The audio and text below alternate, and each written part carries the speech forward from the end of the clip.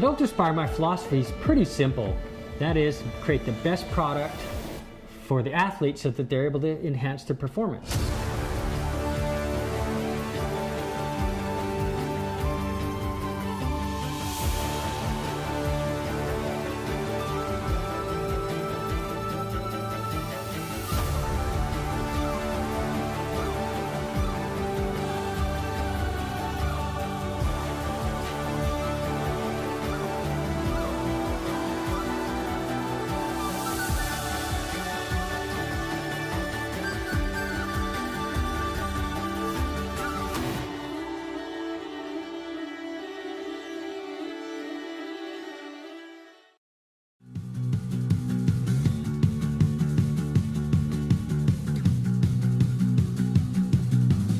You wore your vintage coat like it was armor,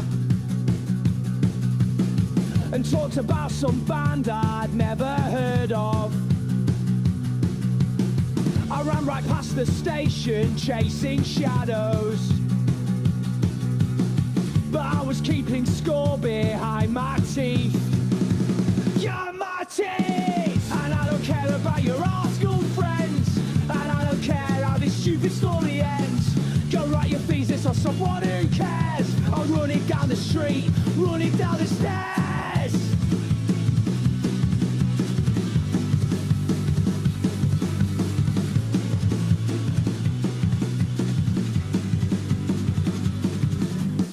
You thought you had me figured out, but I'm just running on my own. Can't believe you left me here.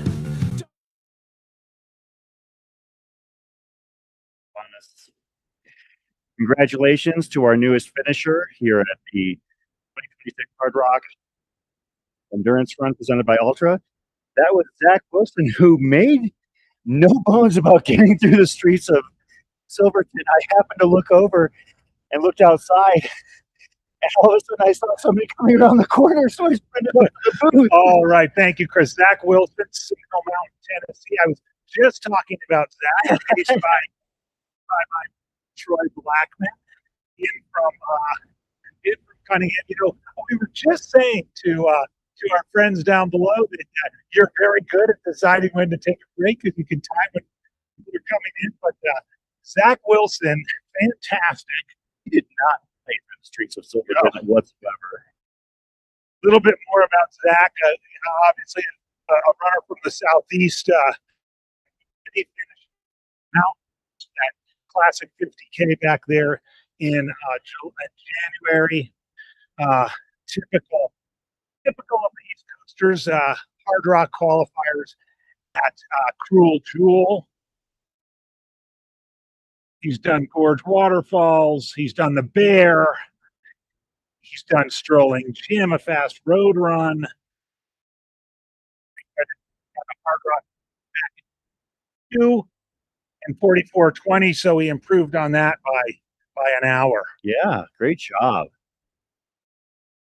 Hats off to Zach Wilson, not only for a great Hardrock finish, but also keeping us on our toes here in the studio. Thanks to those of you sticking around with us. We are on our final quote stream. Of course, if you have been part of our Hardrock journey, all you had to do is stick around, and we're glad to have you joining us here. Chris Morton, Andy Jones Wilkins. We are down to about 37 minutes before the final aid station cutoff is in effect, and that is at Cunningham Gulch at mile 92. We'll take a look and see how many runners have yet to get through. It looks like we have perhaps 1, 2, 3, 4, 5, 6 runners who have yet to get to Cunningham Gulch. There are 3 in Cunningham Gulch. Susan Henry. We'll talk about Susan Henry, I'm sure. Shirley Ann Hannah. And Sean Cuniff. Yeah, real quick on Susan. Oh, sorry, Susan left, actually. Susan just left. Yeah, Susan Henry, an accomplished ultra runner in her 60s. husband Lauren Henry, also an accomplished ultra runner, and son David Henry. Lauren and Susan live in Baker City, Oregon, on the eastern side of the state, and son David lives in Bozeman, Montana. They ran much of the first part of the race together. As you know, they separated a bit. I think David is probably just about to the top of the Little Giant climb, but it'll be fun to see them when they get in. Yes, we did do a stream swap. We haven't really talked about this, but you were on and you got bounced off. You can just go to the newest stream, night 2, overnight to golden hour, and click back on. And this will take us to the end.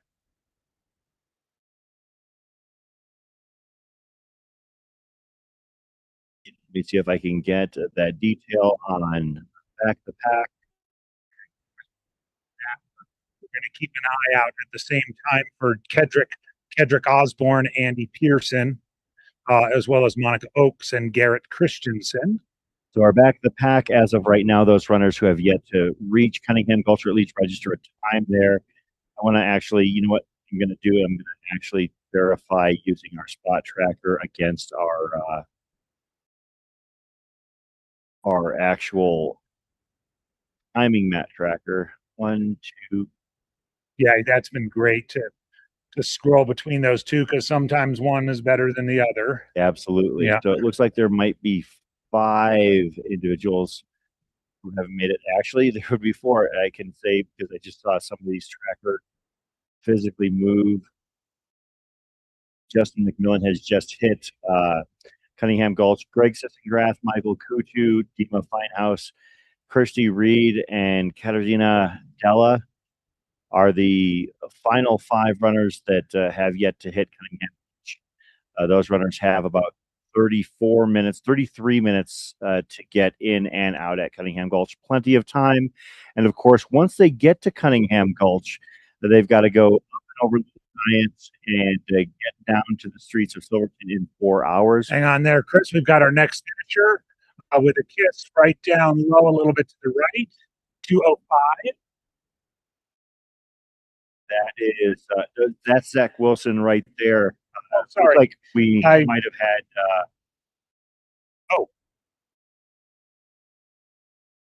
Verify. Did we miss Cedric Osborne? Hard to say. Let me see here. Okay, everybody that's here. Here's again. I guess we were coming back from right because that was Zach Wilson right there. That's why I was so confused, because I didn't think that the streets of Silverton. So apologies, Andy Pearson from Southern California finishes at the Tahoe 200. Actually, just last month. I Am Tough in Idaho, Utah 115, Grand Angeles Crest 100 as a Western States finish 24 in 2024. Has a Copacabana finish back in 2023. His previous Hardrock finish was here in 2022. Andy Pearson. And now we see Zach Wilson.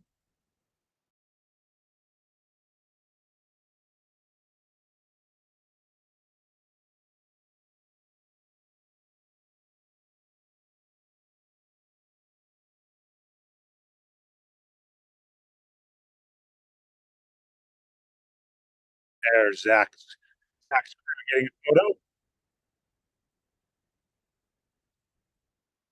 Apparently, they all got the memo on their shirts. This is a group all from the Southeast, Georgia and Tennessee. Come out here every year to do the trail work, and typically it's in the Hardrock every year. It's my buddy Troy there, just to Zach's right. Good job by Zach. Zach Wilson getting it done on good vibes, as he said.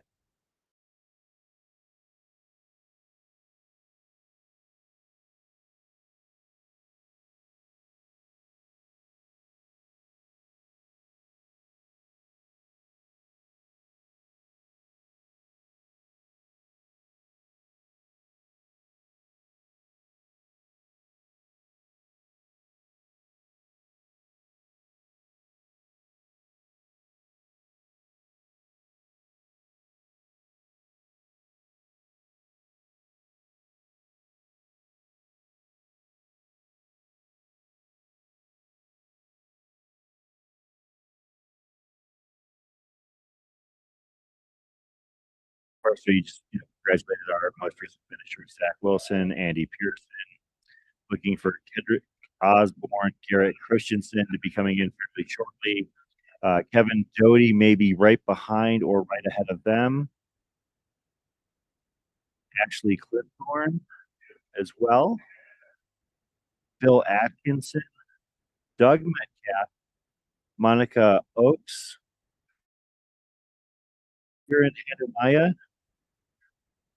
David Koblenz. Of course, David Koblenz been a of the Hardrock for many years. Megan Slavin. See coming through next.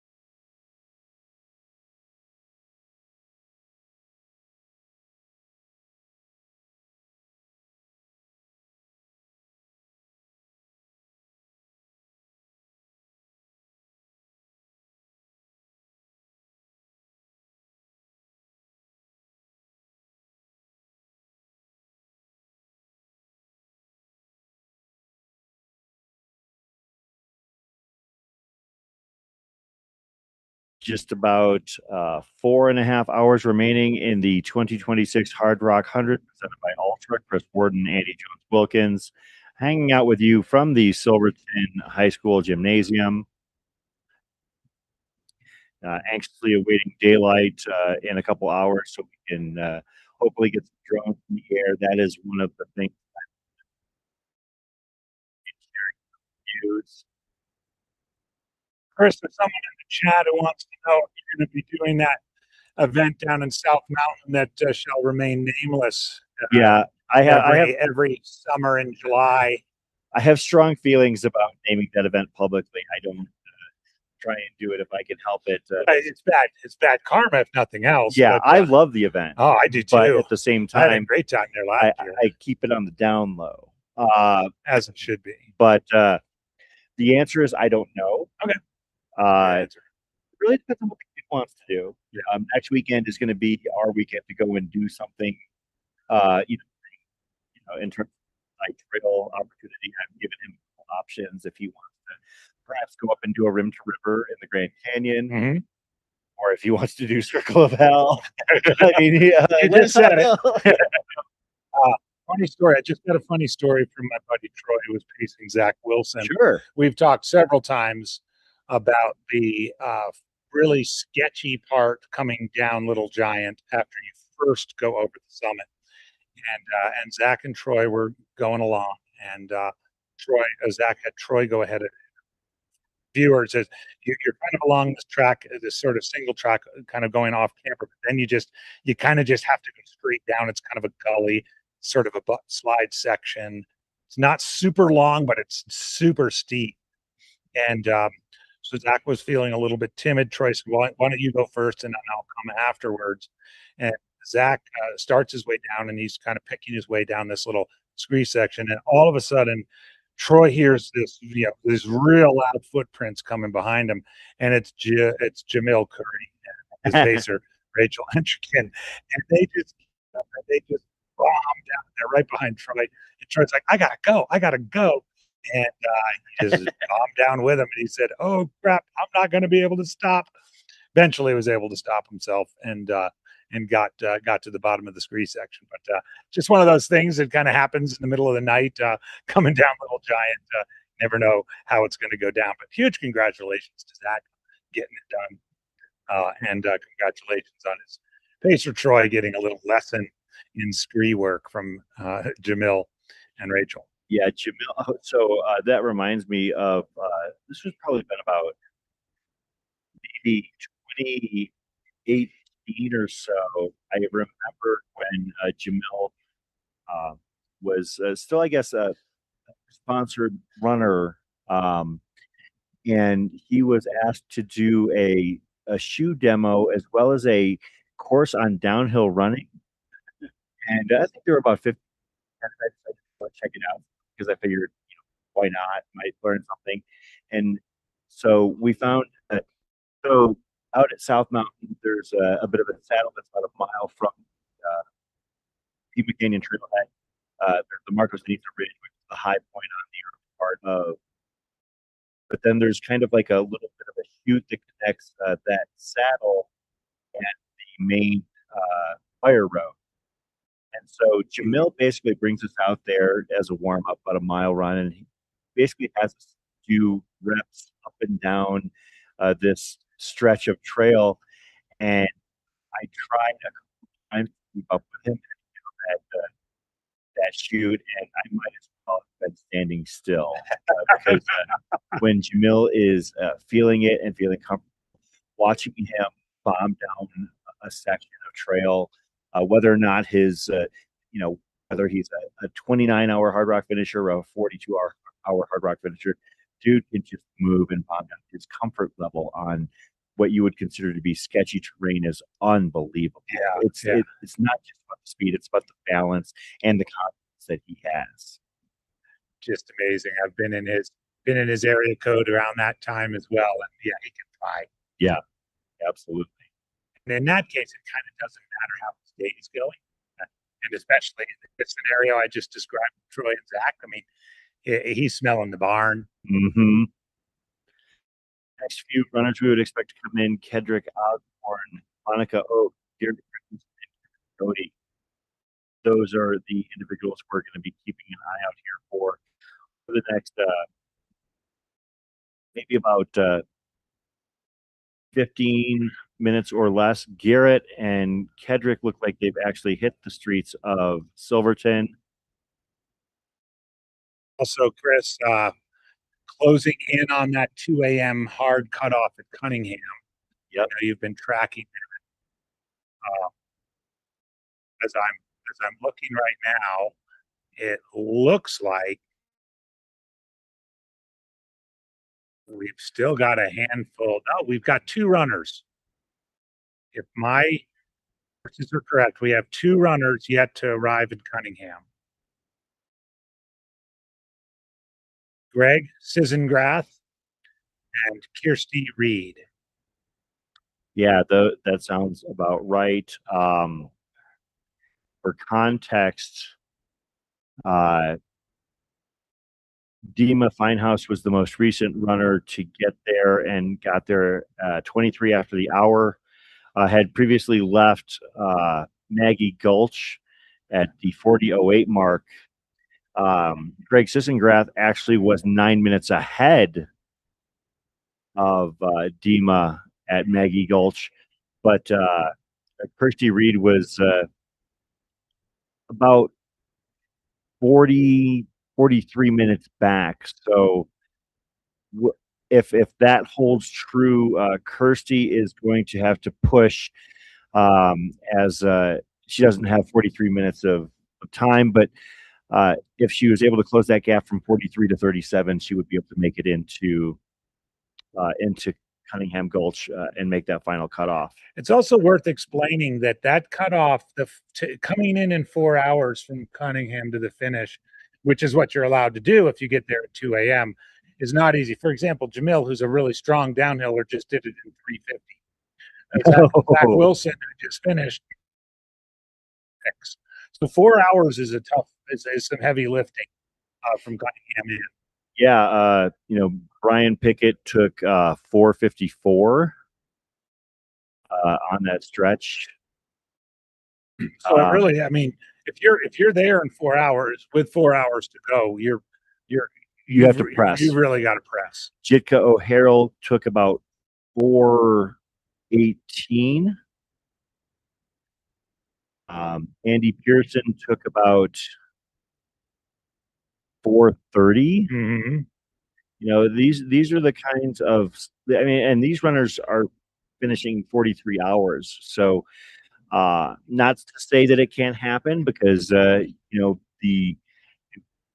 the urgency fires up.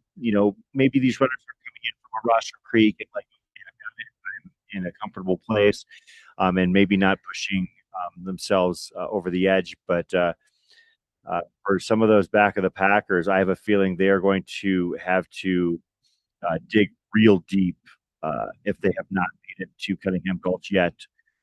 Get up and over Little Giant. As you mentioned, Dima Finehouse out of Wauban, Massachusetts, the latest runner, got through there 1:27, so he's been at it now 13 minutes on the climb up the head wall.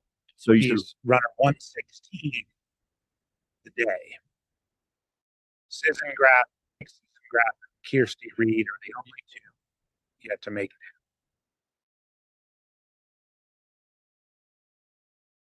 Charles McNulty actually made it to Cunningham a few hours ago, but I had to call it there. Hope that Charles to call so in the event, so many hours to go. My concerns and thoughts are out with him. So hopefully, Charles McNulty, that you're okay. Here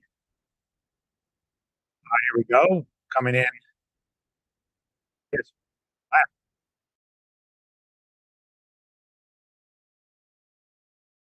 Could be Kedrick Osborne or Garrett Christensen or Kevin Doty. We'll get confirmation. Pretty sure that would be Garrett Christensen.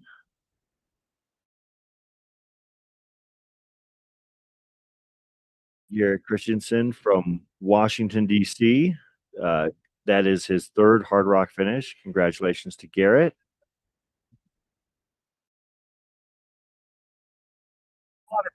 DC. No, probably some treadmill and parking garages helping to get him to this Hardrock finish line 3 times. Whatever it is, it's working. Yeah. Could drive out to Shenandoah National Park. Excuse me.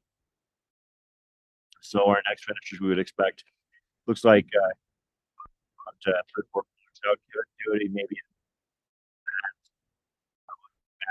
might have a significant gap at that point. Monica. No, Monica Oaks has not taken about 20 minutes. Still not showing have crossed a Roster Creek yet, but of course, functionally, we know that she has, as well as Atkinson. I think that those would be a couple of the next runners we see. Monica and Phil. But as far as runners that we can confirm who have hit the streets, Kedrick Osborne should be coming through any moment now, as well as Kevin Doty.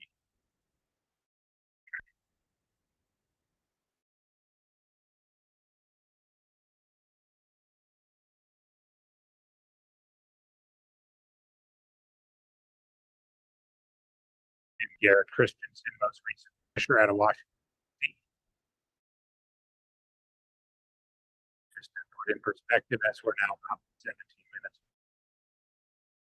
Cut off at Cunningham. Give me Garrett's 9:16 to 1:41. 4 hours, 25 minutes. And there might be a delay for us getting our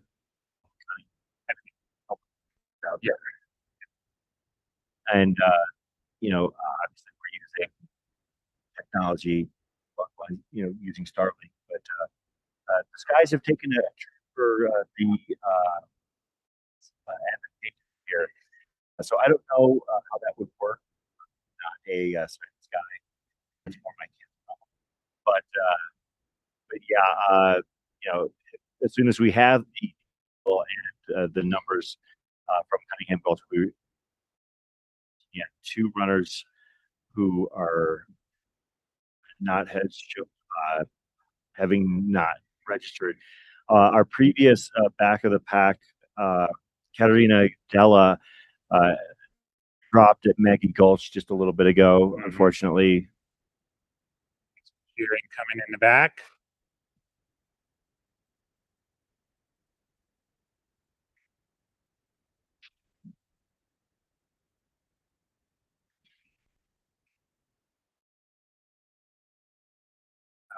Right. It's like Kevin Doty right there. Kevin Doty right above the head. Yep. Just Doty. Congratulations, Kevin. Kevin Doty, a previous Hardrock finisher. Yeah, last year. So year over year, true hard rocker. Colorado. Rim to river. He's got a finish sub 24 there. That's a great run out in West Virginia, the New River Gorge. Check it out if you haven't. Got a Run Rabbit Run back in 2022. Western States in 2021. Run Rabbit again in 2019. Big corner. Congratulations, Kevin.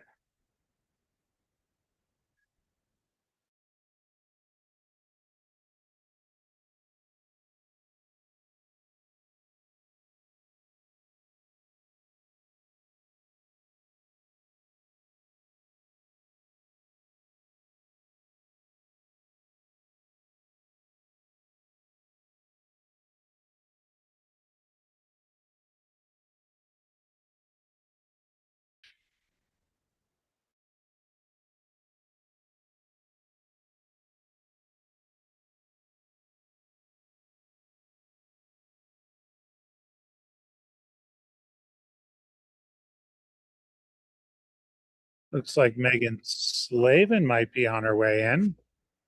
Love to see that. This is a big crew here. Congratulations, Kevin Doty and crew.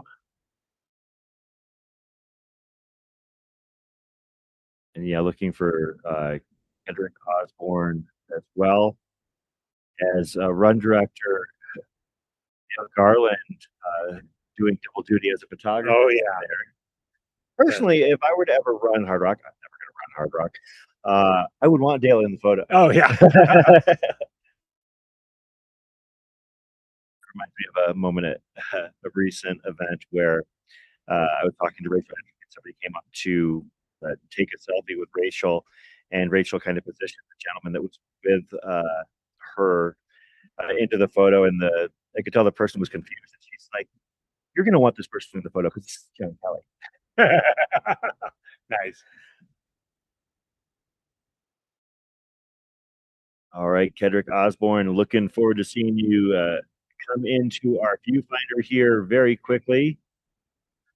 Yeah, for the tracker's right, Kedrick's had a bit of a has had a bit of a time coming in from Cunningham. Because he left at 8:08. Yeah. So it's closing in on AJW time. 5:45 or 5:40. I did it in 6 hours. I mentioned I was field that year. Got some cheering. And they are watching, you can tell. Here we go. Right on top. Kendrick Osborne. Kendrick Osborne. You know, that's the thing about Hard Rock. I mean, you know, you're going to have your highs, you're going to have your lows. You know, maybe some of the other runners who finished recently had their lows a little bit earlier. We just talked about what Curry hitting some lows fairly early on, basically late day one, if I understand correctly. Yeah. But yeah, as you could tell based on splits, you know, everybody's running the same. Kedrick had to fight through some things in this last stretch, but did it. That now we call him a Hard Rock finisher. Colorado. Interesting. He said, I've not heard of this 100, but back in March of this year, he did the Warbird 100 in Hyden, Kentucky. Also has done the Ozark Trail 100 miler in Missouri. High Lonesome. No Business out in Tennessee, Western States, silver buckle at Western States, 2024. Bear, sub 30 at the Bear in 2023. Wasatch, a familiar ring here. It's a list of Hard Rock qualifiers. I'm sensing a slight lean. Been there, Kedrick. Mountain Lakes 100, a great little low key boutique type 100 in Olali Lake, Oregon. I Am Tough plain endurance run. Hey, if you've ever wanted to do a 100-mile race with one aid station, sign up for the plain endurance run. Plain was until recently a Hardrock qualifier. Yep. As we mentioned, we talked about this earlier. It has cycled out. That is not, a strike against the event by any stretch. Trying the Hardrock board tries to, give other races an opportunity simply because they have such a limited number of spots. Yeah, nice resume for Kedrick. Cascade Crest back in 2017, another Iron Tough. Rim Trail, Pine Palm, rest in peace. That race is no longer, did its last running last year. Outside of Ashland, Oregon. Kedrick Osborne, congratulations. Kendrick's final registered time 43:48:18. So yeah, it did take 5 hours 40 minutes for him to get up and over that final climb and descent. Next up, a handful of runners. It could be Monica Oaks, perhaps Megan Slavin, Phil Atkinson, Ashley Linthorne, among those that it could be, as well as a guy that you're very familiar with, David Koblenz. Yes, indeed. David Koblenz. I think this will be finish number 13 for him. Member of the Hardrock board and the former president of the board. Actually was board chair in a challenging period because it was a double cancellation of the COVID cancellation in 2020 and the fires, avalanche. That's right. The avalanche debris snow apocalypse in 2021. As you can imagine, the 2 consecutive year cancellation can really impact the momentum of an event, particularly for volunteers. And they even had to revise the lottery. They were carrying over. We were talking earlier about the 3-part lottery, the veterans, the never runs, and everyone else. And what they did, and I understand why they did it, is they kept carrying over the veterans and the nevers, but they re-lotteried the everyone else. Yeah.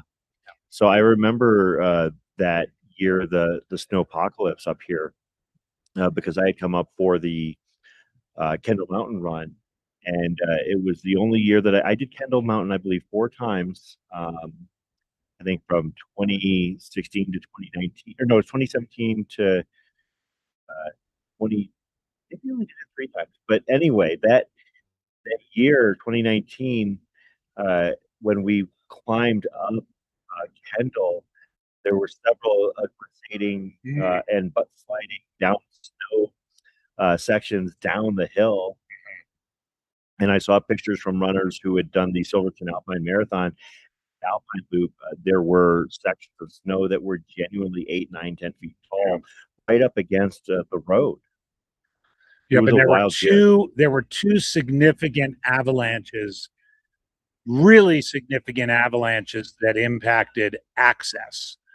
There was one completely across the Grouse Gulch Road that barely melted before the snow started falling again in the winter of 21-22, and another equally large one on the Cunningham Road, about an hour, not an hour, about a half a mile before the aid station site. If you go out there right now, you can still see the debris from it on the lower side of the road. So it was clearly impossible to conduct the race that year. But having had the COVID cancellation the year before, it was really rough, and it was just a bad juju time for the sport of ultra running. On the other coast, the race that goes off next weekend that I'll be at, the Vermont 100, also had a double cancellation. COVID in 2020, and not avalanches, not fires, but floods.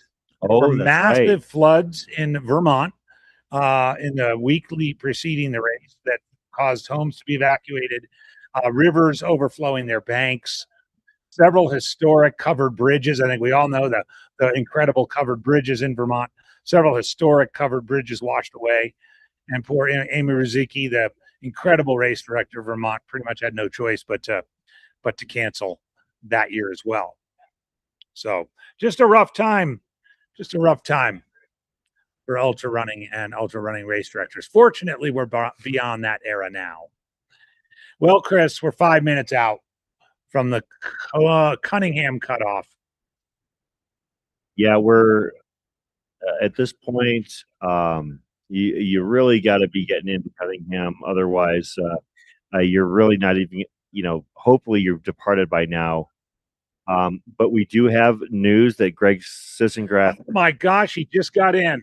Did about 2 minutes ago. Going to have to make short work of that aid station. He got in. Greg Sissengrath, 50 years old, from Allen, Texas. Kirsty Reed, our current DFL status, heading down and on the trail 11 minutes ago, registered about a mile out. Gonna be tight to get to Cunningham in time. Oh my! It's downhill. Wait, but how long ago was it? So 11 minutes for tracker pinged at mile 90.57. I mean, this is really interesting. They can see, everyone at the Yeah. aid station can see her lights, and hopefully her pacer's lights. That you can just look right up. I would hope that aid station is doing everything they can to implore her to get down that hill. It is a sketchy descent even down that. Very That's sketchy. kind of slippery, ball bearing stuff. She can get in, get out.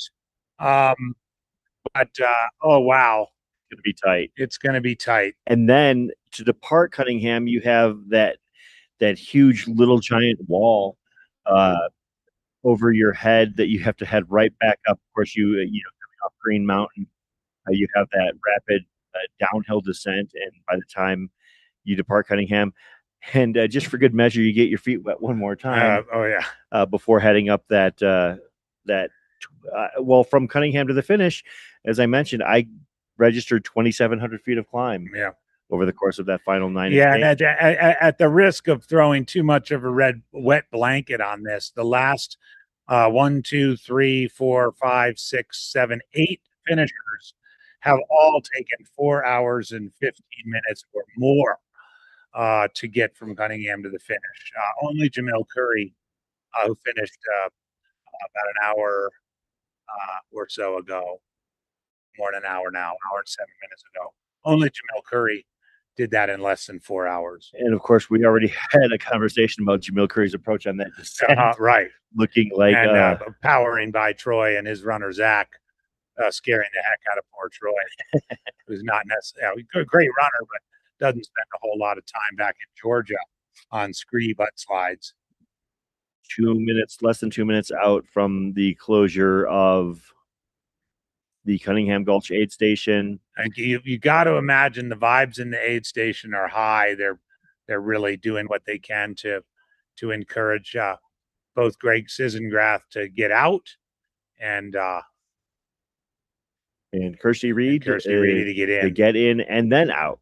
53 years old, from Kendal, Great Britain, United Kingdom.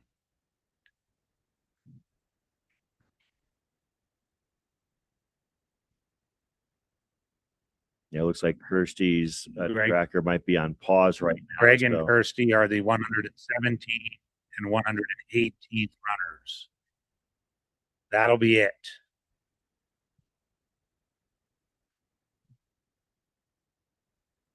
We've currently hit the 70 finisher mark. Kedrick Osborne a little bit ago.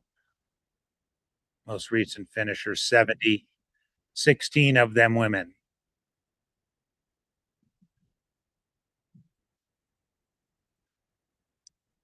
I'll be honest, it would be really impressive if Kirsty were to come in here, because Kirsty was 52 minutes back of Greg at Nagy Gulch. Yeah. So based on what we're seeing, definitely made up significant amount of time here. Looking for Greg Sissengrath to depart here in the next couple seconds. Hopefully, has answered the call, and we are hoping that Kirsty Reed is as well. Take a little while for this to update, but it is 2 a.m. Mm-hmm. Chris Ward and Andy Jones Wilkins, Mountain Outpost YouTube channel coverage of the 2026 Hardrock 100, brought to you by Ultra. We've got 4 hours left. 4 hours left and 48 runners out there. 48. And that counts Greg and Kirsty. 48 runners spread out over this last 10-mile section. Okay, so Kirsty Reed has a departure time. All right, from Cunningham at so the as we expected at 1:58. 2 minutes Kirsty to go. Reed is out with Game 2 on. minutes to spare. We'll see if we get an update on Greg's. Wow, what an impressive time she ran from Maggie to Cunningham. Yeah, that's the fastest by several points. Yeah, looking at other runners, 3 hours and 7 minutes. So if she's able to hold that pace, not slow too much from that pace, she could add to the golden hour drama that we seem to have here every year. So departure to departure, yeah, 3 hours 7 minutes. You look at some of the runners ahead of her. It looks like 3.5 to 4 hours was the norm. That is super impressive. Going to kind of benchmark it against recent finishers. So, and this is not to pick on anybody by any stretch, because obviously this is a Hardrock finisher we're talking about here. But take just because I can see the nice round numbers, Kevin Doty took 3, or let's see, about 3. I'm sorry, 2:48, which is, for somebody who's just finishing now. Yeah. So Kirsty Reed definitely stepping on the gas out there to give herself every chance possible to finish Hardrock 2026. We still are awaiting word on Greg Sissengrath to see and confirm that he departed Cunningham Gulch. And Chris, along your theme of nobody gets into Hardrock by accident, because Kirsty Reed is barely in under the Cunningham cutoff. It's worth noting that she's a Tour de France finisher from 2024, the 330K, 80,000 meter run. She's got Arc of Attrition by UTMB in Great Britain. She's got the Ultra Trail Uhamilak in Spain. She's done Dragon's Back in Great Britain. She's done Lavaredo twice. She's done Trans Gran Canaria out in Las Palmas. So really, I think Kirsty is an example of you don't find your way into Hardrock by accident. Absolutely. And very impressive. What year did she run Dragon's Back? Dragon's Back, it looks like, was 2019. Okay, so she actually ran it the same year that Pete Mortimer did. Okay, she was 10th place woman. Yeah, he was 46th in the men's run, 52:07:40, and a 60:25. So 8 minutes behind Peter Mortimer. 8 hours behind Peter Mortimer. Well, you know what though? That's still pretty good comparison. It sure is. Oh yeah. Pete Mortimer's a guy who's won Mogian Monster. He's won Hurt. Won Man Against Horse, finished in 20 hours of Western States. If that's the kind of company that she's only a couple hours behind in a 315 kilometer event, we could be talking about someone here. And if that's the kind of grit she has, maybe she is the kind of runner who can do a 4:02 from the end to the finish. Absolutely. She has to put the pedal down. I'm sure she knows it. Obviously, she's experienced. But like you've noted, the time she ran from Maggie to Cunningham suggests that she has it in her. On the other hand, Greg Sissengrath, at least he's not checking on our tracker. He did have 8 minutes to spare in Cunningham, so we'll have to wait on that. So Greg Sissengrath His tracker last being 12 minutes ago in the aid station.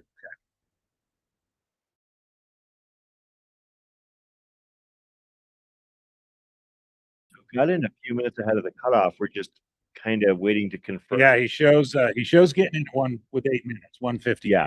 So So Kirsty in and out less than a minute yeah, in that yeah. aid Oh, yeah. station. Well, I'm sure I can only imagine the energy in that aid station as the headlamp was coming down, and as she got in there, and then as they had to get her out of there. Well, so actually, if you think about it, HAW, if you had one aid station where you just had to get in and get out, Cunningham is actually a good opportunity for that, because what you can do, if you've got the right equipment, or if you're daring enough, what you could do is you could grab what you needed food, calorie wise, throw it in your pack, and then you get out of the aid station immediately. When you leave, there's a creek. Right. Yeah. So you could water up there. Maybe if you've got a filter Yeah. bottle, that's great. True. Yeah. Or if you don't have a filter bottle and you're gonna, go for it. I mean, you're talking about Colorado mountain streams at 11,000 feet. They're gonna hopefully be fairly safe, but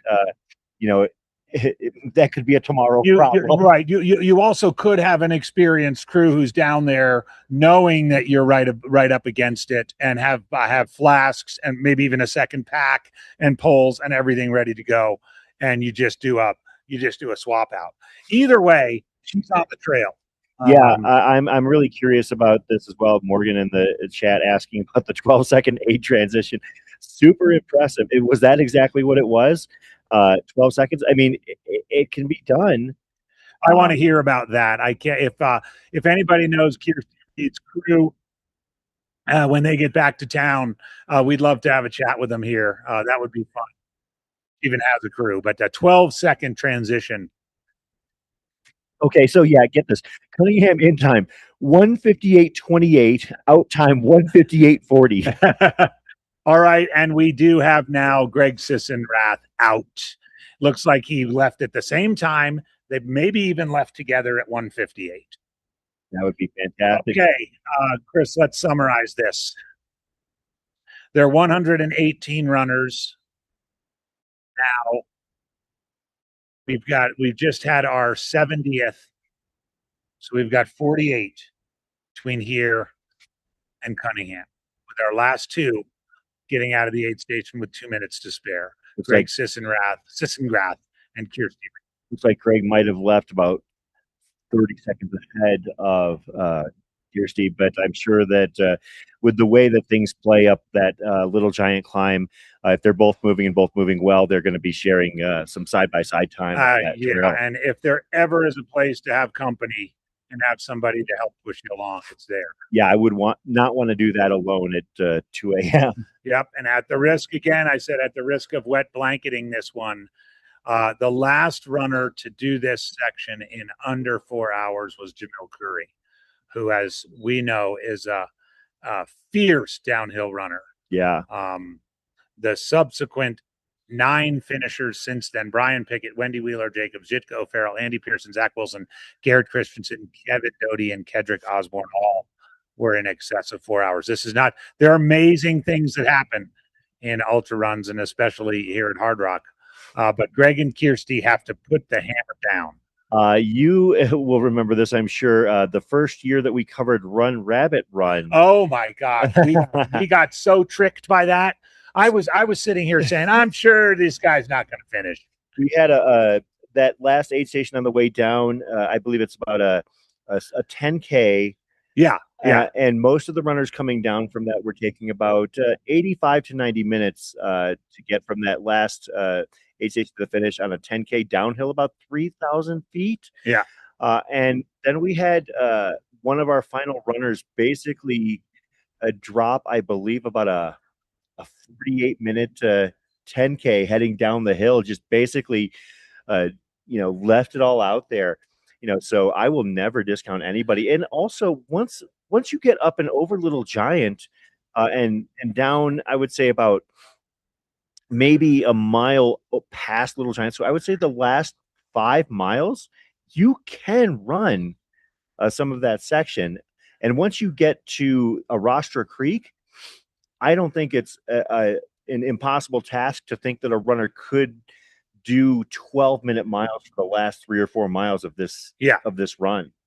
Especially with a Hardrock finish on the line. Yeah, you're gonna leave if you're ever gonna leave it all out there. This is the opportunity to do it. But yeah, we've got ourselves a run here, folks. But yeah, and I got to tell you that that time at Run Rabbit, I was kicking myself because not only did I completely discount him, I did the math and I was doing the same thing. Like, oh, nobody's even been close. He ran the fastest split by like 30 minutes. Yeah, for a 10K. Yeah, I mean, this is 10 miles. Yeah, it was, I won't. I'm in the midst of making that same mistake again. Viewers are probably making note of that, but Kirsty Reed of Kendall, Great Britain, we are looking forward. Yeah, Kirsty's split from Maggie to Cunningham is so much faster than several people who were ahead of her. Pretty wild. A little bit on Greg Sisengrath, since we gave a little bit of another example of you don't get into Hardrock by accident. Or sub 32 hour Crest, 35 hour at Wasatch, a Western States finish back in Rhinestone finish in 2023. 2 of them actually, another one in 2022. Cocodona in the inaugural year. Yeah. Cocodona in 106 hours and 25 minutes 5 years ago. The Bear, Yeti 24-hour challenge, Black Canyon, a sub 12 hour at Black Canyon. This is Greg Sisengrath, Cruel Jewel. So another example of you don't get in here by accident. Our last 2 runners, more or less together, Sisengrath and Kirsty Reedy.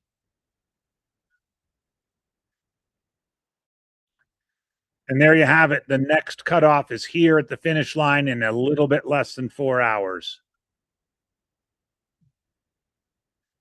Yeah, I have a feeling we're going to have a pretty steady flow of people here for a stretch here. We'd expect to see Monica Oakes, Doug Metcalf, Phil Atkinson, Kieran Hanumaya, David Koblenz, Ashley Clinthorne, and Megan Slavin.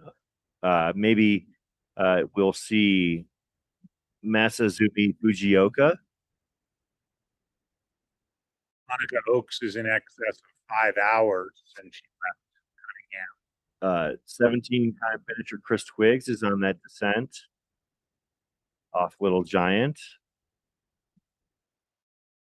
Dan Ryan. A recognized name, Dimo Sokolowski, as a multi-time Cocodona finisher on that descent as well. Our last 2 doublers, Western States Hardrock doublers, Vishal Sani from LA and Gang Kin from San Jose. Dan Ryan is on the climb up to the top of Little Giant. Yeah, just in the same general area as my friend Gina Harcrow. They're about 7 minutes apart leaving Cunningham. Cliff Matthews showing as having was on the climb, but the last ping was an hour 15 ago. Could be getting fairly close to the top. That is a climb that a lot of these back of the pack runners are going to take their time on. And on Henna is somewhere along that climb as well. Last year's DFL, assuming she's able to get it done here, going to be nowhere near that DFL. Could be 10, 20 spots or more ahead of that status this year.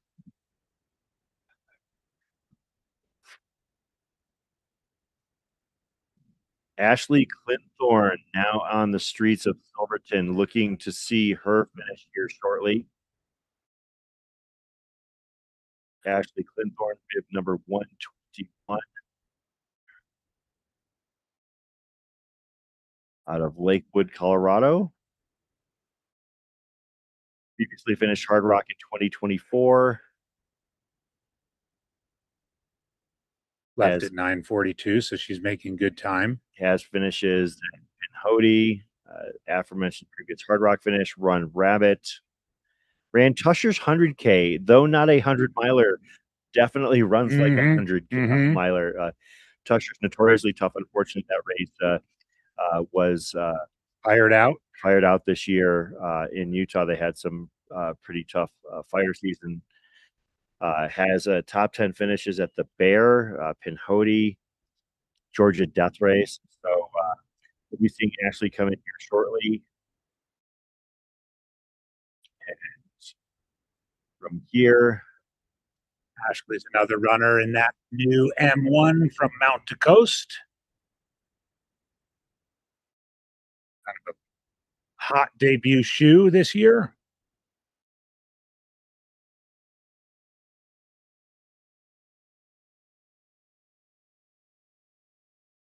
Ashley, we're expecting Monica Oaks, Megan Slavin, Bill Atkinson.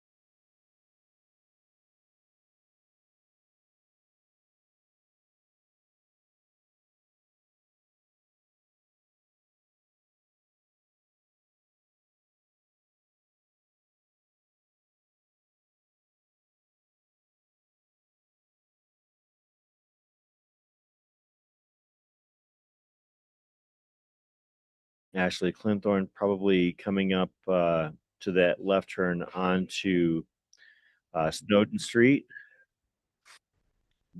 Bill Atkinson, maybe going to be a runner coming up to the ski area.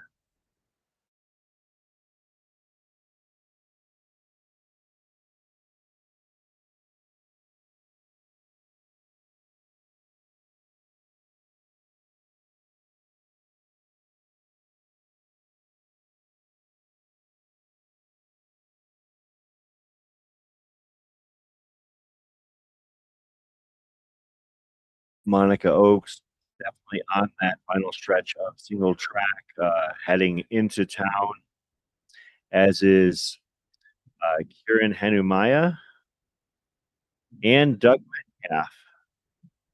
They're all on the streets. Well, no, they're all on that stretch from The single track. Yep. And what happens is, I think what we're seeing is maybe maybe air quality playing havoc with signals, or it could be the fact that we just have a ton of spot trackers over the course of a row. It's like the start of the race all over again. Yeah. There's so many people together that what we're seeing is a lot of these spot trackers making, I guess, pinging after huge moves on the course. It sort of squished ahead real quick. Yeah, you'll see somebody's spot tracker shoot ahead 4 or 5 miles at some points here. Like somebody who was, under our impression, they're down, near to the bottom of the descent. Just saw Vishal Sani's tracker do that, coming from one side of Little Giant to the other. Man, I wish you could do that in real life. Right? Carl Wallace just teleported up for the Little Giant climb as well. So when you get to 12,000, can you just skip the 13,000 part and get me back to 12 on the other side? Exactly. Thank you very much. Yeah, Monica Oaks, just again, her tracker just shot forward from Roster Creek down to the Silverton ski area. So Ashley, Phil, Monica, we think will be your next runners. Yep. Ashley's about a block. And you don't have Megan's shooting forward? No, not yet. Okay. Megan's actually did ping fairly recently. She is moving down from Little Giant pretty slowly. Okay. Like maybe it looks like she might even be running alongside Chris Twiggs as they approach the Roster Creek. Now you know Megan well. Do you know who she has pacing her? I don't. Okay. I can actually probably find. I know that she did have Michael Greer pacing her earlier, and Michael Greer's a stud. Yeah, he's tough. Rear has, I believe, at least one Cocodona top He five, does. maybe multiple top fives of Cocodona. He won 75. Here we go. Right into the finish.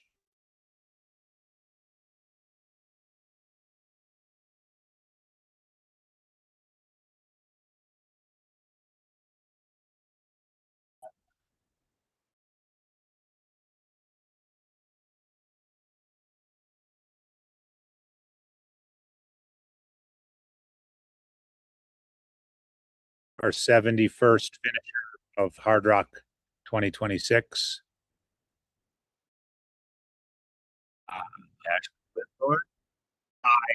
Yes, really up on the top of the rock. Ashley Clintor. In a hoodie in 5. M17, or sorry, F17. 17th woman finisher has a Hardrock 2024, same direction. On Rabbit in 2023. Just squeaked under 30 hours there.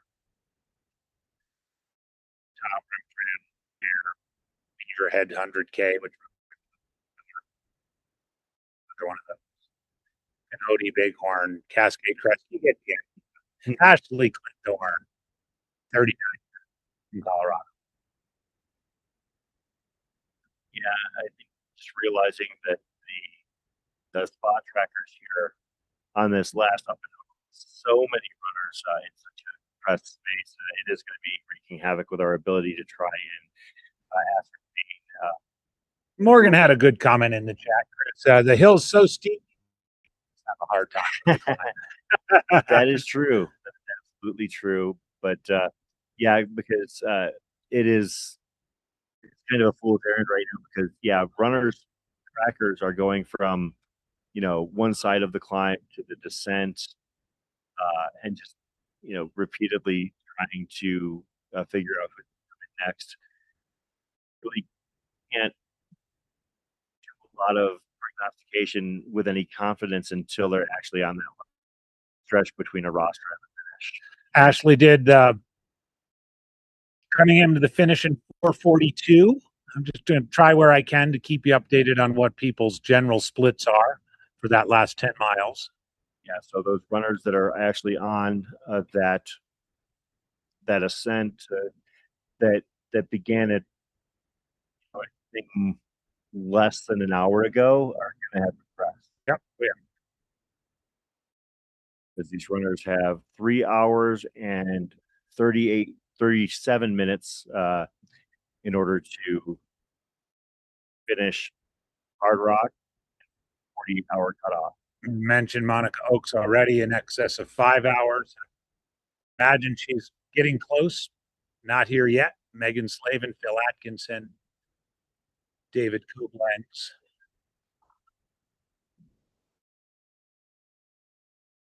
You might remember we had a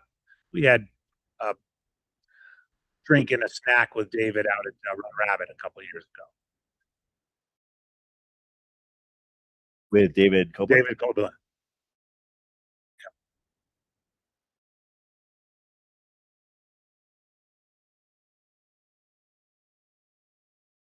One of the great things about being for these events, AZW, is being able to go and have a drink and a snack with a lot of people.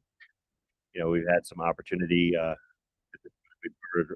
events in California, in Colorado, Arizona, Arkansas, getting all over the place and experience so many of these different trail and ultra running events. I love it. I absolutely love getting the opportunity to share these stories. They're just giving a count on David ahead of time. He's sitting on 13 Hardrock finishes. This will be his 14th. With one DNF, imagine he wants to exercise that demon of that in 2024. This is one DNF in this direction. His first finish here was in 2000, way back in 2007. 63 years old.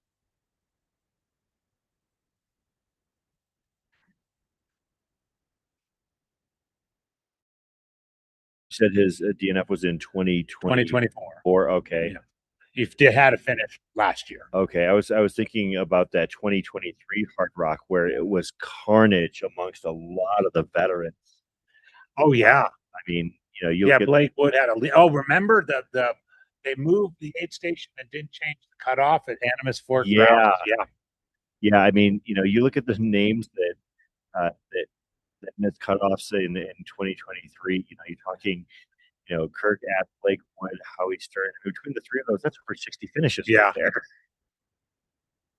Scott Ulmer was a veteran, didn't make it that year. 35 DNFs that year. Yeah. It's a lot.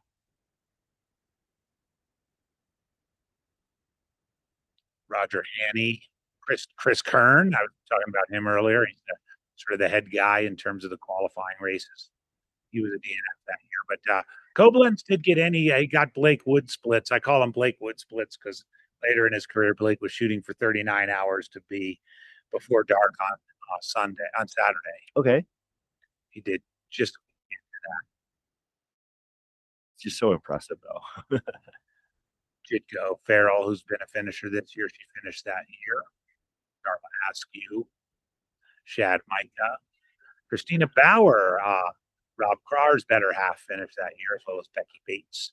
I'm running through a little bit of the 2023 finishers. Michael Wardian, Avery Collins, Annie Hughes, Chris Price, Dylan Bowman finished that year, Mark Hammond, Paul Terranova, Jeff Browning, Arlen Glick, Courtney DeWalter. Aurelian Dunan Palaz was the overall winner. Remember, that was that was an international podium of Aurelian, Benat Marmesot, and Javier Dominguez. First American man was Arlen Glick. Actually, was this the first year in quite some time where the majority of the podium was American? The year we're in right now. Yeah.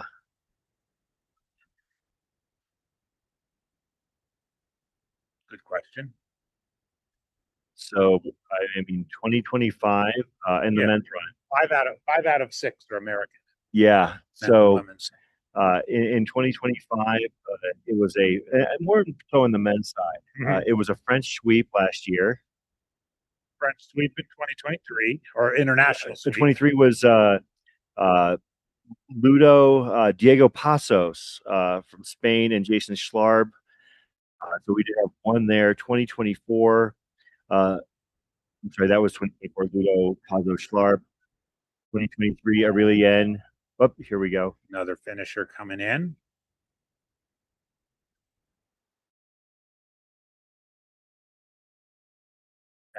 Dale's jokingly calling all the volunteers rude to not come out and cheer in the next finisher. He was joking, of course. Expecting this to be Phil Atkinson. Billings, Montana. Yep, that's Phil right there. Phil Atkinson going just a little bit upper right. Smooth. Phil. Just ran big last month. That's right, last month. Also, last summer had a great summer with Tahoe 200 in June. I'm sorry, that was last summer. The Crazy Mountain in July. And the Bear Timber. Going back to the previous digging that I was doing, 2023, as you mentioned, the Aurelien sweet year. Benat Marmesol and Javier Dominguez rounding out the podium there in 2022. Million, Francois and Dakota Jones. 2021, Francois, Dylan, and Brian Smith. So, yeah, it has been 5 years since the majority of runners on the men's podium were of a domestic variety. Does Ryan Smith count as American? I know he's. Oh, that's a good question. Yeah. I know. I mean, his address is listed as Colorado, but he did grab a Scottish flag. Yeah, well, here's the thing. If you don't count that, then you got to go back because, of course, there were 2 years where they weren't run. Yeah. So you'd have to go back to 2018, and that was the last American a man to win Hardrock.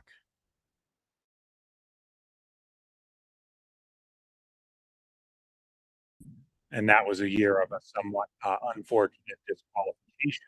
Yes, yes. Xavier Thevenard accepting aid outside an aid station. Blake mentioning, and actually, this is kind of a fun exercise here. Can't even begin to imagine how everyone is feeling overnight when they see the lights of Silverton in the distance in the final stretch. I don't know how well lit Silverton is. When you came from this direction, did you finish at night or were you coming in the daytime? Yeah, the lights you don't really see Silverton until you're also going through the tree until you're at Silverton. What you do see is to the right, you see the road. Yeah, and there are cars going back and forth to Cunningham because of the cruise, and you see some of the old mines that have lights. They're not old mines; they're still active mines operations, but it's not quite like looking down onto the LA basin at Angeles Crest, or looking down into the Finnish area of Wasatch. Yeah, that makes sense. Yeah, it was just kind of when that was brought up in the chat, I was like, I mean, under normal circumstances, you would think that you'd be able to see it, but just based on the way that the course plays from this direction, you really don't see a ton. Yeah, it's also really heavily wooded. It's heavily wooded almost until you pop right out. Yeah, because you really can't see how close you are to town until maybe 200 meters out from the edge of the tree line. Right. Yeah.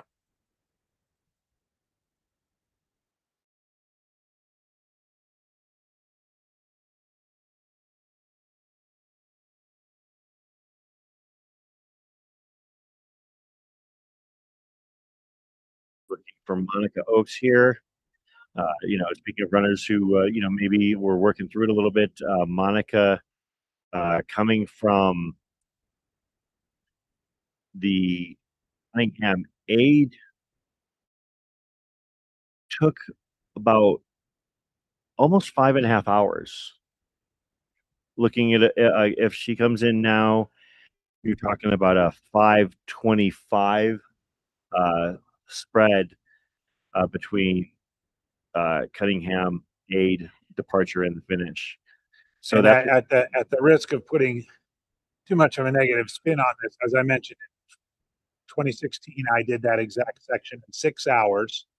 It was the slowest of the entire field, and it was probably the most miserable I have ever felt running ever.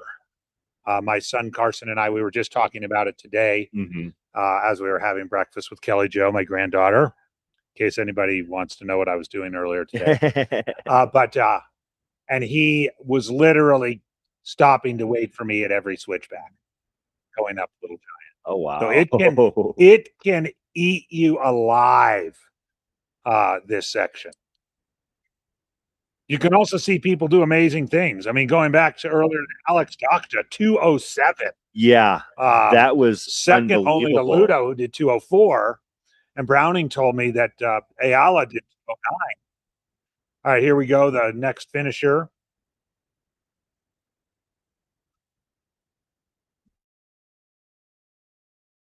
Monica Oaks right there. Monica Oaks. This is her first Hardrock.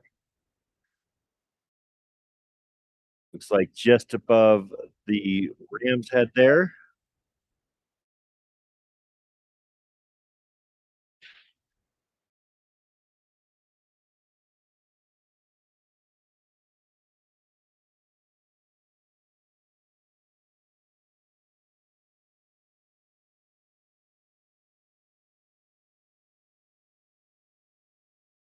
Bellingham, Washington.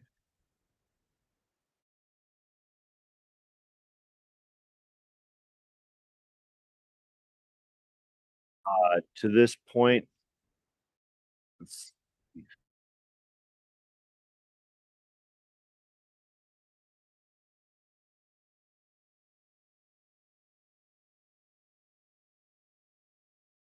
Similar set of qualifiers for Monica as many of the others we've seen. High Lonesome, the Bear, Sun Rabbit Run.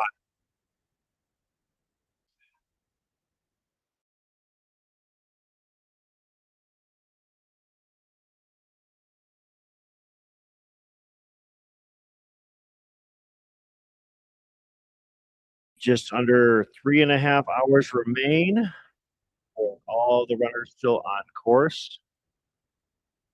I think we would expect to see Doug Metcalf next.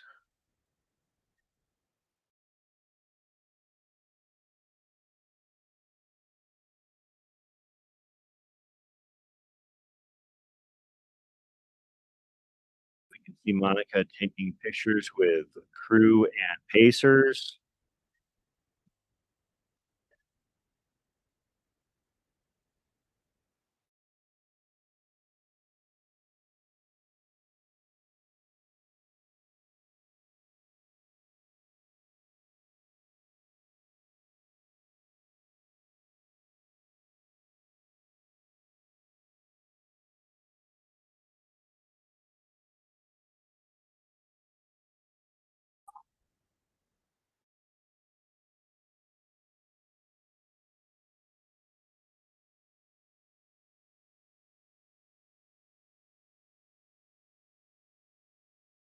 Our next finisher here, coming in, that is Phil Atkinson.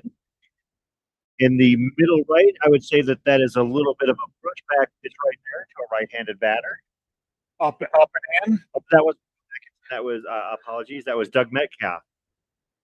Ooh, he surprised us. Doug had a pretty good stretch there late in the run. He did. Coming back from Grouse Gulch, or not Grouse Gulch, from Cunningham Gulch. Boise, Idaho. Yep, 2 hours and 15 minutes.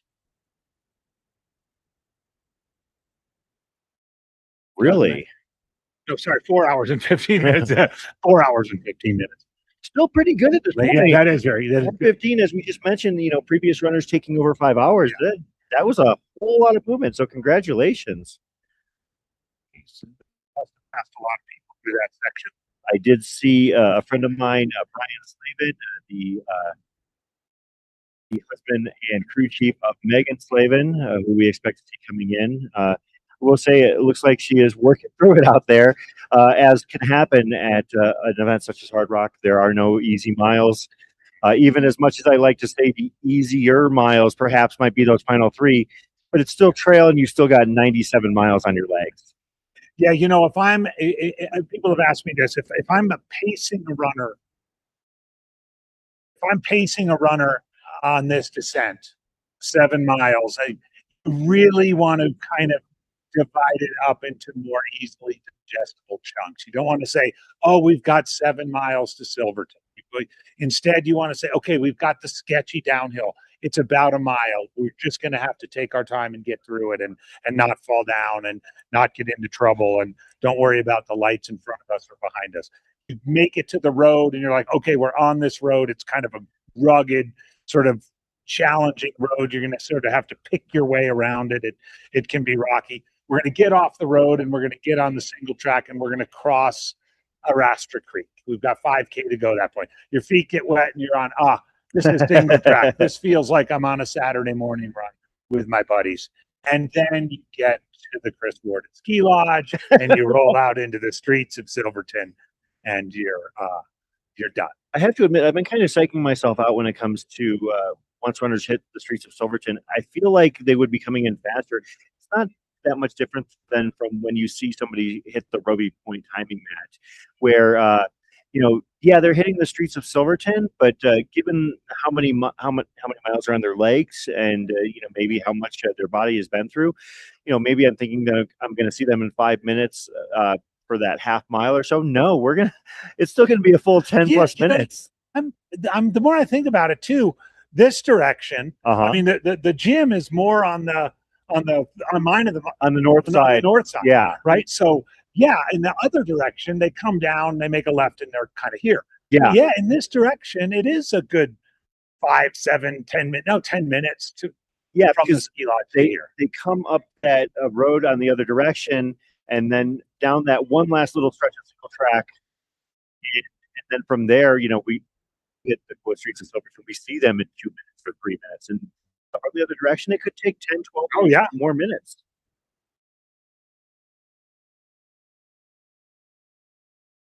So we've got 44 hours and the race, 3 hours and 20 minutes to go. The gym is bustling with activity, lots of crews here.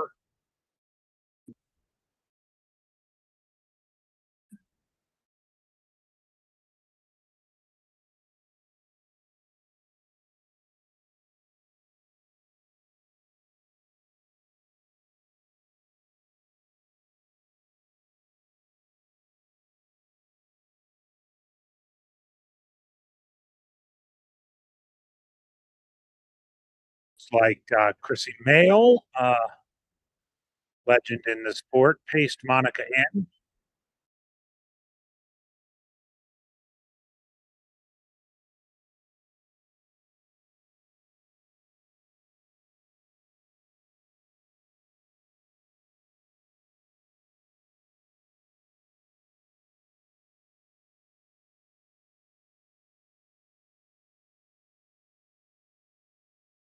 Andrew Andrew Rife from North Bend, Washington, 3 years old, our 74th finisher, Andrew Rife.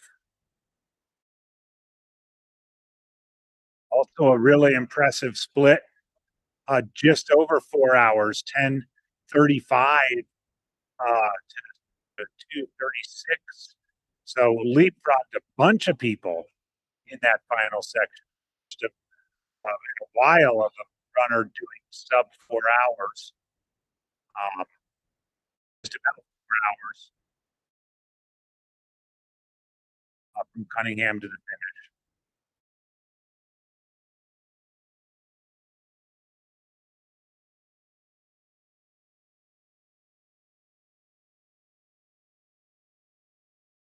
Andrew being from the PNW, not surprisingly, has a lot of results.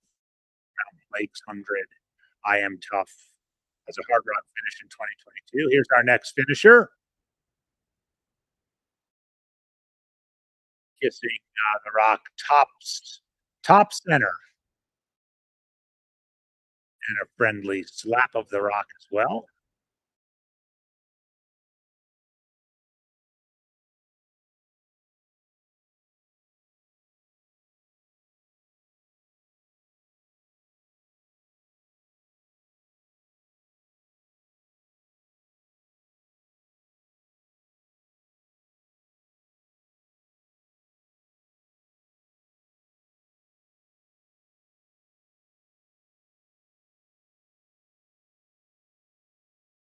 Doug Metcalf, Boise, Idaho.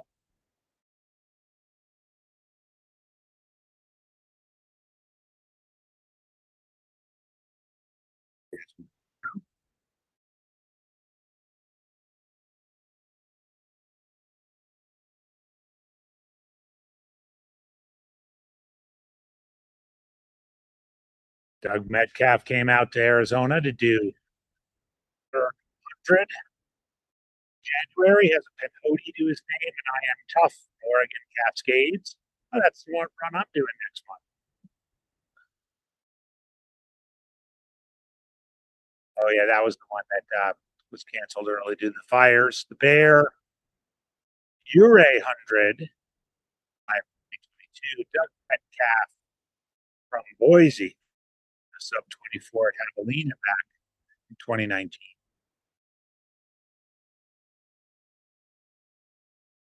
Couple more finishers. Sue.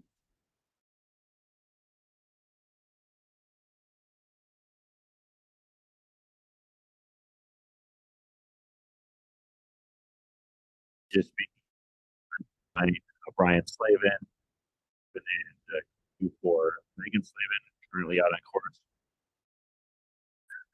Yeah, she's working through it.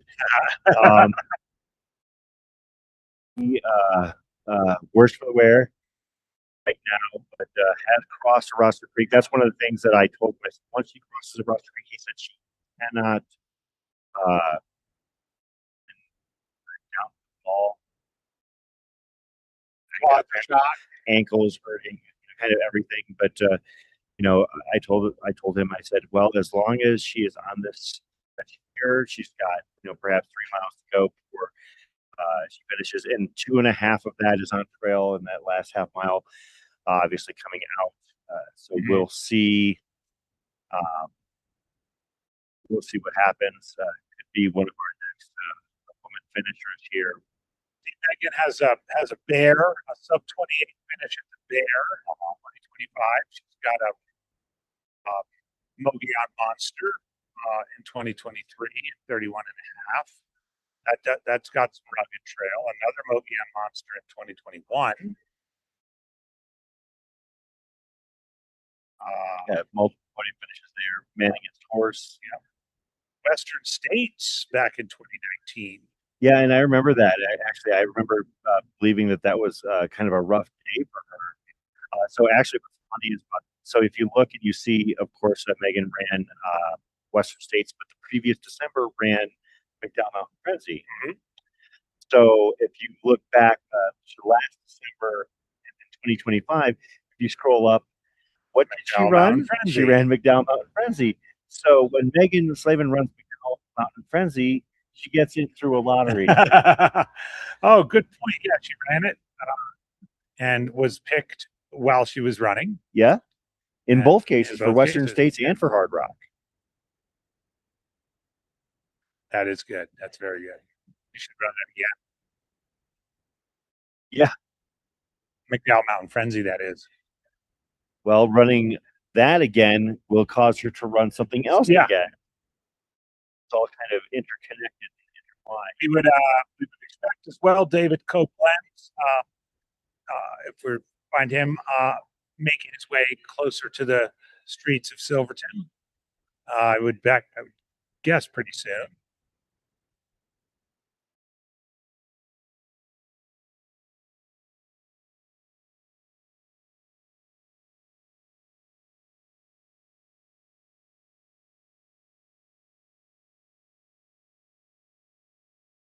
Yeah, Kieran Hanumaya,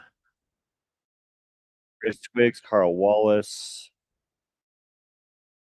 Masasumi Fujioka, Katika Fields, Megan Slavin, Jason Wooden, Michelle Sani, Tobias Sorensen. Those are the individuals who have hit the Roster Creek crossing. And to me, that signifies that basically final 5K. Mm-hmm. Sorry about that. That final 5K of the Hardrock course, which after such an arduous battle and over 30,000 feet of climb, you're done with the climbing. It is a very gentle stretch of trail compared to where you've been. Yeah, Copeland should be coming here real soon. Remember David Koblenz? There was a race when I lived in Idaho. I used to go down to New Mexico every January to run a race called the Ghost Town 39. It was outside of Silver City in New Mexico. It was a great opportunity to escape the cold, and David would head down there as well. And I remember it was the first time. This was 2007, I believe. It was, and he was running on the low heart rate method, kind of the popularized by the Maffetone method, kind of as you're in your early stages of your buildup, you keep all your training, at or below 60% of your max. And we had extensive conversations and exchanged emails over the subsequent years about that training technique. But that was the first time I'd heard about it. He ran that entire 39-mile race, keeping his heart rate below that 60% threshold, and I must say did quite well. Needless to say, I did not run the race keeping it below 60%. He's going to be here coming in anytime, along with Megan Slavin. Laura Hargreaves asking about Reed, whether or not she might make it. So, excellent question. We are, kind of going through what Kirsty needs to do in order to finish. So her stretch from Maggie Gulch to Cunningham was very, very good. Basically about 45 minutes faster than the 10 or so people before her. And had a an amazing aid station stop at Cunningham Gulch, taking a whopping 12 seconds from the entry to the exit, and having to come up and over Little Giant. The answer to that question is we don't know. Now, in order for her to get to the finish, she's going to have to do so from that point at a 4:02, which, as AJW noted, the last runner to run a 4-hour stretch from Cunningham to the finish was Jamil Curry. And Jamil Curry is a downhill bomber. We'll see if she is able to replicate that kind of split, Kirsty Reed, that is. But I'm not ever going to bet against somebody doing it, because frankly, if you get 90 plus miles into Hardrock, you have not earned, or you have earned the right for us to not be able to doubt your capability. Right. You know, I think I'd answer that question with an additional piece too. There's two ways we could read the split between Maggie and Cunningham. Did she empty the tank Point, yeah. just to get to Cunningham in time, and therefore doesn't have anything left? Or did she has she been preserving all day, and she got it going and has momentum now going into this Cunningham to the finish section? But either way, for those final two, it's going to be a nail biter for both Kirsty and the other runner who got through just at the last minute, Greg Sissengrath from Allen, Texas. That's right. I think in the 4 years covering the race, and I think these two are the closest to that last cutoff that we've seen. Yeah, I could go back and check our coverage numbers back in 2024. Seems like it. I mean, just again, that's my late night recollection. So the final runner to hit, this is interesting. So in 2024, the last time the run went in this direction, the final runner to get to Cunningham Gulch, or to depart Cunningham Gulch, did so at 1:58:38. The same exact time as 58:31. Yeah, so 43:58, and was able to. Did they really do a 3 something? I accidentally closed it here, but wow, that runner did finish. So wow, and that was Costa Alimonos out of Fort Collins, Colorado, and finished ran a 3:59 on that final stretch. That's pretty much what she would have to do. So we know it's been done. Yes, literally the last time we went in this direction. Yep. Okay, so my memory did not serve me well, as you might expect. In 2022, we'll see if anybody was able to replicate that feat as well. Yeah, so folks in the UK are getting up to their Sunday breakfasts. You know, they have tomatoes for breakfast over there. It is a full English breakfast. Yeah. They also have bangers and mash. Okay, so get this. In 2022, one runner came through and departed the aid station at 43:56. All right. That would have been Peter Lawson out of Claremont, California, and finished in 47:57:15. So a basically 4:01, which would get her in the final minute. So there is precedent here. There is precedent for our final two runners that actually left. And I don't want to shortchange our other runner who came through, Greg Sissengrath. So Greg Reed are currently positioned TFLs to Cunningham, and it is going to take them a battle. They were the final two to depart Cunningham by 31 minutes. Yeah, there's a big gap between them and the third to last. And it was just a little bit less than an hour ago that they left. Yeah. So Greg Sissengrath and Kirsty Reed.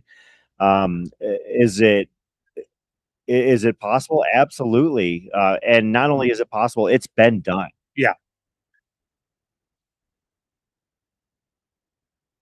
Looking for potentially Kieran Hanumaya, Yatika Fields. Yatika, one of our indigenous runners. Masazumi Fujioka, Carl Wallace, Chris Twiggs, David Koblenz, Alan Smith. Yeah, these are the runners that are on their way into town. I'm thinking that our next finisher, yeah, is going to be possibly Kieran Hanumaya or David Koblenz. That would be my guess. One of those two.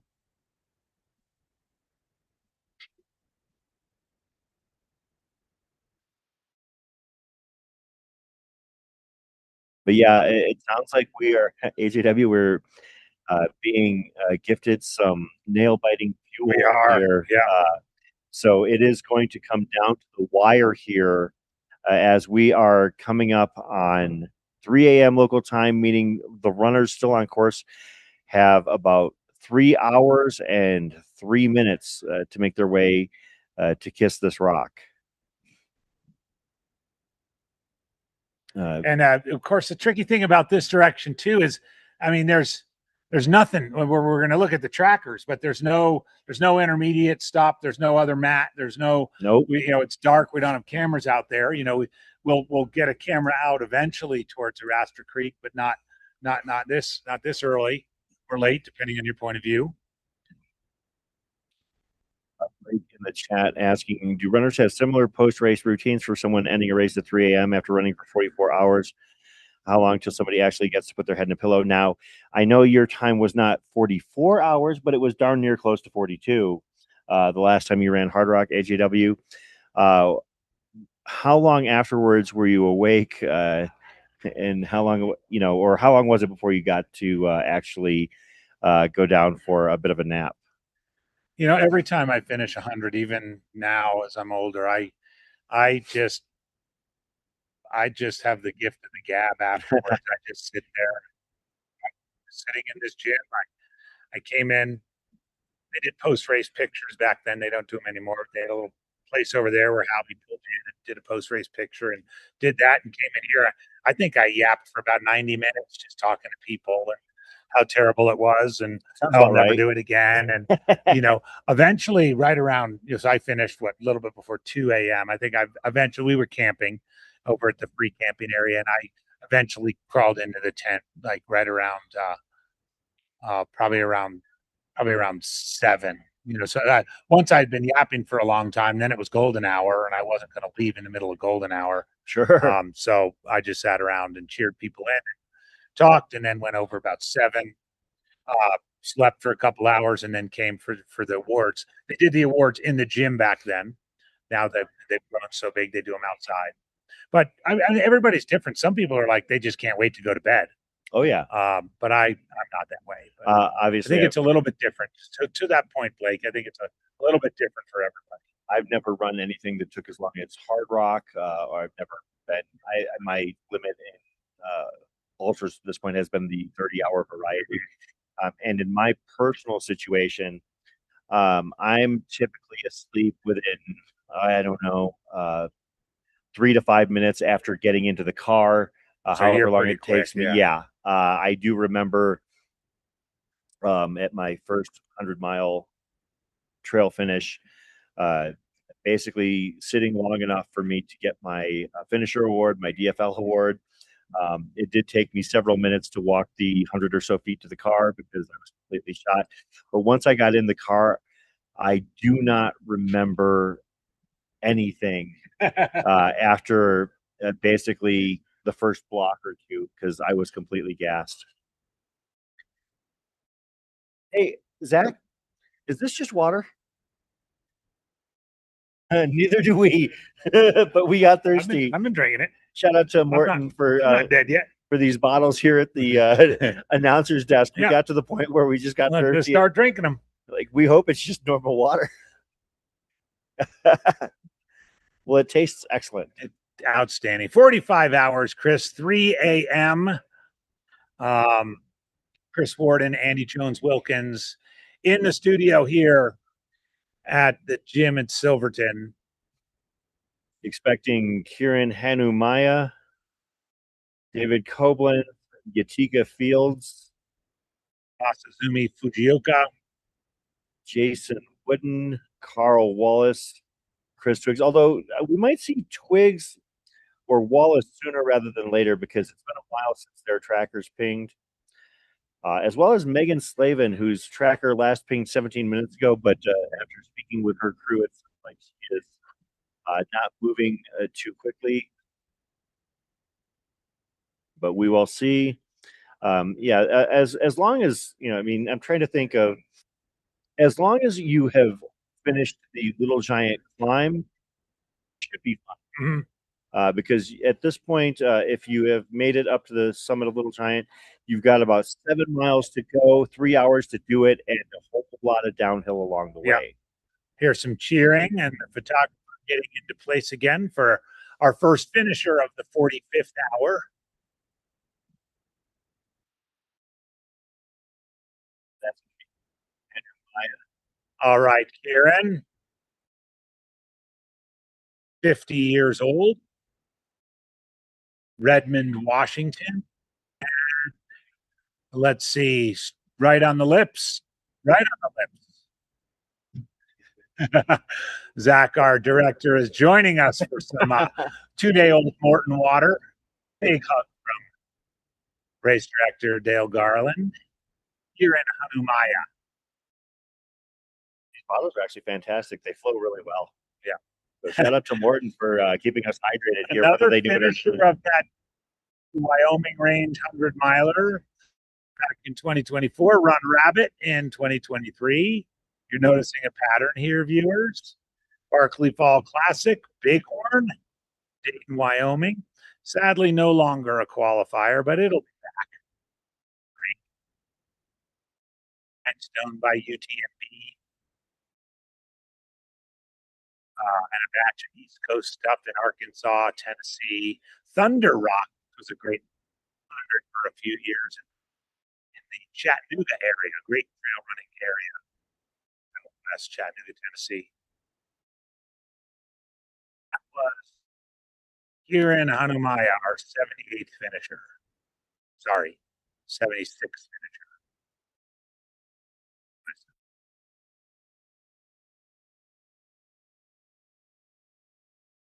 Seatown fan asking if we're still competing in ultras. That's a tricky word. Define competing. Define. Do we pin bibs? Absolutely. Absolutely. We sign up. We sign up for races and participate in them. I've got the but here's the Oregon thing, Cascades 100 in 2 weeks, for example.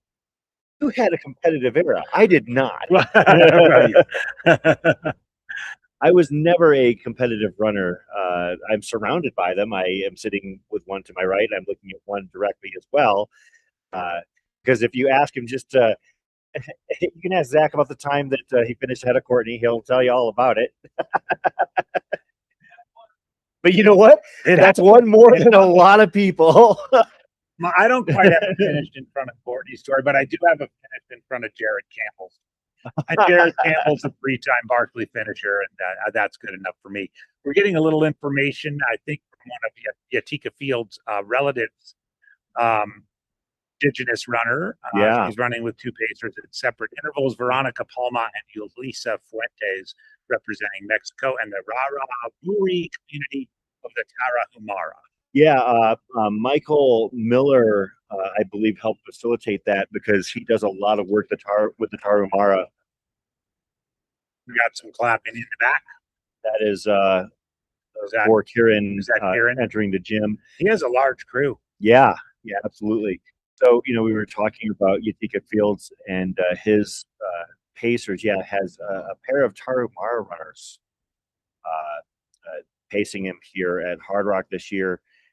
And yeah, I do believe that my friend Michael Miller had posted asking if anybody was able to help help find some accommodations for those runners in town this week, because it can be a little bit dicey to find a place on short notice in Silverton. And Utica has been down to run the Caballo Blanco Copper Canyon Ultra, which is down in Copper Canyon area, the indigenous area homeland of the Tarahumara. I do remember with that race, the Copper Canyon, that at one point I do believe part of the finisher prizes was a substantial amount of grain. Oh, really? And what the American runners would do was donate it to the Tarahumara, if I remember that correctly. I don't know if that is like a regular thing or if it just happened like once, but I believe that was part of the story of that event.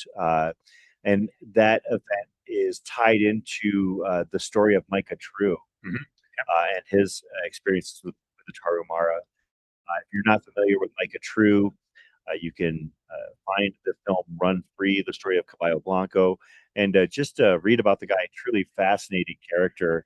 I guess whose time in the ultra running spotlight preceded the social media era. Because otherwise, if Micah True were around today, that guy would be a character. Yeah, he would be. But yeah, Utica Fields, again, want to talk about what he is doing here at Hardrock. Utica was spotlighted by the Rising Hearts Instagram account, and his efforts here and what they do to recognize and appreciate Native runners. Once again, the Rising Hearts community is elevating Indigenous voices in the community to foster a meaningful connection through movement and advocacy. So Utica Fields running with them in recognition. Looking forward to seeing him become a Hardrock finisher in the, I would say, somewhere in the 3 o'clock hour.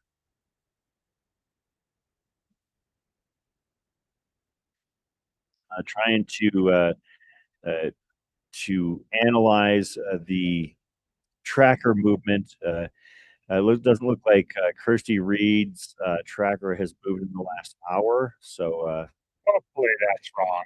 Yeah, I mean, I'm sure she's been moving. It's just the tracker is not registering.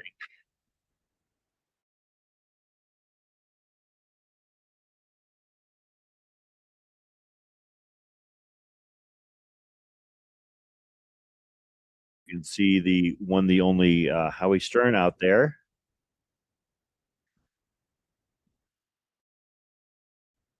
I believe a 10 or 11-time Hardrock finisher in his own right. And as we talked about earlier, one of my favorite comments from Howie is that when he does run Hardrock, and he's run it in recent years, people are surprised that he is running it rather than building it. And his response is always, "I've run it probably 5 times since I've shot it." Yeah. So one of the best, if not the best, trail and ultra running photographers. Of course, in took the the business. photo for the finisher. This year's finishers print. Yeah, of Scotty Mills a couple of years ago doing his 10th finish at Hardrock. I found myself looking at the finisher print and seeing the clarity of the detail under Scotty Mills' feet in that shot. I mean, seeing the mud and dirt as he is heading up Grant Swamp Pass. It really is a fantastic shot here. Yeah, it's really, really fantastic. Coming in the opposite direction that they ran this year. You can start to feel the energy has picked up here in the it really has. Gym. Kieran Arnamaya was the 76th finisher. Still got 41 out there. All here we got another one. Kissing high right down the middle. That might have been Wallace.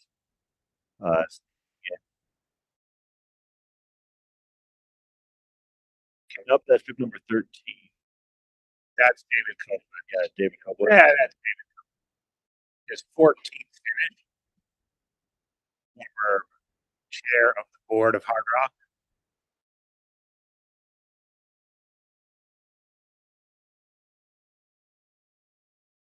There's Hardrock. In addition to Hardrock, David's recall stuff. They're in the San Juan Sol 50 miler, formerly the Lake City 50,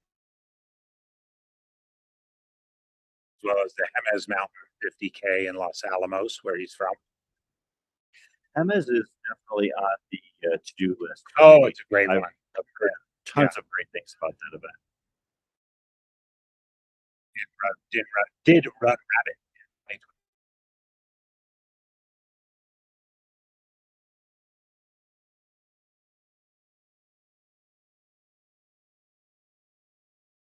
Former chair of the board probably telling Dale how he thought the course was marked. Well, I do know that at least one individual part of the course marking team, part of our broadcast team. Yeah, Jeff Browning. Yeah, 2018 Hardrock winner. So if the markings weren't up to par, take it up with Bronco Billy. He had good perspective too on how dry it was out there this year. Yeah, I remember him mentioning that yesterday. Or would that be 2 days ago? Yeah, one of these days. This is David Koblenz, the most recent finisher. 77th person across the line.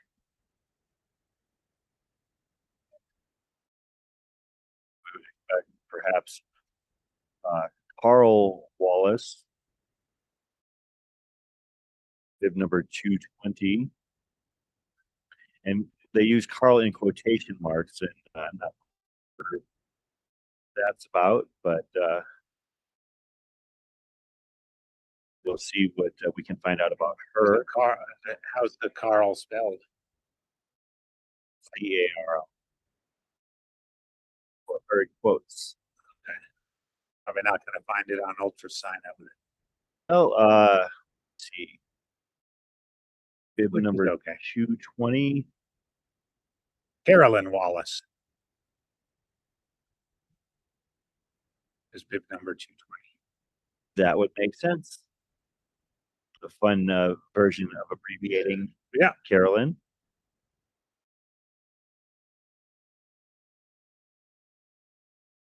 Oh, Hellgate finisher. Ooh. Talk about a miserable race. Midnight start in December in Virginia. What's not to like?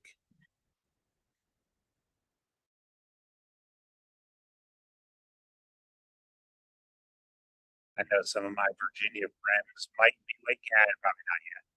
Now might be waking up to have their coffee, get out for their Sunday morning runs. We were all cheering on Greg Loomis. Unfortunately, he missed the cutoff. Another finisher coming in. That is going to be Carolyn Carl Wallace right there, number 220. All right, Carolyn Wallace.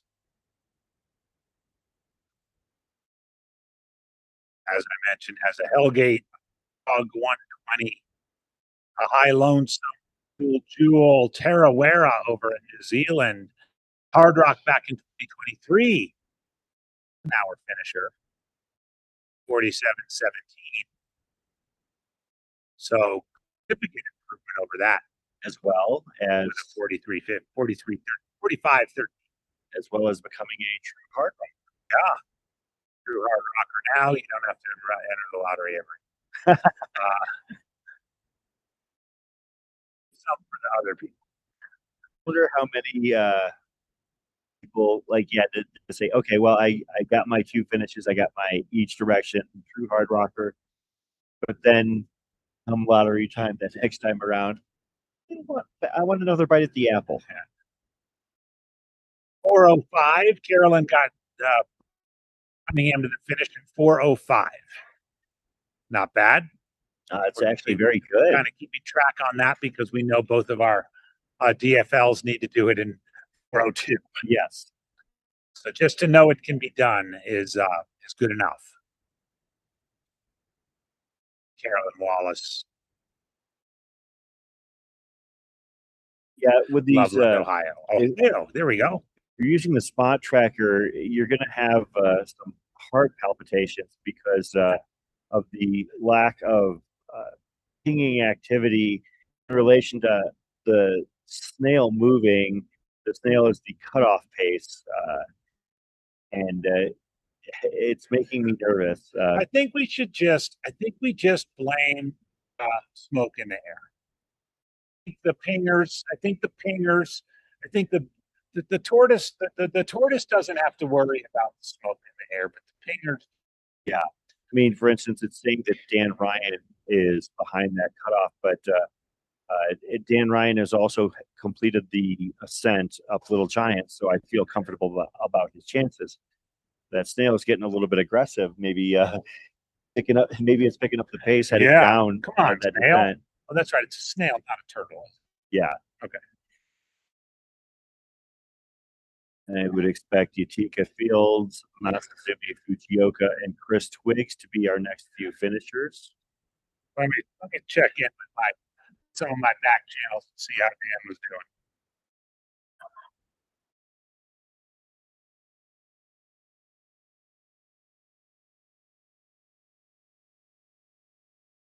I mentioned he did have a Western States champion pacing him.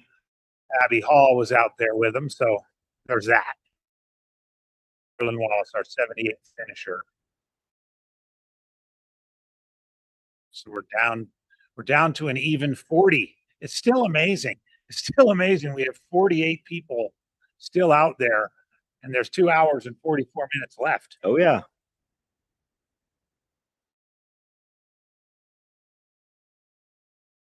"40 people, 40 stories, 40 people saying, why do I have to go up 13,000 feet again?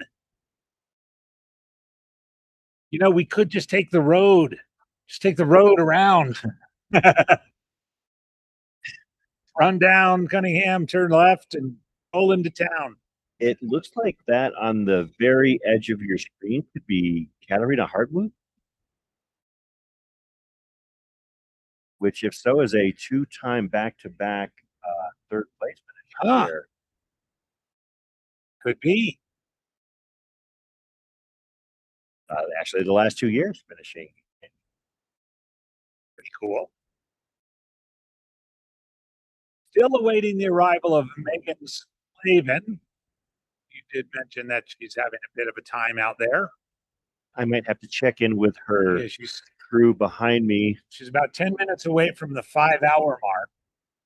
Sorry, about 10 minutes away from the 6-hour mark. She left Cunningham at 9:26. I know that she is hurting pretty bad out there, but you know, given how close she is and how much she is prepared and taking care of her body, you know, hoping for, you know, just 2 more miles to get it out of herself here. But yeah, it definitely has taken a significantly longer amount of time coming off of Little Giant than Somebody named Ultra AZ Bonnet, Bonnet. What is that? Ultra Z Bonnet? Somebody like that. They're asking about Megan Slavin. I think that's one of the Bonnets. Just kidding, everybody. I would assume that he would know how to contact her crew. Yeah, that's probably James. Right? That is, yeah, I'm assuming that that's James. What could be Paul? I don't know. I bet it's Paul. Given the hour. All right, Ultra AZ Bonnet. Are you Paul or are you James? And we are Watch also be Karen. we were we were just speculating on Megan. Chris might duck down and check with the crew again. But what he did learn is that they were that she was having a little bit of a ride on the struggle bus. Yeah, my concern at this point is that the tracker isn't updating because she's not moving. Well, yeah, I mean, which is possible, but you know, that stretch coming from Arastra is the most friendly of the and just any forward progress at this point. Thank you. It's Paul. Oh, it is Paul. You called it. Morning, Thank Paul. you, Paul. Good morning. We miss you out here this year. I don't think Paul has done Hard Rock, has he?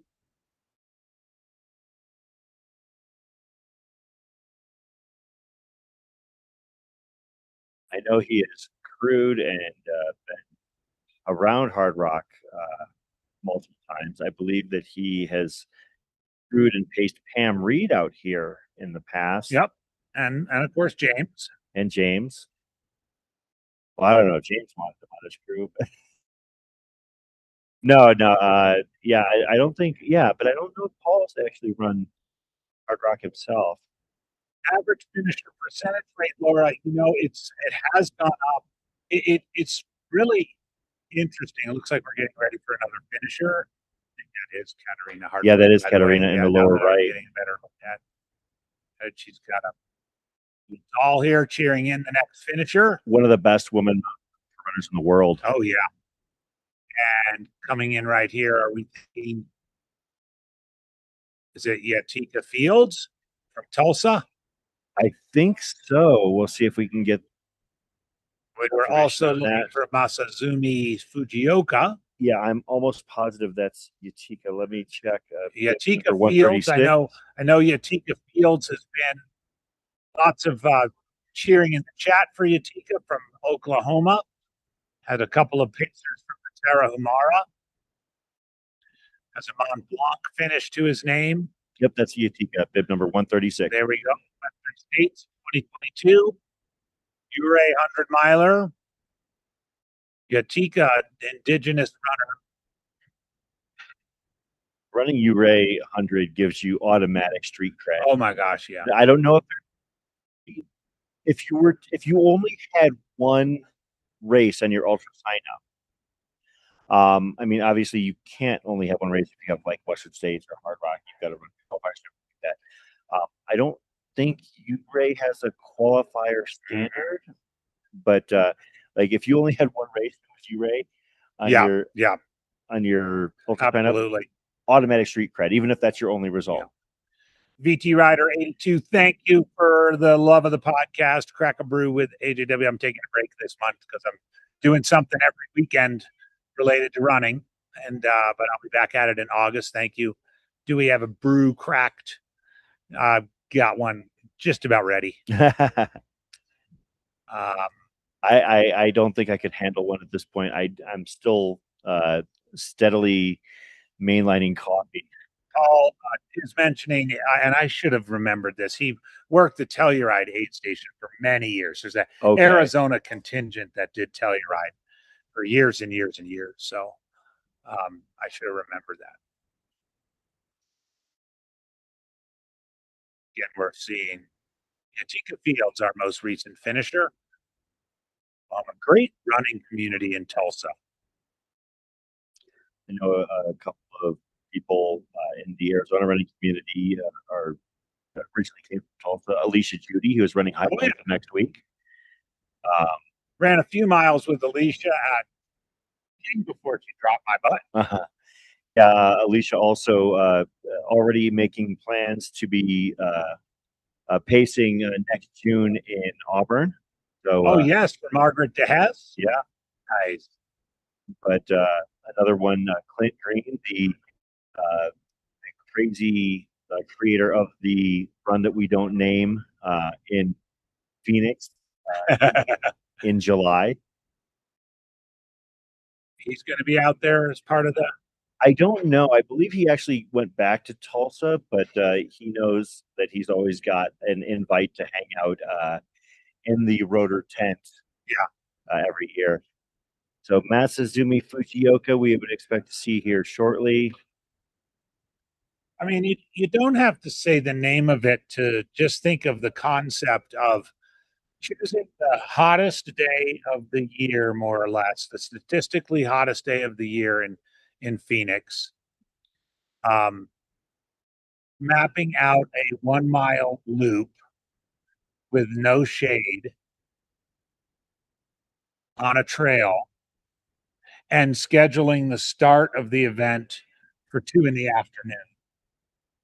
2 to 5 p.m. Yeah. With 100 of your closest friends and then another 100 of their friends. Yeah. That's one of the things about that I realize about that event is that it's not just the people running it.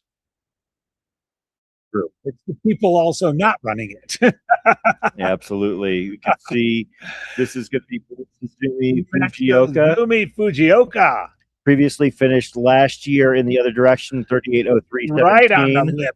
Right on. Now a true hard rocker. Getting that clockwise direction finish. That's a great feeling. It's a great feeling. All right, Masazumi, you do not need to get in the lottery next year. Starting the thing. There is another individual coming into the streets of Silverton. All right. Fairly quickly, actually should be on Snowden Street, so maybe about 2 blocks out. But somebody who is probably going to enter the lottery next year anyway, as he is going Chris to be Twiggs? an 18-time hard rock finisher here coming in, or going to be an 18-time finisher once he gets this rock again. Masazumi Fujioka getting his picture taken here. Has a bighorn finish. Hurt. I am tough. UTMB, a 29-hour UTMB. Nice. Masazumi Fujioka getting those pictures taken.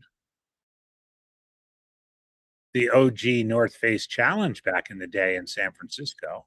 The Bear. Western States, sub 19 hours in 2018. See, they are prepping another runner's entry. Is this Twiggs? Thinking it might be.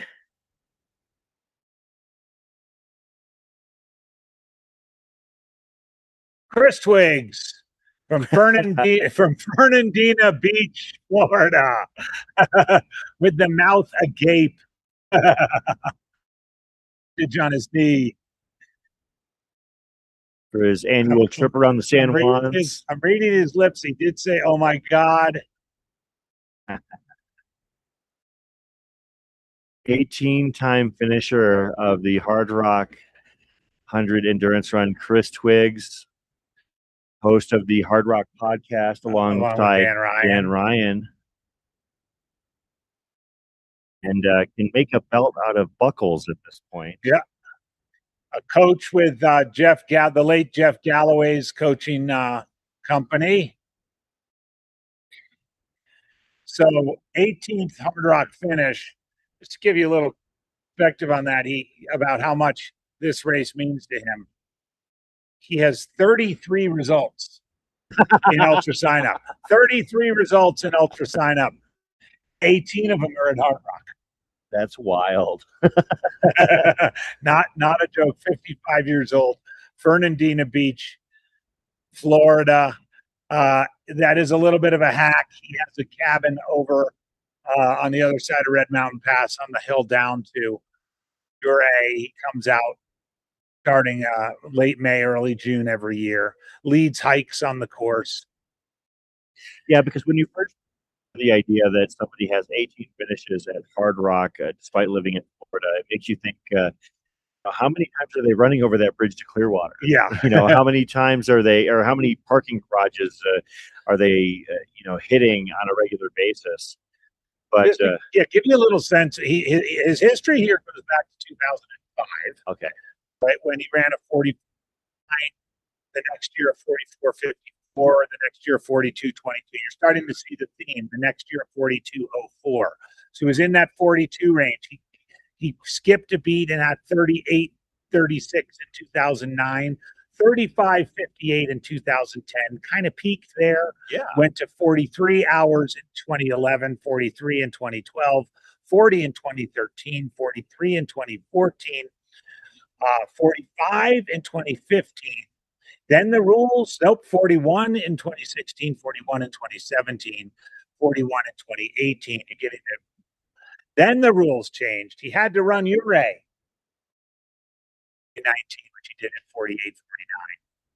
It was a little bit harder for veterans to get in there for a while.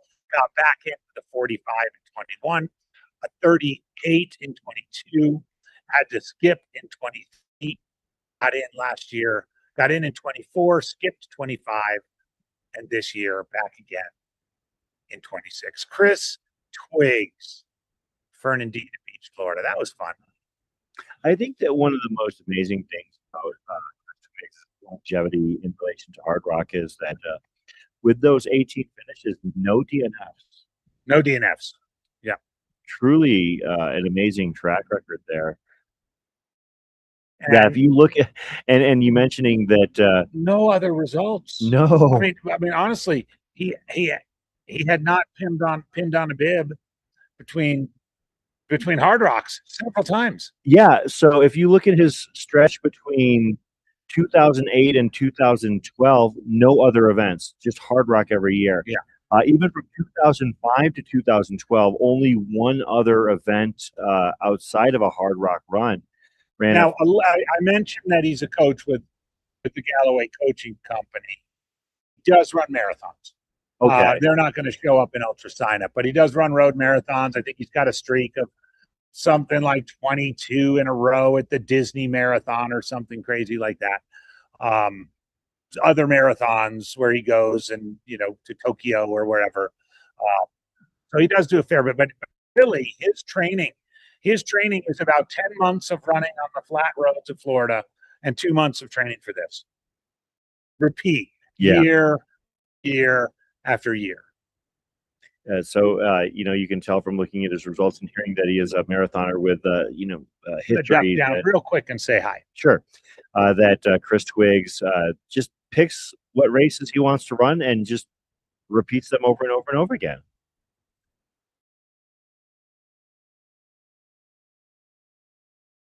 And AJW is going to take a quick moment to go congratulate his friend Chris Twiggs. Chris Warden here in the studio as we've got about 2.5 hours remaining in Hardrock 2026, the Hardrock 100 Endurance Run presented by Ultra. Thanks to everybody who has been a part of this live stream, our producers here, and actually back at Mountain Outpost headquarters. Shout out to Zach Marion, basically a one-man wrecking crew out here on the other side of the glass. And shout out to all of our drone pilots, all of our follow cams doing the work out there in the field to bring us some beautiful shots. One of the things I'm looking forward to this morning is as that beautiful sunrise comes over the eastern portion of the San Juans, we are going to be able to present that to you as we follow these final finishers in. We still got about I want to say a little over 3 dozen runners in the field right now. Yeah, so runners are not swept at this point. The runners are left to their own devices, this being a, quote, graduate level run. Their only obligation is in terms of a safety sweep, unless there was some sort of situation where extraction was necessary. As far as we know, again, it's hard to tell with the spot trackers playing tricks on us here right now, but unless things have changed, we are still showing Kirsty Reed and Greg Sissengrath on the course, and it is going to be interesting to follow their efforts because they both hit the last aid station with a little bit of time and left with less than 2 minutes to spare to their parts. Now that would leave them 4 hours and 2 minutes or thereabouts to get up and over Little Giant. Now here's the kicker with that. With some of the more recent finishers, the time that it takes them to get up and over Little Giant has been 5 hours or more. Looking at just taking a spot sample of our last 4 runners to finish, I see a 4:12. I see a 5:20. We got another finisher here that was. We were expecting that to be sorry, that was Jason Wooden. Jason Wooden out of Mendon, Utah. First time Hardrock finisher. Congratulations, Jason.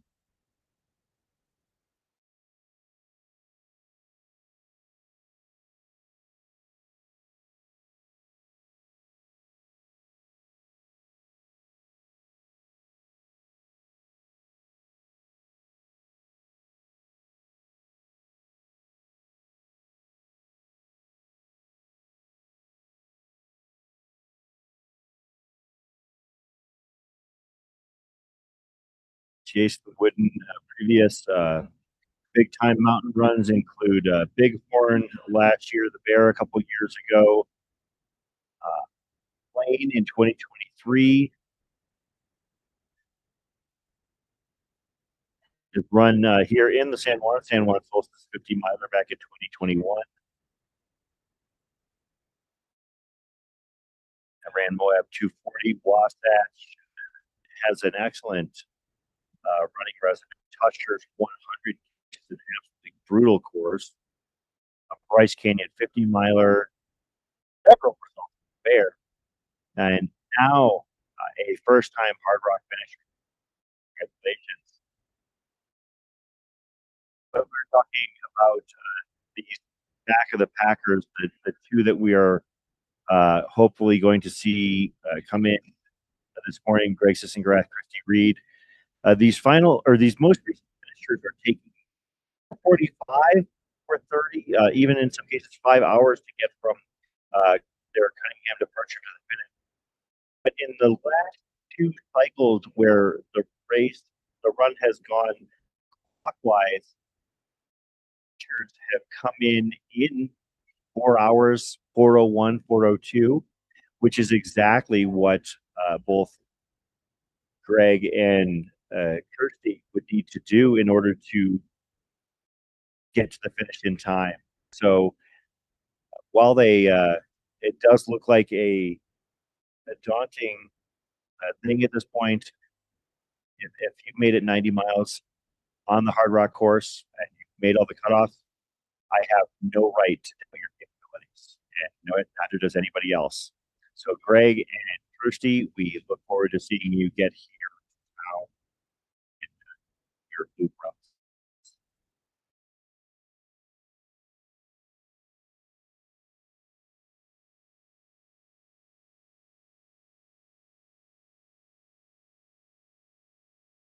To see Tobias Sorensen.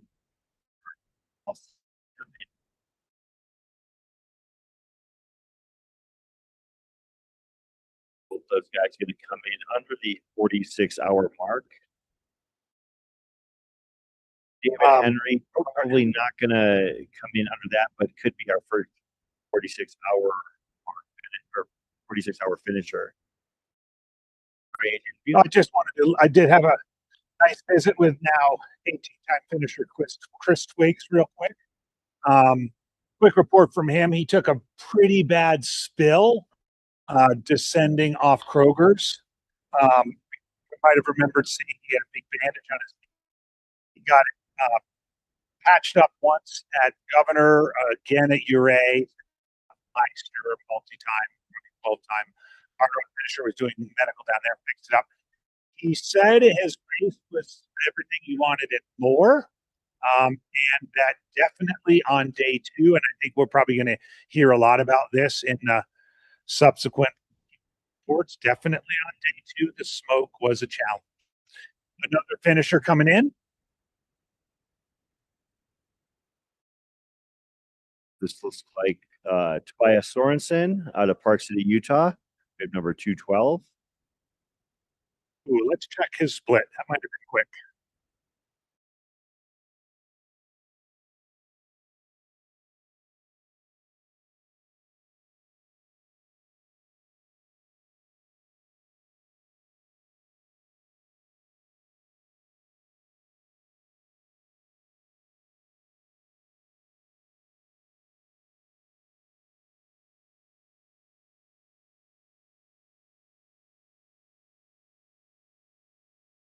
That is also number 2.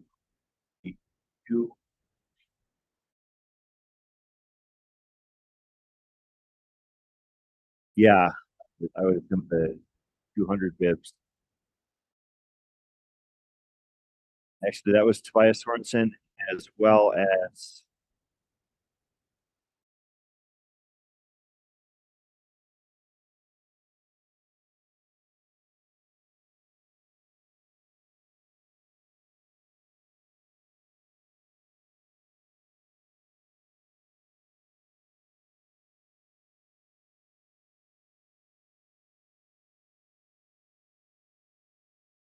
Christian Sorensen.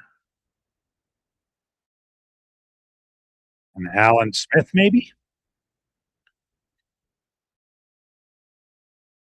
I think so, yeah. Again, spot I track. remember him from last year.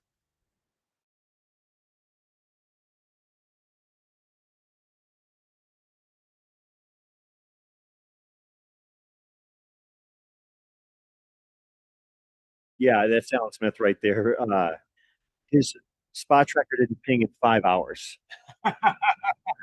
His spot tracker literally did not ping after he made it to Cunningham. So that's where our Another finisher coming in. That is definitely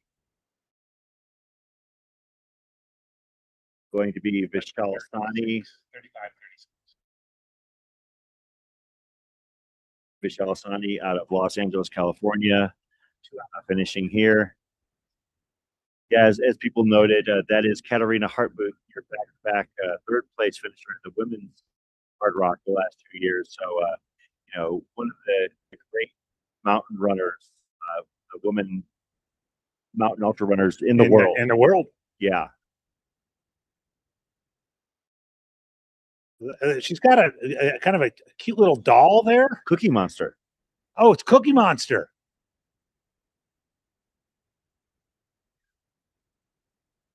Yeah, when you're able to see one of the great athletes in this space at the finish line cheering for you, it's got to feel great. I wish, especially when they decide to just come out at 3:30 in the morning. Right? Ran into Sarah Lavender Smith out there. She was a finisher last year, prolific ultra running writer. She's doing a story about Susan and David Henry, the mother and daughter that are running the race. And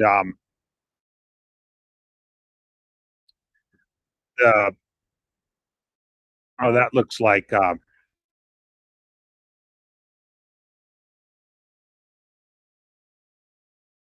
Katie Asmuth there with her back to the camera. I know she was pacing earlier in the day. Katie's a ball of energy wherever she goes. Yeah. So. Yeah. The last thing you want to do is give Katie caffeine. We should give her a microphone. Yeah.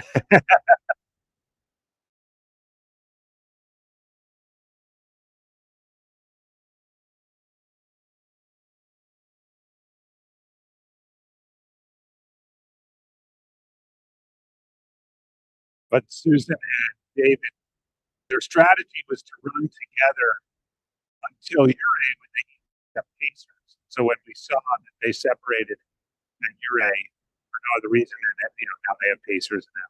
This is kind of their plan all along. So it makes sense. Yeah. I'm going to go and actually try and get some intel. All right. Megan Slavin here. Looks like hard to tell. Oh my God, and as we mentioned, we literally just had a finisher whose tracker did not peak for a full 5 hours. So our most recent finishers, Christian Sorensen, Alan Smith, Michelle Sani. Our apologies on the quick reports here, but it's tricky between our open split time and trackers. So Chris is going to go out.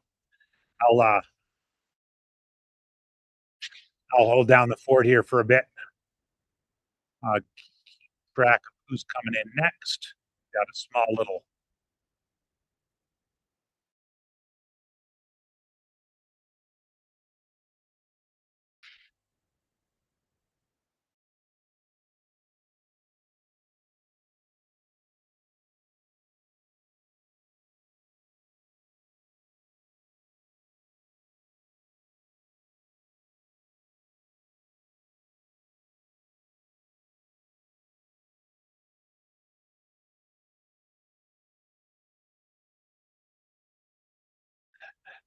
There you go.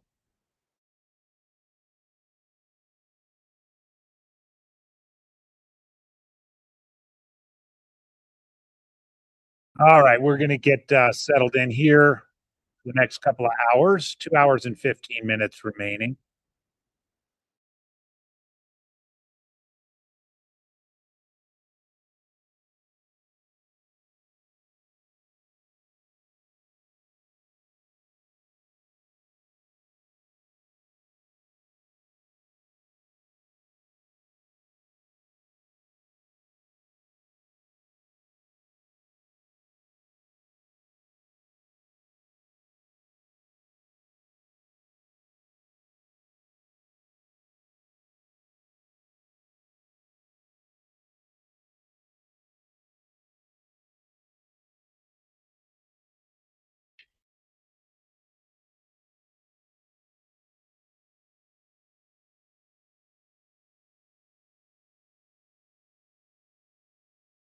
Got some fans of Reedy, the chat. Yeah, she's we're gonna be it's a nail biter all the way to the finish with Kirsty. She hit left Cunningham with 2 minutes to spare. It's really good.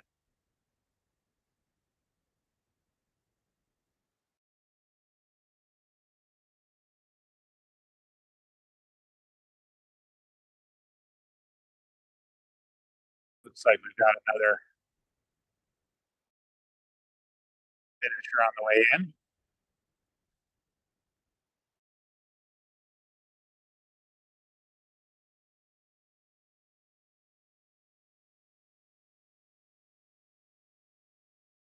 Thank you all for joining us. We're getting close, hour 46.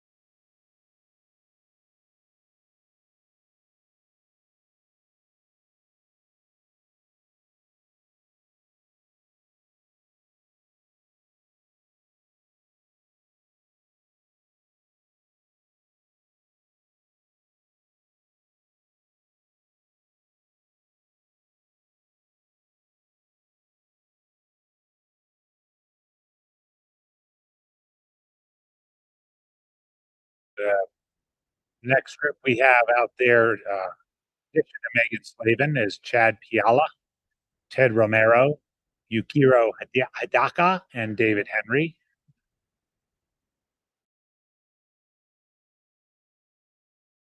Vishal Sani, by the way, more recent overall finisher, is our fourth doubler. Western States Hardrock doubler Vishal Sani is in the house. We're down one to go. We're down one to go. Couldn't find any detail on Megan Slavin. Just crossing my fingers and hoping she is still moving. Okay. But like you said, you've seen trackers stay still for a long time. I do know that her pacers for this event are absolutely maniacs, I guess you could say.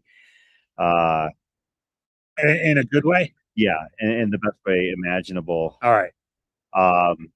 Her pacer earlier on, we talked about Michael Greer, a Donut Canyons winner, Cocodona top 5, just a genuinely winner. And her current pacer is another right there, smooch right in the middle. Here we are. Our next finisher is bib. That was a good shot of the bib number 150. David Henry from Bozeman, Montana, running with at the same time as his mom, Susan Henry, a little ways behind. David Henry, 41 years old, out of Bozeman. I got to know David. He was formerly a coach with CTS. And with this, we're going to go to a quick ad break back in studio,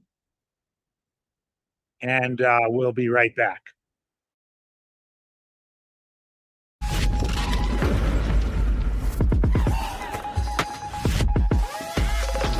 Ultra Fit, with room for your toes to crush your run, not your feet.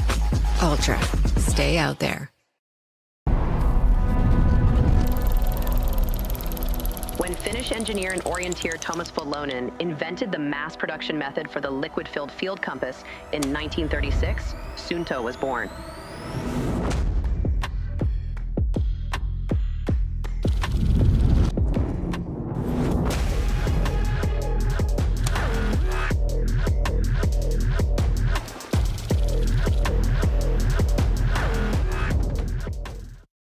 At Ultraspire, my philosophy is pretty simple. That is, create the best product for the athletes so that they're able to enhance their performance.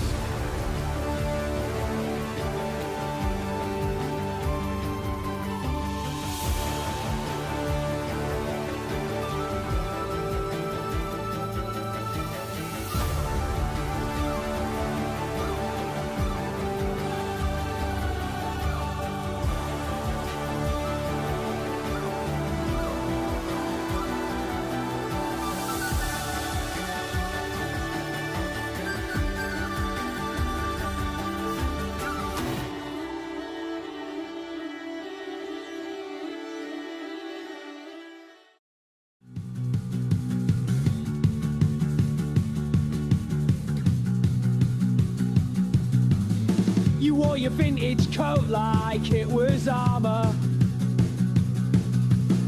and talked about some band I'd never heard of. I ran right past the station chasing shadows, but I was keeping score behind my teeth. You're my teeth! And I don't care about your art school friends, and I don't care how this stupid story ends. Go write your thesis on someone who cares. I'll run it down the street, run it down the stairs.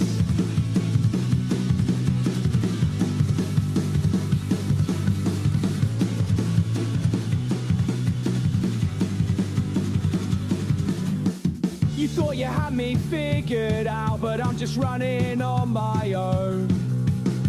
Can't believe you left me here. Don't ever think you can call me on my phone.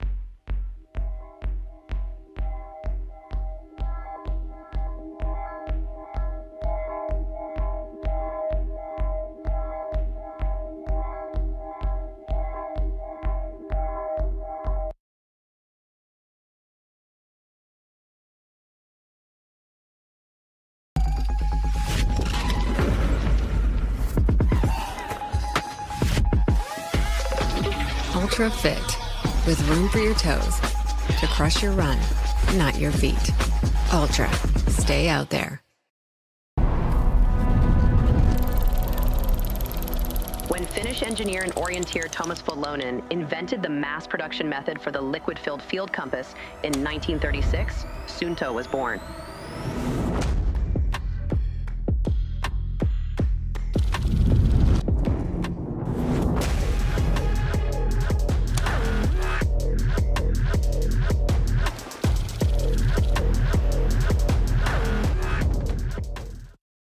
At Ultraspire, my philosophy is pretty simple. That is, create the best product for the athletes so that they're able to enhance their performance.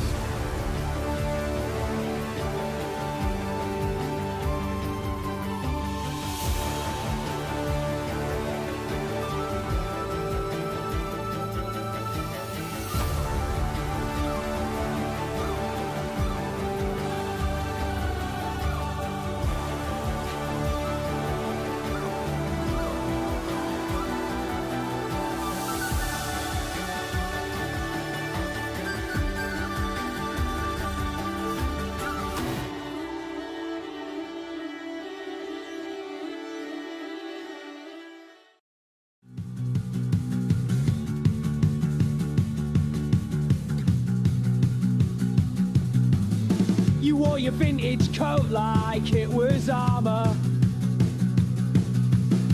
and talked about some band I'd never heard of. I ran right past the station chasing shadows, but I was keeping score behind my teeth. You're my teeth, and I don't care about your art school friends, and I don't care how this stupid story ends. Go write your thesis on someone who cares. I'll run it down the street, run it down the stairs.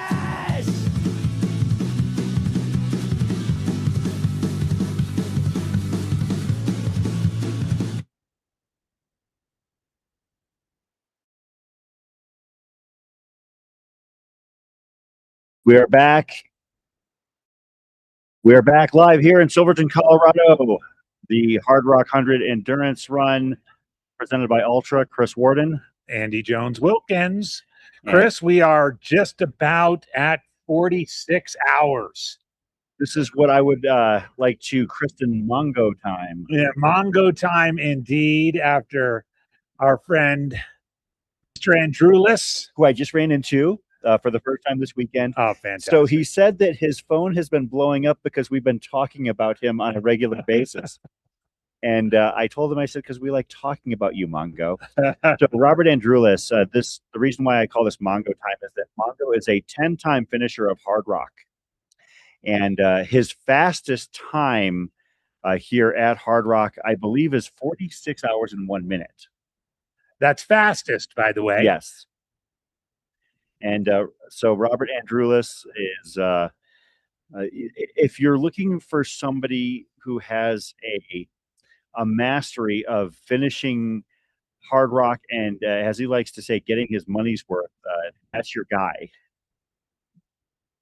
Tell the story too. He had a a routine where he did a test, kind of a final test run. Absolutely. On the course. Yeah. And if he didn't make a certain time, he didn't race.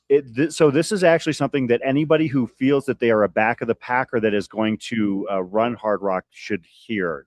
So listen to this. This is very important. If you feel that you are a 46, 47, 48 hour finisher, I just checked and verified his fastest time is 46:02. Mm-hmm. So Robert Andrulis, a 10-time finisher, all of them, back of the pack, 4 DFLs, I believe. Mm-hmm. He actually goes out to Grouse Gulch, and his time trial is that if he can get from Grouse Gulch to the top of Handy's and back down in 5 hours, he's ready to run Hardrock. That's assuming all of his other training is done. He doesn't just go out there and do it without any training behind it. However, he is very strict about this. And I think it was maybe about 5 or so years ago, he got into Hardrock and he did his training and he went from Grouse Gulch up to the top of Handy's and back down in 5:08. And still, on the basis of that 8 minutes, did not opt to run. He withdrew his name from the race. He did. Yeah, he absolutely did. He missed his own cutoff by 8 minutes. But that is again, it's a good litmus test. Advice from somebody who has learned how to maximize their time out on the Hardrock course. Robert Andrulis and his 10 plus finishes, 47. Oh, here, I'm going to go through some of these. You're talking 47:04, 46:46, 46:02, 46:12, 46:05, 47:18, 46:35, 47:31, 46:01. Okay, 46:01:37 is his fastest year. 47:49.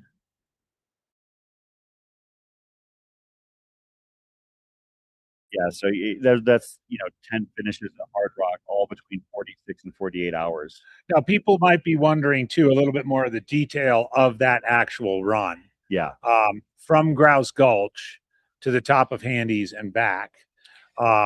It's about 16 miles. No, it's less than that. It's more like 10. Let me actually. 10 miles? Yeah. Out and back? Oh, yeah. Oh, okay. Let me pull up because I have done it multiple times myself. There you go. Chris is going to correct me on this one. Let's see.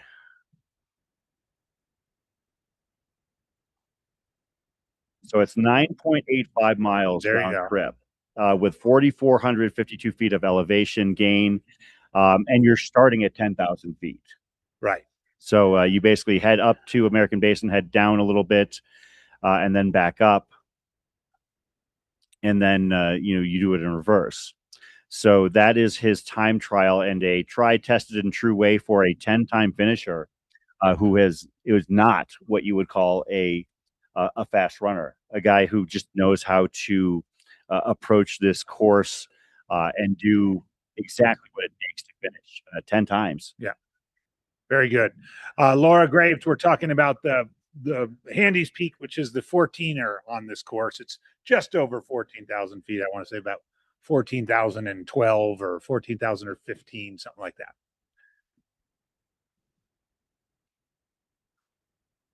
Had a report from Sarah Wallace, my good friend who's part of Dan Ryan's crew. He was in a good headspace and didn't stay long at Cunningham. So all of that's positive.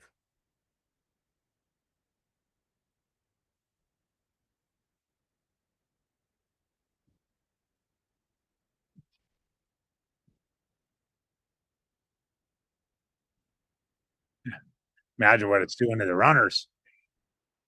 Yeah, the smoke. Back on my.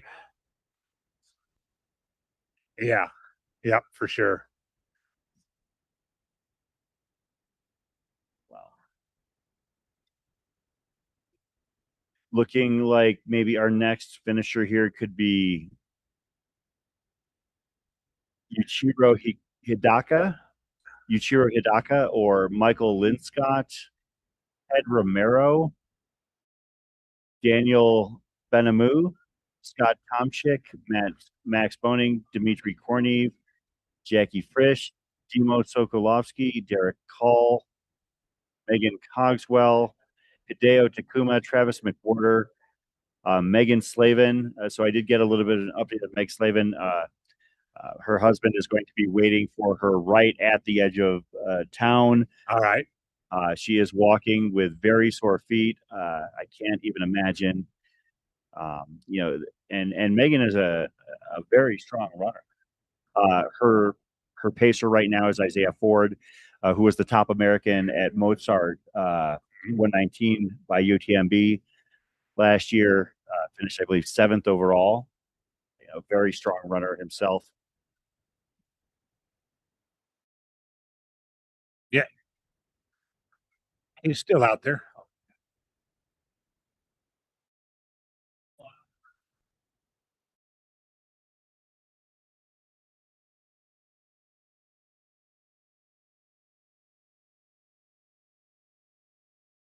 All right. One more doubler still to go. Gong Chin from San Jose.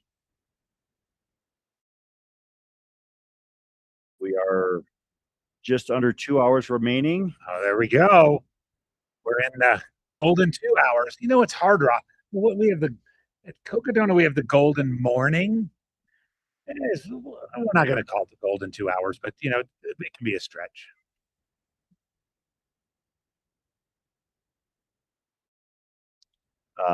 I can't speak for HAW, but I think I got a couple of cat naps in.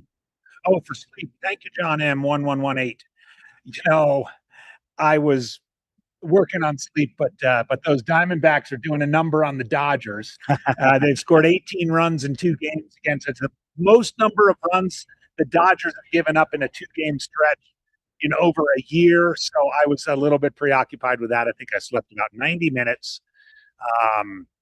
We're going to wrap up here.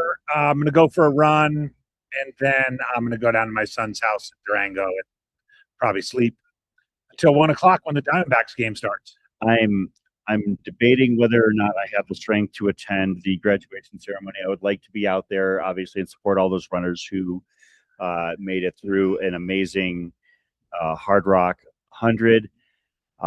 My fear is that if I do, I will be nodding off under a tree. I love the graduation ceremony. I really, really do. I love to support Dale. not going. I'm not going. I kind You of, got grandkid, dude. you know what? I kind of think of it as, you know how Tropical John and Lisa, they announced the entire Western states. They never show up for the awards. So, we're in that ballpark. I think, but yeah, and I also have Grandpa. I have a granddaughter to spoil. That's true. It's God's work right there. So, but thank you, John M1118. We love doing this, and wouldn't have it any other way. And this Hardrock's been incredible. I mean, hard to believe it's the same race that Ludo and Courtney won, but it is. And now, I mean, it's hard to believe there's still 32 runners, on the way in, with less than 2 hours to go. I wish I didn't have to say this, but they have to be over the summit right now. Yeah. Oh yeah. They have to be maybe past the dicey scree part and onto the road. Yeah. At this point, unless they've really got the ability to turn on the jets, unless they are through that, I don't think they have to be all the way down. I think they just have to be through that technical part of the descent. I mean, I did a quasi relaxed hike up and back on Friday after we opened up, and it was I was about 2 hours and 40 minutes to the top of Little Giant, and then I was about 2 hours on the way down. Okay. I ran from our Airbnb, so hours on the way down. I was doing like 13-minute, 12-minute miles, stuff like that. If you can do that, then you're probably going to be fine. But you've got to be. I think right now we're at 2 hours to go. A little bit less. You've got to be on the last part of that technical part or past it. And the road's no picnic. No. I was talking to Jeff Browning, who was doing that incredible job pacing David Ayala to third place. He was doing his Jeff Browning thing of being 10 meters ahead and just sort of zigzagging because, it's one of those double tracks where one side is rockier than the other or one side is off camber. And, every little thing makes a difference at this late in the race. Got a finisher coming in, Chris. Looks like Ben Michael Linscott.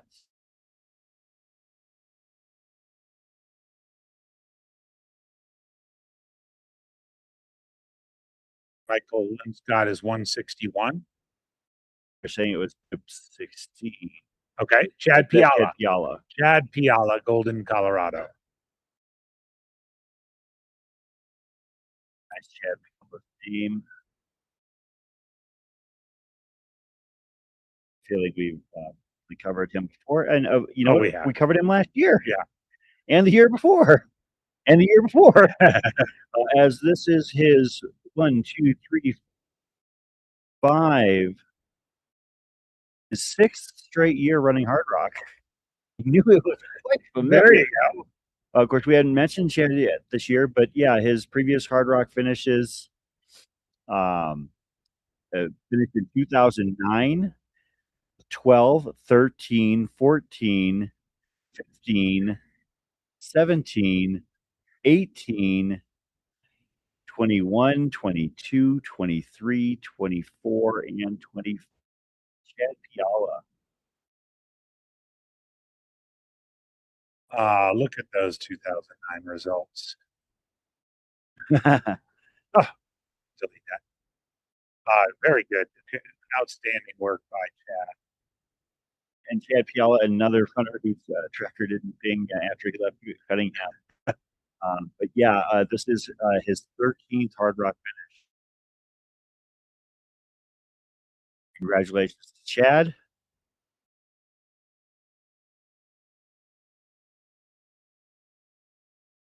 Yeah, trying to use the spot tracker to determine where the end of the truly technical part. I would say you'd have to get maybe about to mile 94 where the descent levels off a little bit, and then it becomes a little bit more gradual. Really kind of right about where. Okay, so maybe about 90. Yeah, right about there. 94, 95. Okay. because then it switches back to the old mine where it is there. Yeah. And yeah, it does kind of level off there for a little bit. Again, as you mentioned, the county road is not a park, but once you get across Roster Creek, you actually have a really flat, I would say, slightly downhill stretch. It's kind of like old, overgrown Jeep road, and it turns. You've got basically some mining equipment that you run by, some permanent fixtures. Yep. A little kind of, it's almost like a pond. What was probably like a holding pond or something. And then, an area where you typically see a lot of campers, and you just follow the trail moving back to the west towards town. And in general, the closer you get to town, the smoother it gets. Yeah. To the point where you can really start to open it up before within about a mile of that. We've been talking about the crossing of Araster Creek and the single track into town. Real quick, Fletcher Farrington asking about, I would asking, is the past the technical part around 95? Yeah, I think you could say that. You still got 6 miles. Technical part's only about a mile, but it's a long mile. I mean, just put perspective, David Ayala, I talked to Browning about this, had a 15-minute mile there. The third place runner. Yeah. 15-minute mile. So you're talking about a half an hour for these folks to get that mile done. And now with under 2 hours remaining, basically about 1:45 left for these runners to get down the hill. Yeah, you definitely need to be able to get down the hill. As I maintain, I think that a runner under duress from Araster Creek can get to town in under 40 minutes. Yeah, we did see Utica Fields come in just a little bit ago. Fantastic. And we were... Oh, great finish for Utica. Absolutely. Yeah, you'd have to run a 40-minute 5K, 13-minute pace. It's not fast, but it's also not walking. Sounds like we've got another finisher on the way in.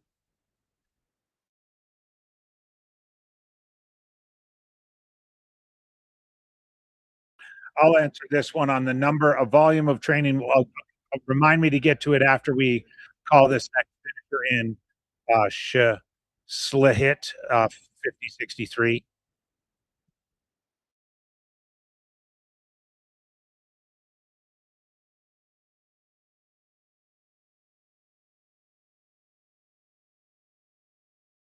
Next, sure, coming in.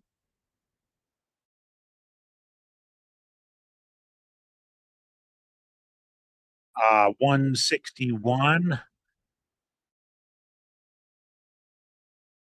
Michael Linscott, he called it. Chris Michael Linscott from North Bend, Washington, is in the house.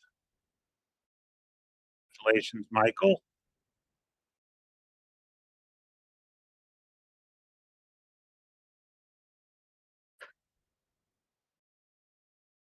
About 4 hours and 40 minutes for Michael. 4 hours and 20 minutes for Michael from Cunningham to the finish. So again, those two bubblers have to do 4:02.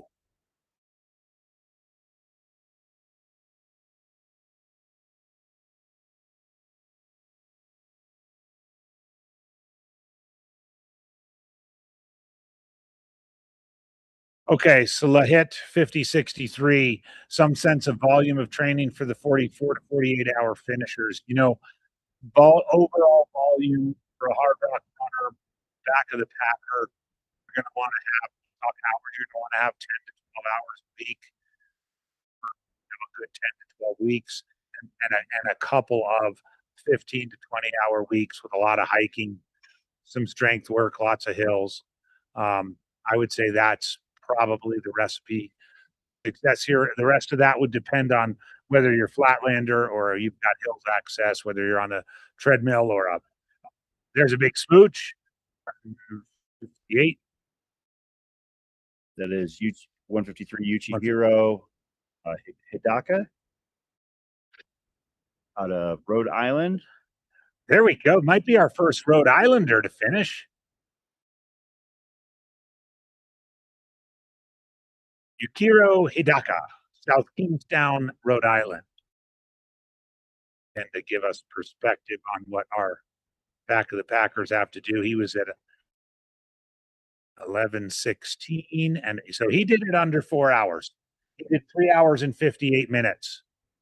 So again, it's doable.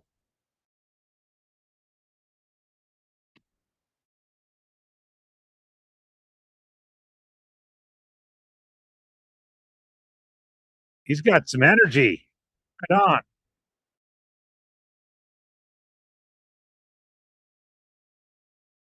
Yukiro Hidaka. Finisher number 89. Number 89. So we have 30 runners out there. 30. The dirty 30.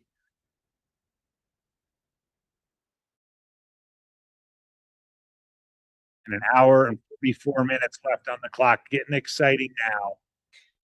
Oh yeah. Oh yeah. It's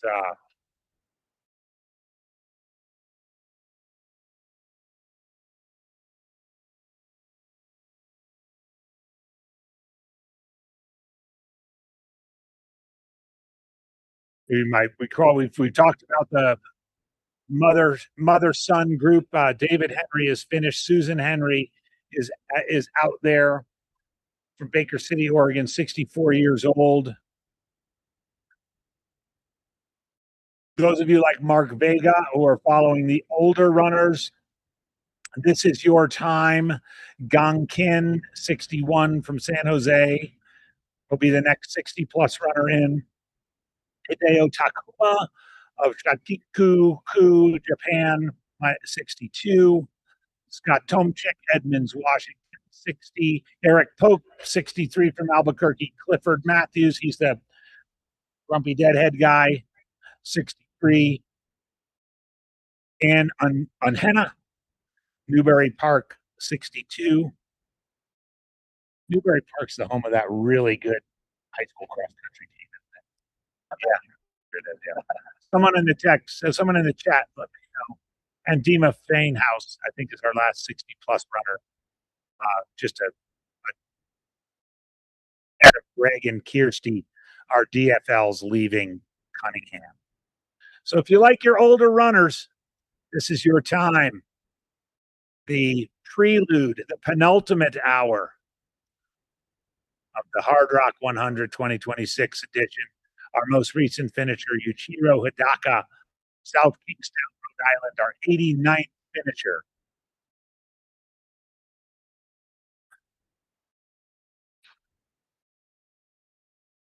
Again, we're currently sitting on about an hour and 40 minutes left.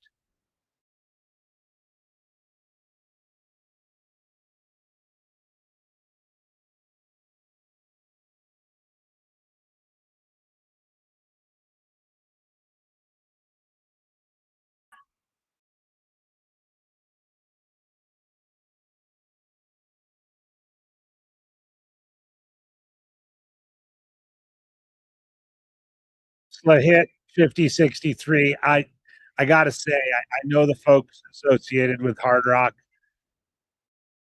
don't think they're gonna adjust the start time to make the television coverage better. I think as much as we'd like that, I don't think it's gonna happen. The start time has been 6 a.m. pretty much forever. And so I think it's going to stay that way. Now, of course, it used to be that the winning males ran 26 hours. Well, now they run 21. But I understand the motion behind what you're saying. It's kind of like how the Americans were all grumpy that the Norway England game started at 3 in the afternoon in America, which happened to be 8 o'clock and 9 o'clock in Europe. Duh. But yeah, I don't think it's going to happen as much as it would be nice. But here we are. Hey, everybody in the chat, thanks for joining us. We're getting ready for the golden hour. let's do a little roll call. Where are y'all from on this fine morning? And what are you up to? Are you delaying your long run so that you can watch the coverage? Are you having some breakfast over in the UK, hoping that Kirsty can make it in under the 48-hour cutoff? Are you out on the trail right now and you have us in your ears? Let us know.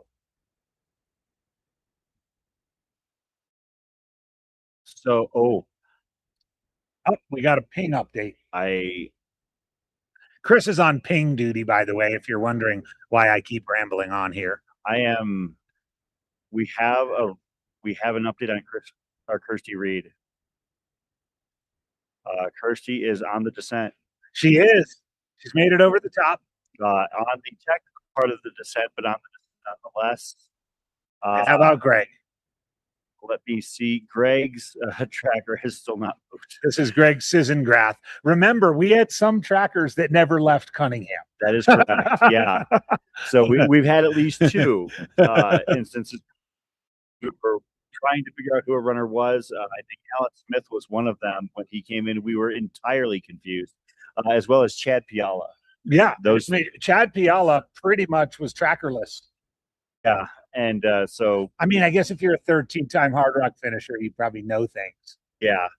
So Kirsty Reed on the way down from. Yeah, that's definitely the technical part. Yeah, but she's over the top, which is and it's moving. It is moving. So we do have. All right, Kirsty Reed fans, we have some action.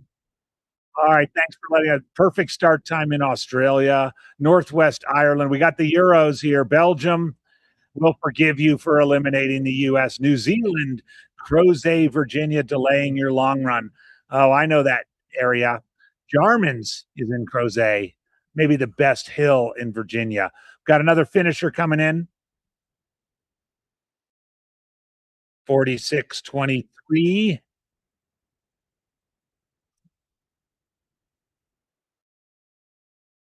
So Kirsty Reed has about 6 miles to go. There's the kiss. Way on the upper left. That would have hit a lefty in the head. 195.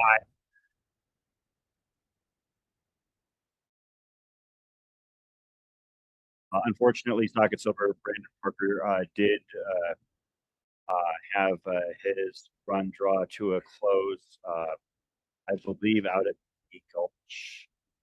This is Ted Romero. Ted Romero from Lafayette, Colorado. Congratulations, Ted. Brandon Parker from Lawton, Oklahoma. Winter Garden, Florida. East Tennessee. Right on. Yeah, Brandon made it to Maggie Gulch, but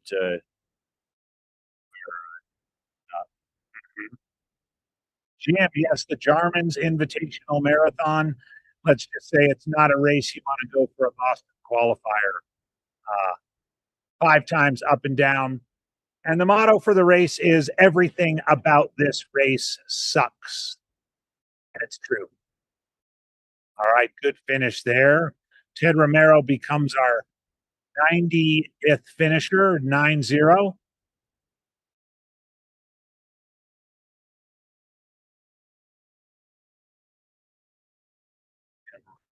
Little track on what Ted did the final segment in. 4.5 hours. Yep. Seems to be the pattern we're getting. Except for Megan. Fingers are crossed for Megan Slavin. Megan is approaching the 7.5 hour mark, or the 7 hour mark, rather. That's right, 9:20. She's approaching the 7 hour mark from Cunningham. Yeah. I do know, that what a finish this is going to be. Her husband has gone out to the edge of town, anxiously awaiting her. He could be all the way at the ski area. I mean, he could be right. I don't think he can go up the single track, but he could be. She does have a pacer, Isaiah, with her, right? Yeah. She's at mile 99, but has stopped again. Okay. Gong Kin, too, would be coming in shortly. San Jose, 61 years old. Our 5th and final Western States Hardrock doubler, Duncan.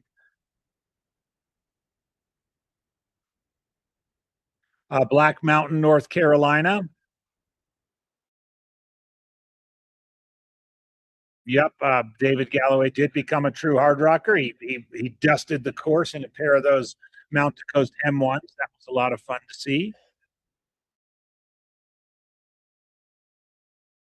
Beyond the limit, Jason Huffman.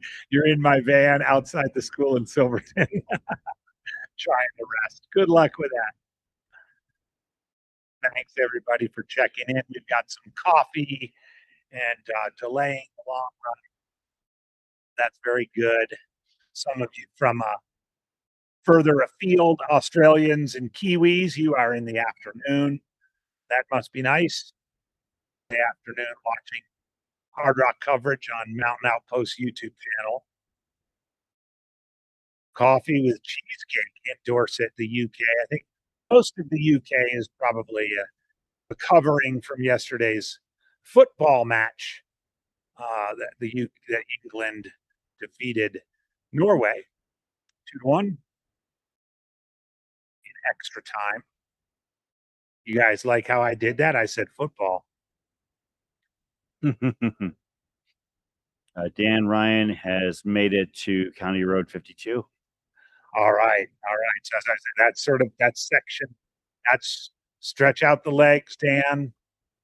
Dan's going to be a golden hour finisher. And on Henna, just behind him. All right. Last year's DFL. A little bit more comfortable this time. Susan Henry in that mix as well. Just ahead of Ann on Henna.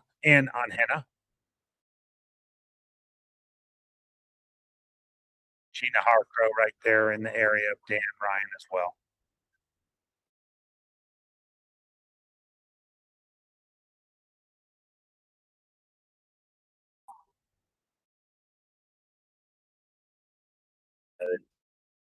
Romero still at the finish line taking his celebratory photos. 28 runners out there, Chris. 28 stories, 28 struggles down that descent.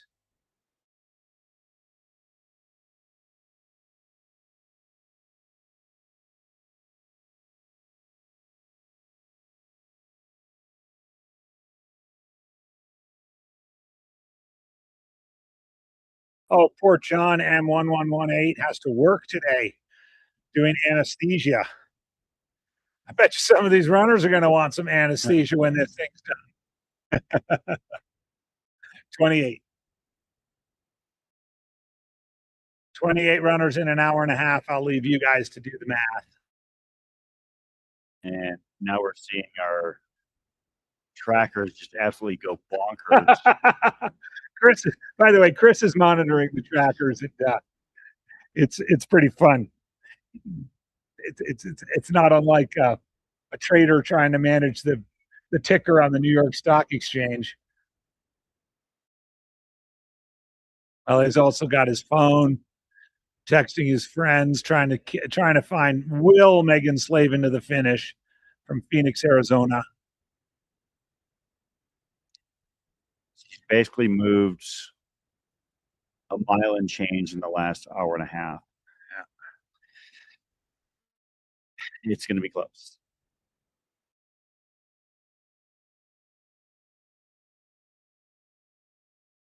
Well, you know, as the saying goes, if you can't run, walk.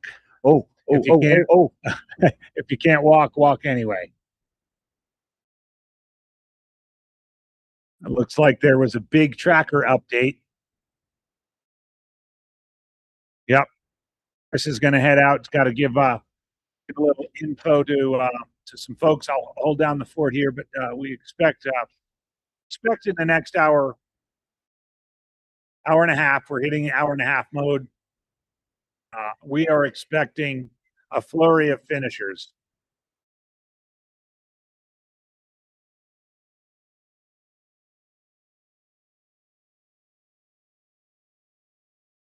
All right. Zach, our director, has let us know that we're getting our setup with our finish line moving camera. We'll have some back and forth on the final stretch there. Try and get some bib numbers for you. Give you a little audio. Can't promise perfect crisp audio, but we're going to do the best we can as we usually do. And of course, there may be some times when there's maybe 2 or even 3 runners together.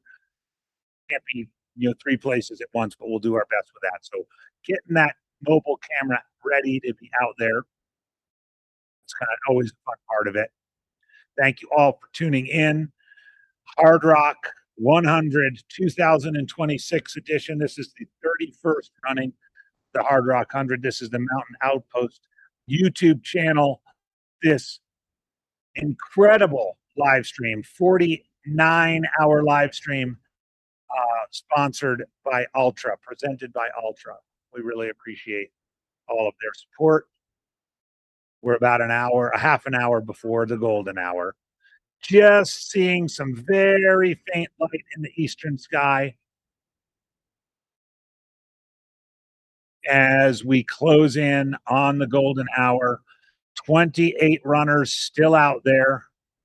28 runners from Megan Slavin all the way down the field to Greg Sisengrath and Kirsty Reed, our last 2 runners who left Cunningham Gulch with 2 minutes to spare. The cutoff at Cunningham Gulch is 2 a.m. They both left at 1:58. 1:58. They've got to complete the 10 miles in 4 hours and 2 minutes. It's going to be close. This is going to be a nail biter. The rest of that back of the pack group, reverse order, is Dima Finehouse, Justin McMillan, Michael Kuto, Sean Cuniff, Nathan Rhodes, and Ann Anenga. Then Susan Henry, John Wildman, Daniel Ryan, Gina Harcrow, Tori O'Farrell, Cliff Matthews, Eric Pope, he's grumpy deadhead guy, Eric Pope, Derek Call, Eric Purpose, Jackie Fritsch, Scott Tomczyk, Megan Cogswell, Hideo Takuma, Travis Smith, Dimitro Sokolevsky, Max Boning, Danielle Benhamu, Gong Kin, and Megan Slavin. There are your 28 remaining on the course. We're going to be saying their names more over the next hour and a half or so. If you're out there cheering for them, if you're tracking them on, let us know. Even if you're not, you're going to be. I promise you that. This is kind of what it's all about. Folks who spent more than a decade in many cases trying to get into this race, diligently running their qualifiers, doing their training, putting in their miles, paying the money to get out here, doing everything it takes, renting an altitude tent at home, doing things like that, spending time in the sauna, all for this last little bit more than an hour that remains. Runners here from Arizona, California, Colorado, Georgia, New Mexico, Japan, Washington, Idaho, New Mexico, British Columbia, Nevada, Oregon, North Carolina, Maryland, Massachusetts, Texas, and the United Kingdom. Grab another cup of coffee, settle in for this next hour and 26 minutes.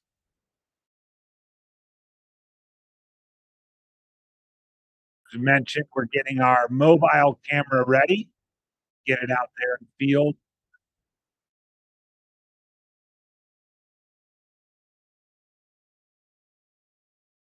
John Kin from San Jose is our 5th and final Western States Hardrock doubler. We would him soon, as well as Daniel Benhamu, Max Boning, Dmitro Sokolovsky, Dmitry Korniev.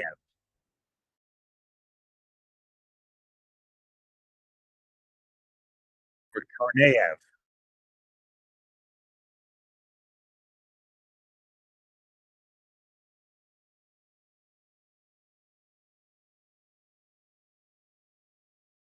Yeah, Christy Reed is Right there's the finisher. Go ahead, Kirsty Reed. no. We'll want to identify this finisher. We'll Kirsty.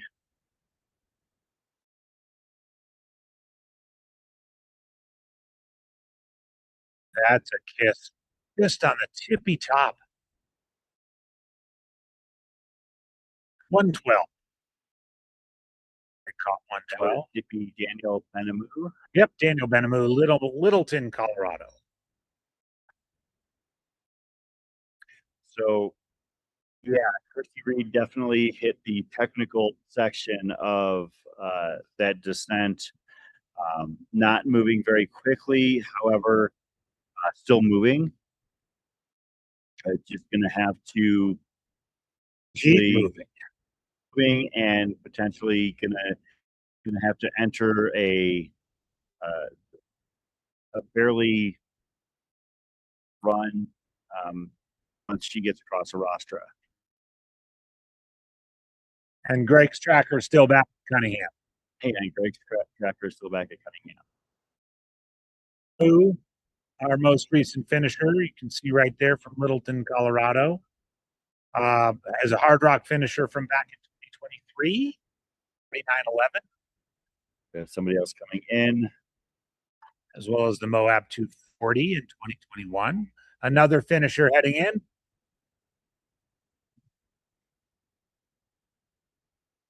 To the dog.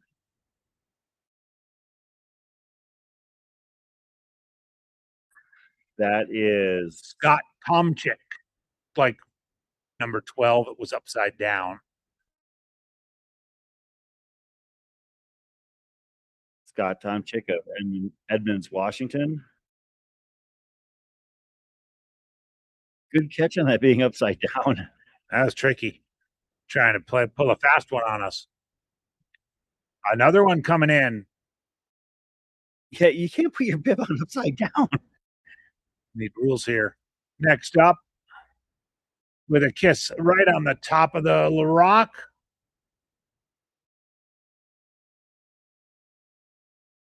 $46.38.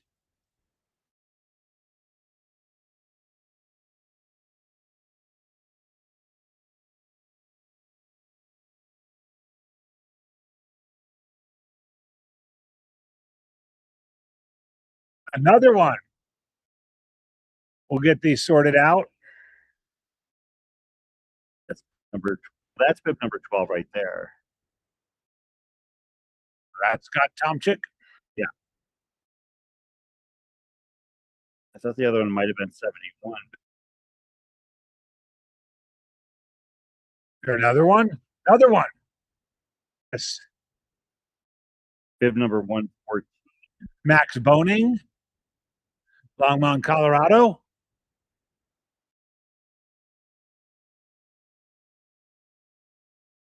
Scott Tomczyk, Max Boning.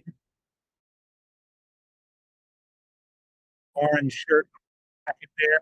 Get up like crazy. Travis McWhorter is in.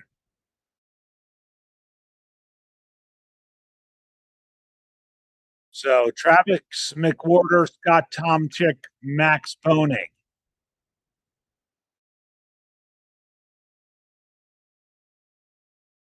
Congratulations, all in that 46-38 range.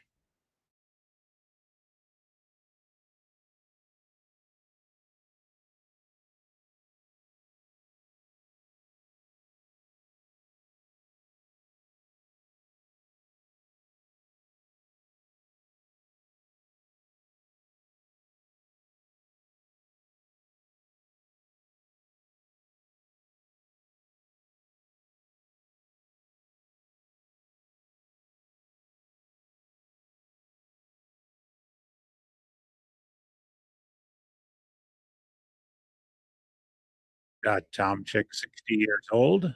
Had a Hardrock fan. Another one coming in. Hug to the rock and a smooch. And another hug.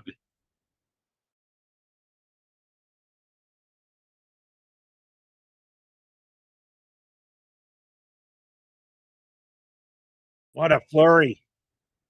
These guys must have all been coming down.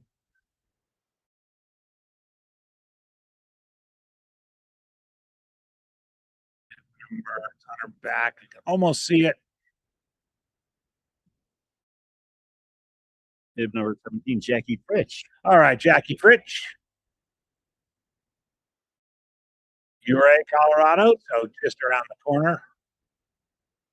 Across the mountain. Jackie has multiple previous Hardrock finishes. 2 years.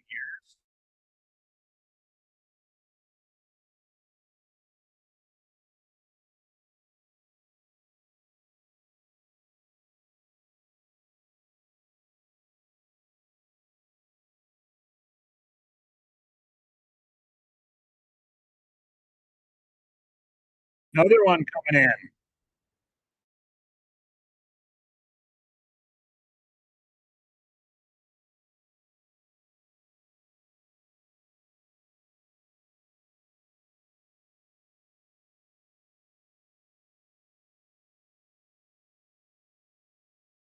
There we go.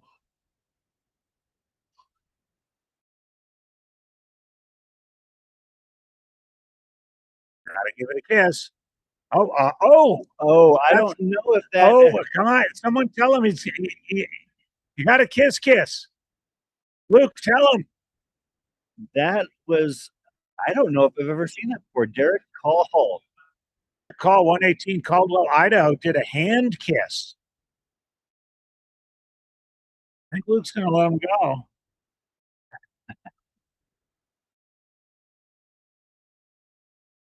Could be.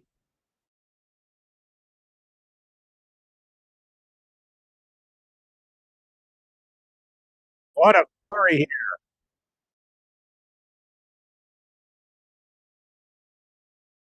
Derek Call is in the house.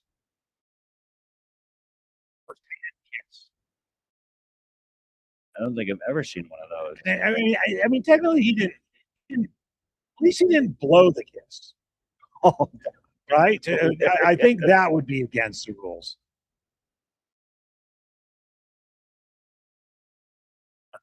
Two runners that we can verify still on the course at this point here at the 2026 Hardrock, presented by Ultra. Yeah, in this flurry, Daniel Benamu, Travis McWhorter, Dmitry Korneyev, Scott Tomchik, Max Bonig, Jackie Fritch, and the hand kisser, most recently, Derek Call. And there's another one. Right on the E of endurance. That might be Megan Cogswell. Yeah, that's Megan Cogswell right there. Bib number 256, I think I saw.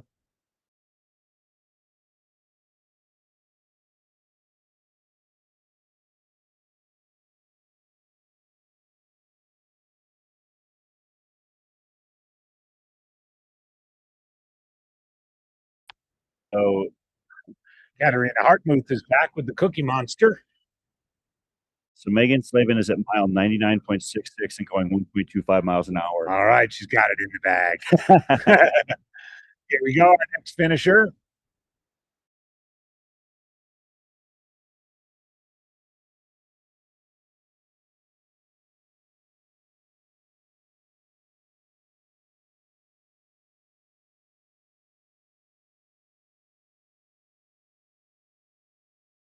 What a flurry. Just the ballpark, just to give you an idea. These times. 435. This is clock time. 435, 437, 438, 438, 439, 440, 442. It's like doing the sprints in a track meet. People know it's Hardrock.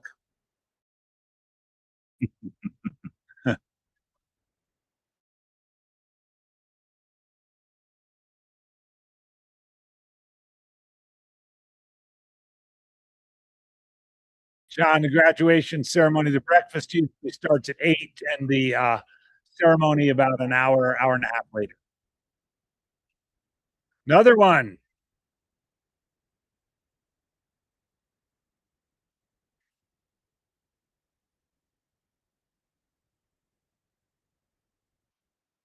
And for the smooch, there we go.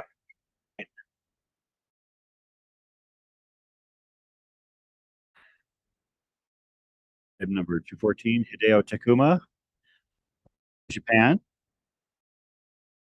All right. Takuma, 62.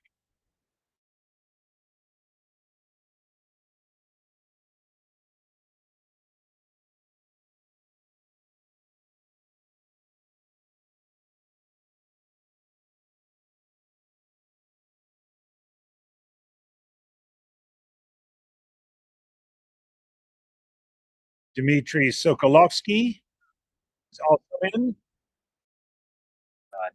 Demo, as he's also known, previous Cocodona finisher. Mm-hmm. 37 years old, out of Moore Park, California.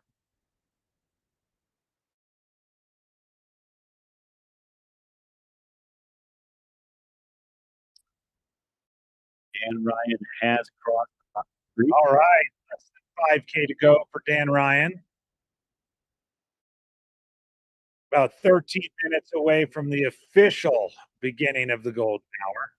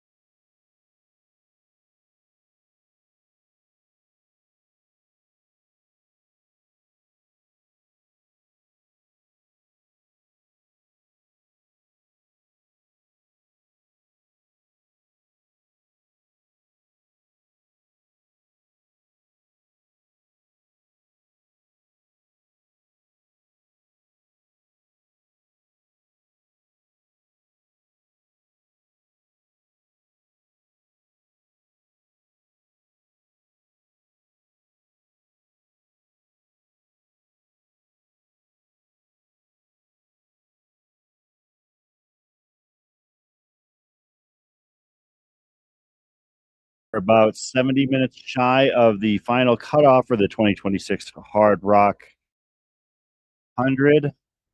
Thanks for tuning in. Chris Warden, Andy Jones Wilkins, AJW getting a freshening up on his coffee.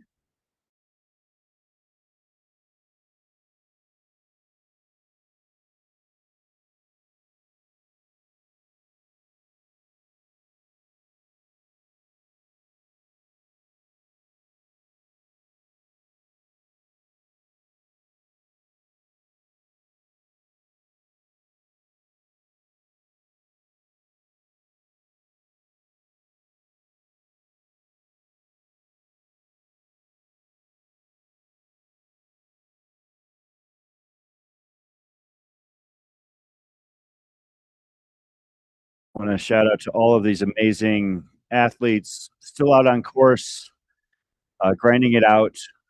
On a personal level, I am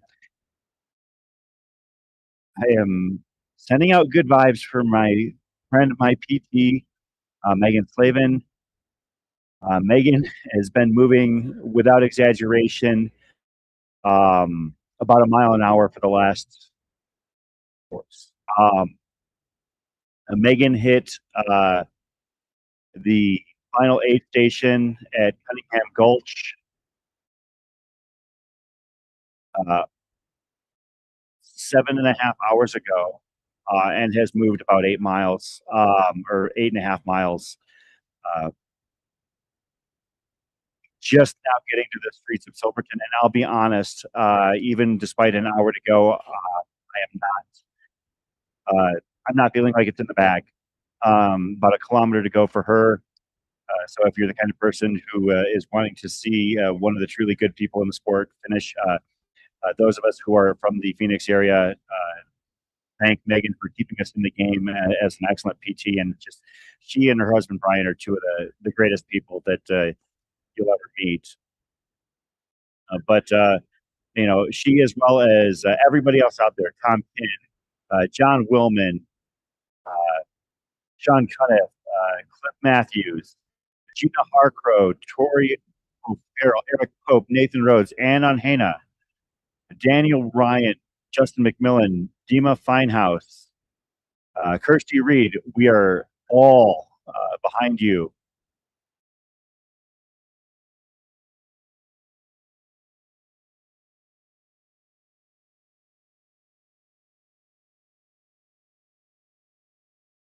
It is it is truly nail biting time for those following their people. Eric Purpose moving pretty well down that last stretch of trail, going to be hitting the streets of Silverton here fairly soon. Tom Kinn crossed the Animas River coming up on Cement Creek. We should be seeing Tom Kinn of San Jose potentially coming in here fairly quickly.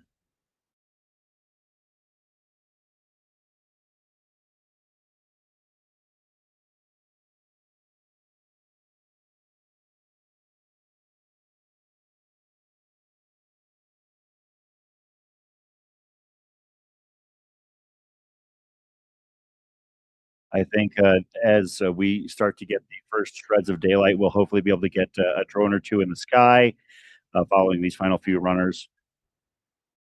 Maybe some follow cams as well. Frankly, if you're in the town of Silverton and you want to follow cam, swing by the stage and maybe we can set you up.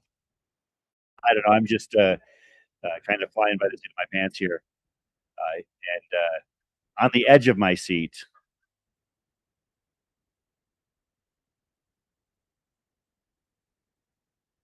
We have had 100 finishers here and 18 runners to go.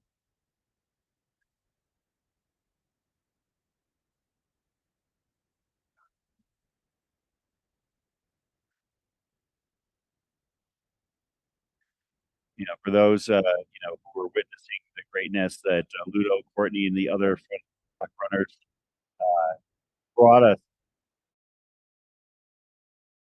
it was amazing. This is a different type of strength entirely.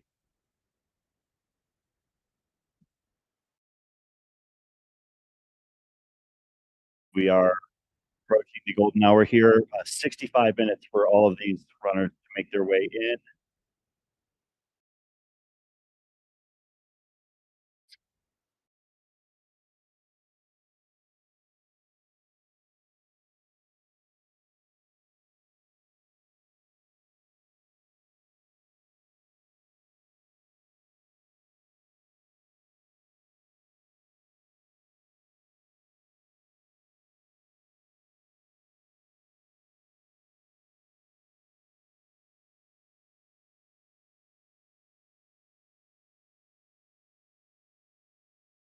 Kirsty Reed bringing up the rear right now. There's has gotten through the worst of that descent off Little Giant. kind of hard to tell exactly where she's at. Her tracker hasn't pinged in several minutes. It would be tight, but we've seen some pretty amazing things happen on this course over the years. We've seen some pretty amazing things happen today and yesterday.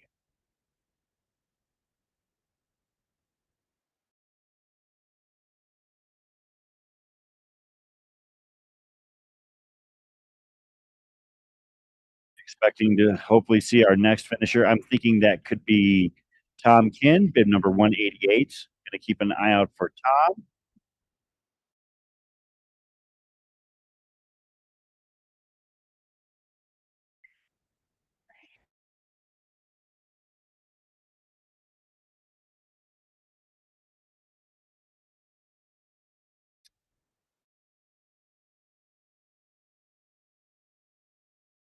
Other runners we expect to be seeing here fairly soon: John Willman, Eric Purpose,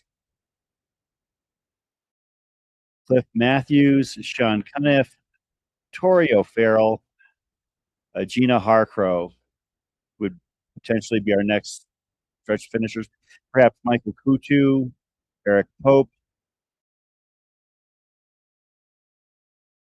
Nathan Rhodes, and Anhena.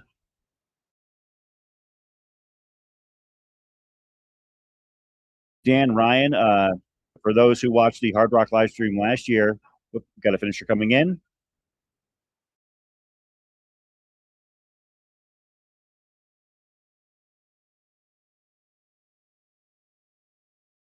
Bib number 188, that is indeed Tom.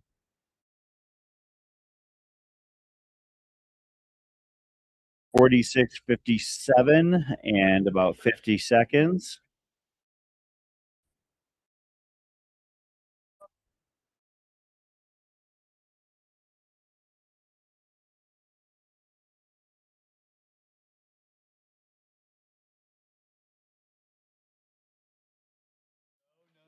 Some in the mountains. Hold on. Crew pacers? Pacers. Please make me aware if I'm standing in front of any other channels. If you're not using my feed. You want to be in?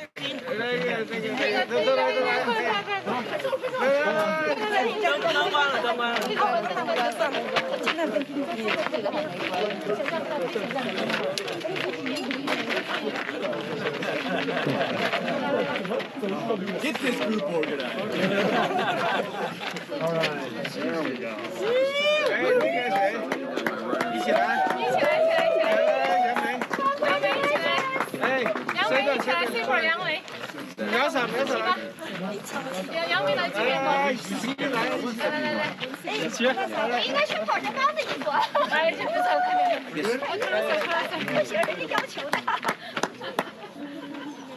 Okay, thank you. Thank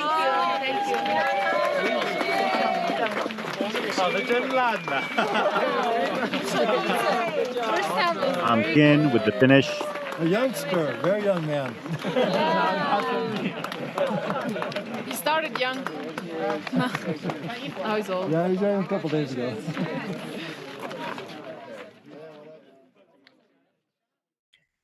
We are now the golden hour. We are here. The clock has struck 5. An hour left on the clock, Chris. Chris Warden, Andy Jones Wilkins, Mountain Outpost YouTube channel, Hardrock 100, 2026. And we have gone in our fifth Western States Hardrock doubler, just finished just before the golden hour. We have still about a dozen and a half runners on the course. I have heard from the Megan Slavin team that she is, quote, within sight of the finish, but I don't know how great their vision is. I until I see her here, I'm getting a little bit nervous. I do see she is on Snowden, though. So about 0.2 of a mile to go. and it has been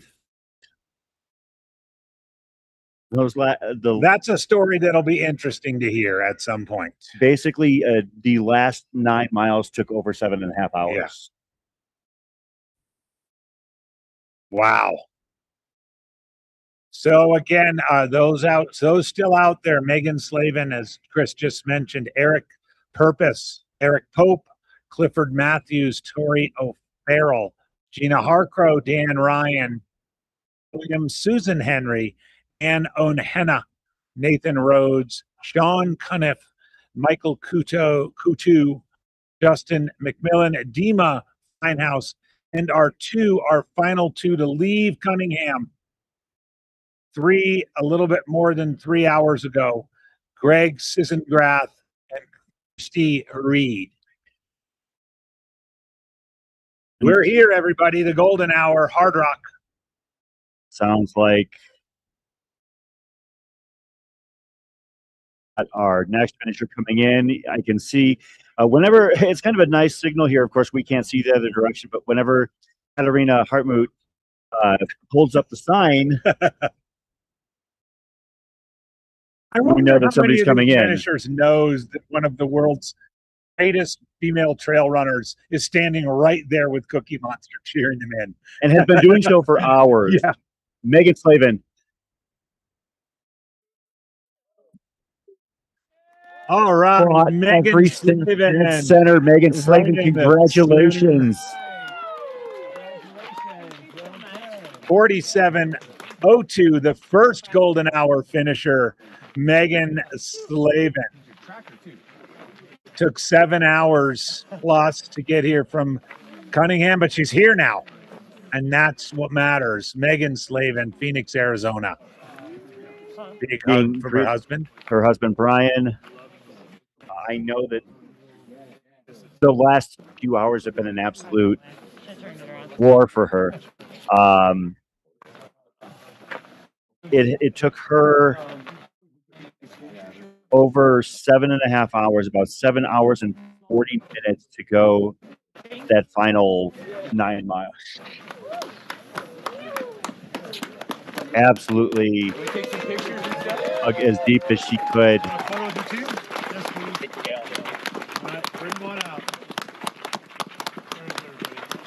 We genuinely thought, even as late as when we saw her at Pole Creek, that she was going to be finishing in under 40 hours. Yeah. But then the day completely sideways on her. I can't wait to talk to her. Isaiah Ford, Michael Greer right there. For pace team Chiang Ma. Crew. I'm just having fun at this point, so don't worry about me.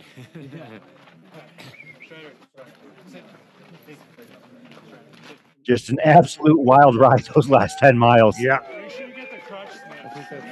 7 hours from Cunningham in, 7 hours. 6 minutes. Said the wrong way, dude. People don't want to see your butt. But she's here. Just an absolute pain to the last few miles. And the first Strider right there. The doggo with them.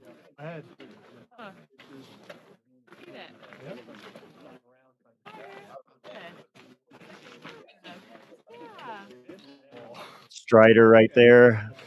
There it is. Showing his appreciation. Medium's great. Thank you so much. Oh no, you're okay. And I love this hat. Thank you so much. Luke Nelson. 16 runners left. 16. Yeah, Megan's official time 47:02:31. Yeah, that means that 7 hours 36 minutes to go that final 9 miles. Wow, that's a fight right there.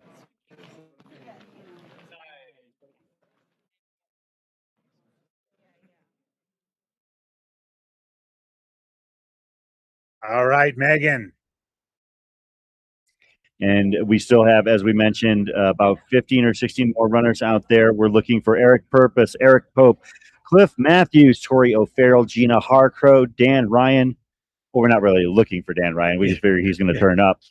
John Willman, Susan Henry, Anon Hana, Nathan Rhodes, Sean Cunniff, Michael Kutu, Justin McMillan, Dima Finehouse, Greg Sisengrath, and Kirsty Reed. John Willman has hit the streets of Silverton, as has Eric Purpose.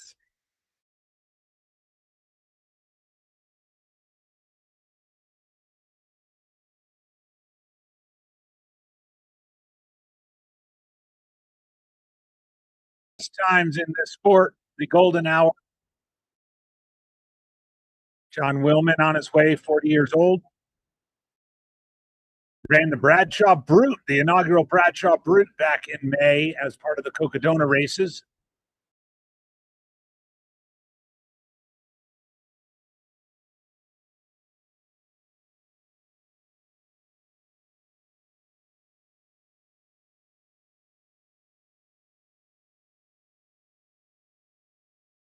This is going to drop down real quickly to say hello to Megan. You go way back.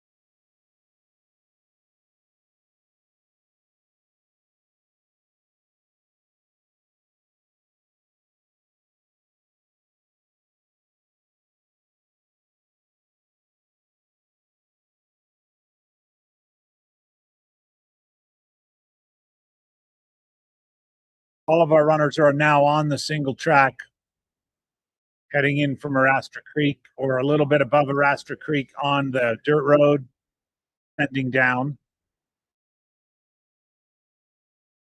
Most of the route that they have left is downhill. Depending on how their day has gone, that is either a good thing or a bad thing.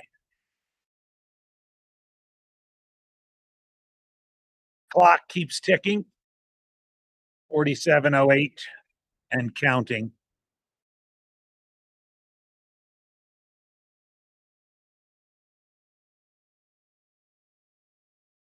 Crowds building in the gym behind us. Crews, friends, haters. Often residents of Silverton get up early today to enjoy the festivities, grab some coffee, and enjoy the finish line festivities of the golden hour. This direction, the run through town is a little bit longer than in the other direction.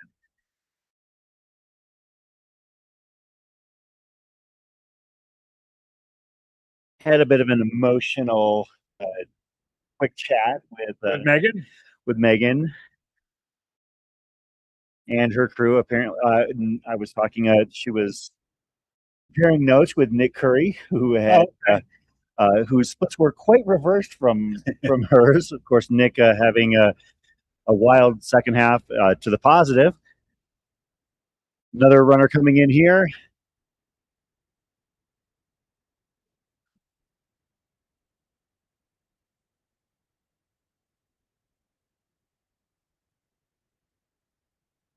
You can see the morning light. We've got our mobile cam out there right now.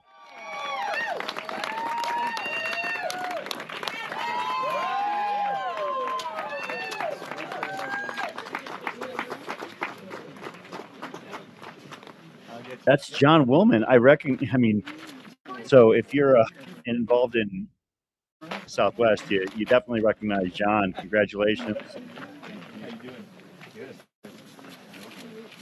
Ran the Bradshaw Brute. Does a lot back of in May. brewing work for runners. John does.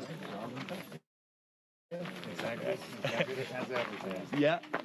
Did the 200 miler across the years. Picking up some of the audio here. Also ran Saddles in Prescott.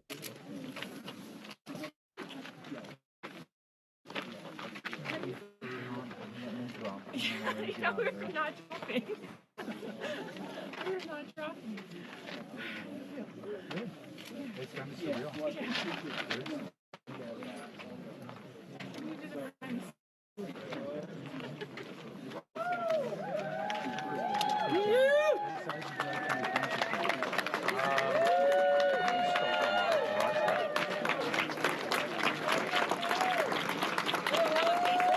Another runner coming in. I'm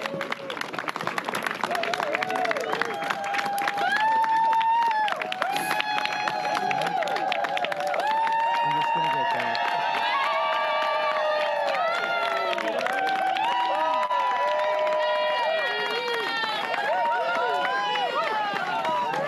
243. That is Eric Purpose All right, Eric.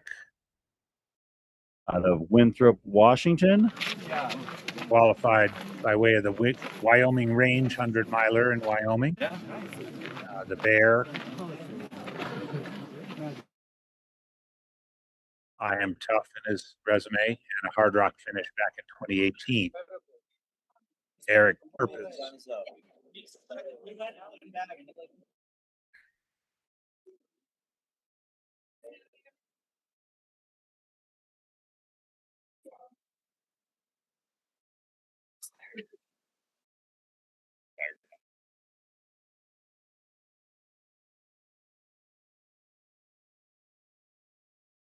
Yeah, we're gonna have a rush of finishers here, AJW.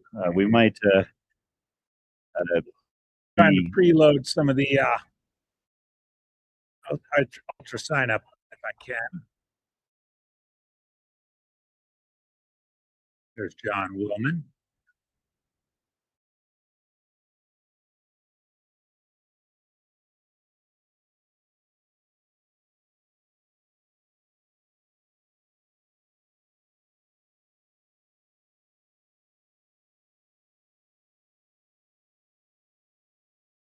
Yep, a little bit of sunlight emerging in the eastern horizon. Any finish. Yeah, it really is. Yeah, you get Got a follow cam out there, and should have a drone up. Not quite yet, probably a little bit early for that, but once we can get it up, we'll get it up. And I don't mean we, I mean our team. I think there's some more people coming in. I think so, for sure, yeah. You want to go say hi to Brittany? Yeah. Let's go say hi to her. Gotta break down the coals. Get everything all Gonna have to do laundry after this. I know, there's some stinky stuff going on.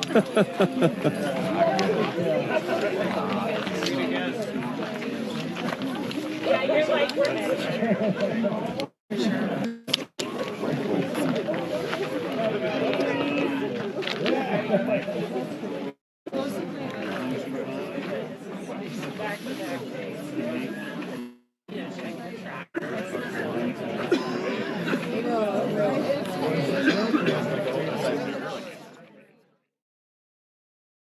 with John and Eric coming in, that brings the total number of golden hour so far to 3.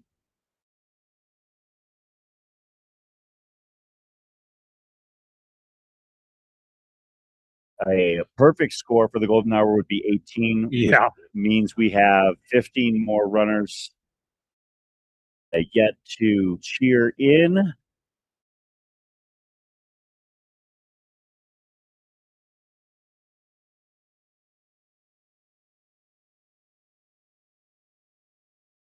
.45 minutes to go. We're awaiting Eric Pope, Clifford Matthews, Tori O'Farrell, Gina Harcrow, Dan Ryan, Susan Henry, Ann Onhenna, Nathan Rhodes, Sean Cuniff, Michael Coutu, Justin McMillan, Dima Finehouse, and Greg Seisengrath, and Christy Reed. And as we've been documenting all evening and morning, Greg and Kirsty really have their work cut out for them to get down in 402 Cunningham. And again, we're, obviously it is a tall order. However, with some of the wackiness going on with some of the timing shifts, we're kind of frozen in some cases because we've had people who's not since they left the last aid station. So we've had a couple of pleasant surprises pop in as finishers here. Maybe with a little luck, some of those people that we are worried about will be among those that surprise us. There's Billy Simpson, a veteran of 10 Hardrocks and a regular stalwart volunteer there in the beanie talking to Howie Stern. He was, I chatted with him. He was out of ERA most of the day yesterday. Again, part of the community that always comes together each year at Hardrock. I expect perhaps our next finisher could be Cliff Matthews, Michael Kutu, maybe Nathan Rhodes. T-Pain telling us that poor Greg Seisenreich has virtually no mountains in Allen, Texas. That it's flat as a pancake out there. Maybe Greg has done some incline treadmills, some Stairmaster to the Texas Hill Country for some long training weekends. In Texas Hill Country at the end of last year. It's a little bit hillier than I expected.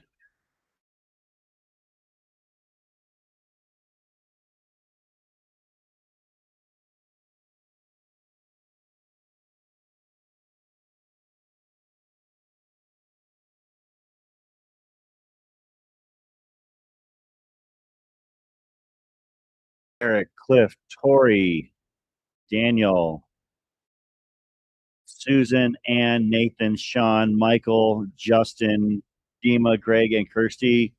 Come join us in Silverton in the next 1 minute. Let's do it. There are 14 of you, the fabulous 14. A bunch of New Mexico runners. There's 4 of you from New Mexico. 14 are from New 4 Mexico? of the final 14 are from New Mexico. Eric Pope, Clifford Matthews, Dan Ryan, and Sean Cuniff. Just 1 Coloradan, Gina Harcrow. A Texan, Greg Seisengrath.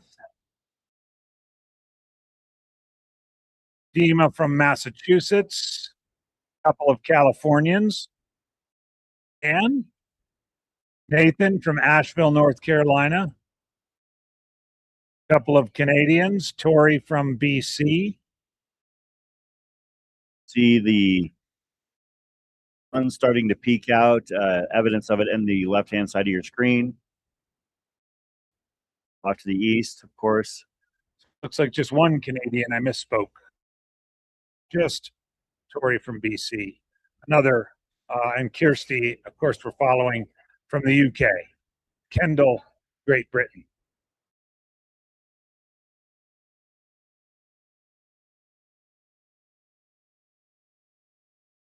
So Dan's tracker hasn't pinged in 43 minutes. The last time he did it was as he was crossing a Roster Creek. Makes me wonder if he fell in and got the tracker waterlogged or something. Well, Cordis Hall is out crewing him. Wait, he's got Abby racing him and Cordis crewing him? Yeah. Oh, yeah. He's not messing around. Man. Yep. Cordis and Abby Hall. Pretty good support crew. Pretty good.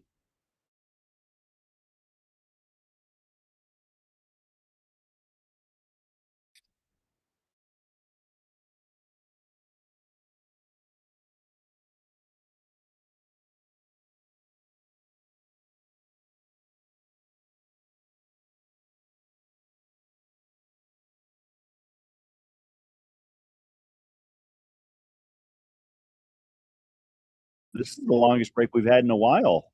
Yes.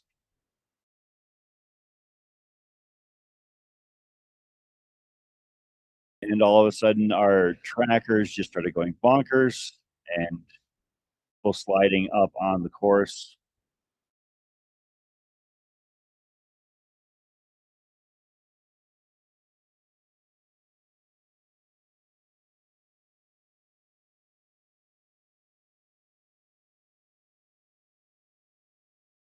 Currently, it's a 5-hour drive from Allen to the Texas Hill Country. Not exactly in the backyard. No. Lots of love in the chat for Christy, Kirsty, Greg, Cliff, Daniel, Nathan, Susan, Sean. Let's go. Oh. Golden hour at Hardrock. Our last finisher came through 10 minutes ago. Very unusual for this stage of the game. Yeah, which means we're gonna get we're gonna get peppered with a ton of people. Final 14. We're gonna do our best to call y'all in. Of this group, four are in their 60s. Eric Pope, 63, Clifford Matthews, 63, Ann Onhenna, 62, Dima Fenhouse, 63. Could the fabulous 60s end up to back DFL? It could happen. That would be wild. Another 5 runners in their 50s. Gina Harcrow, 54. Ethan Rhodes, 50. Sean Cunniff, 54. Justin McMillan, 52. And Greg Seisengrath from Allen, Texas, 50. 5 in their 50s. Of the 14, the final 14, if you will, the fabulous 14, 9 of them are 50 and over. Then we've got the kids. We've got Torio Farrell, 39, Ryan, 30, Michael Coutu, 39. Gina Harcrow, one of our finishers we expect to see coming in. Last finished Hardrock in 2023. This would be her second finish, which of course would give her true Hardrock. Yeah, true Hardrock. True Hardrock. I wonder if there's bonus points for both directions in the golden hour. If not, there should be. Thank you, Conquering 1 and 360 for the donation. So Gina's last finish in 2023 was 47:40:15. These people know what they're doing. You've got 2 runners who, coming in the last 30 minutes in their previous Hardrock experience. I'm feeling better. Feeling better about that. Watch Conquering 1 and 360.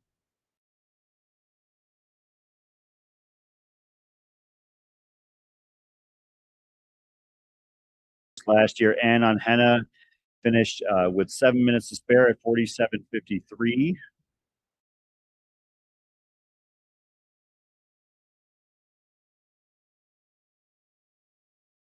Two years in a row of DFL would be, I would almost defy imagination.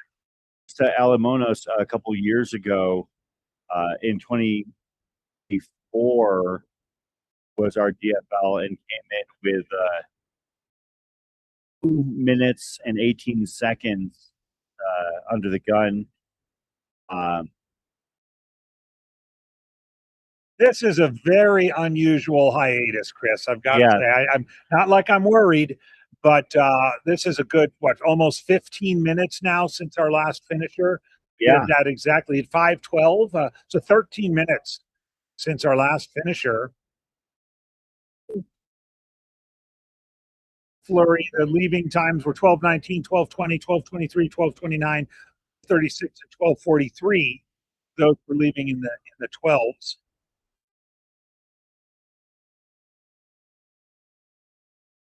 Those are up. A couple of the New Mexico boys, Eric and Clifford from Albuquerque.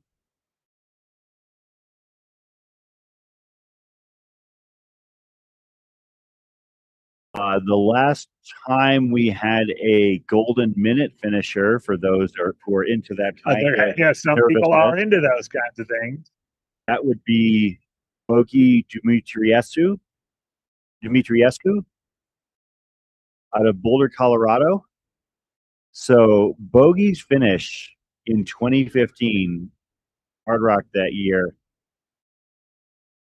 37 hours, 59 minutes, and 59 seconds. Yeah, that's not a misprint. Literally in the final second.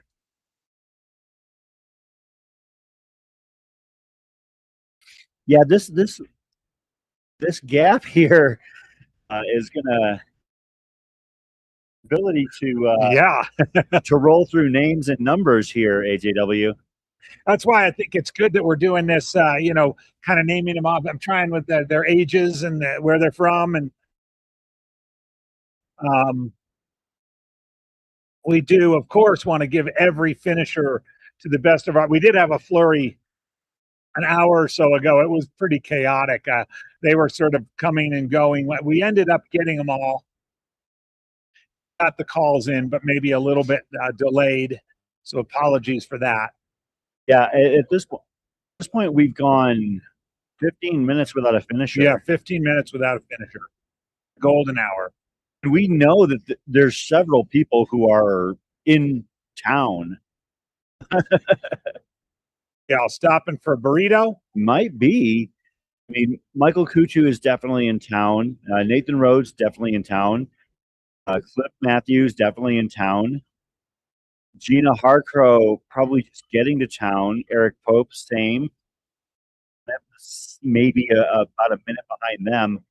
I mean, 1, 2, 3, 4, 5, 6. They colluded and all said, hey, let's just wait here and all go in together and mess with AJW and Chris. Maybe like arm in arm or hand in hand. But yeah, there's going to be 3 more. There's the snail. So Dan Ryan, Ann Henna, and Tori O'Farrell are a little bit further back. All right, they're clearing out a little bit here in our finish line camera. We might be ending this drought. For Eric Pope, Ford Matthews mentioned Ann Henna was in range last year's DFL. Just about 47 and a half hours is our next finisher.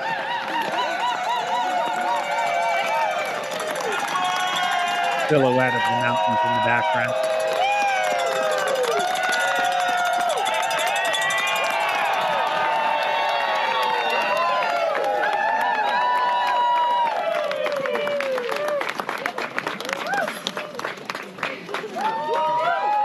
Upper right. Bib number 19, that is Nathan Rhodes.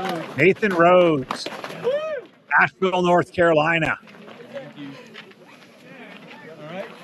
That was awesome. Well, Nathan Rhodes made it through the golden hour. Yeah. Oh, I'm feeling. Getting greeted customarily by run director Garland, 50 years old from Asheville. Hardrock last year in 47:34, so it's familiar with this golden hour. Now a true hard rocker. Oh yeah,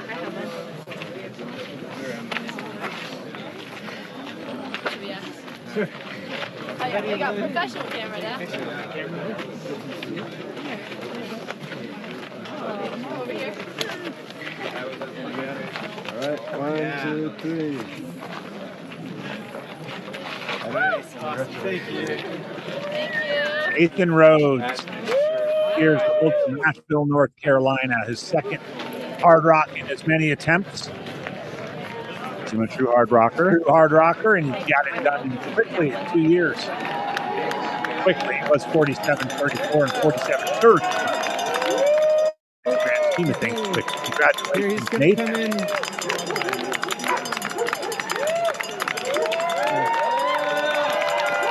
Hearing some cheers coming again. Nathan becomes our 105th finisher. Next into the chute.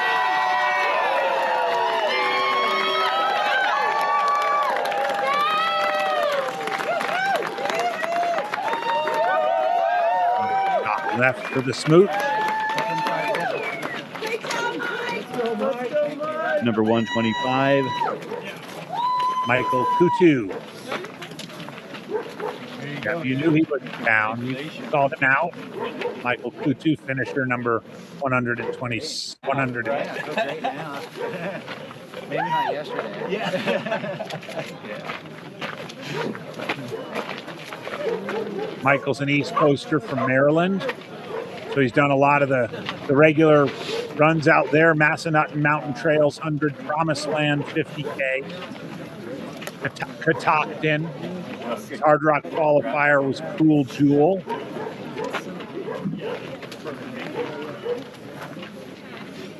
First time here at Hardrock.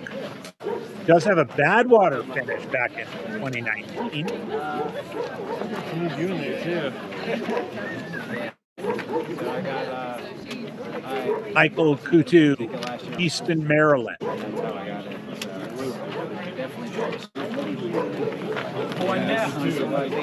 47, 30. Get in there, team. Come on. Come on, John. Get in there, John.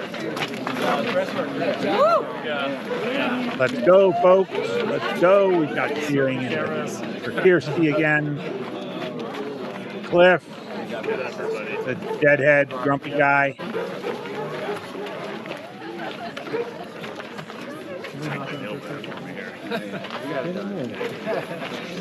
Go in.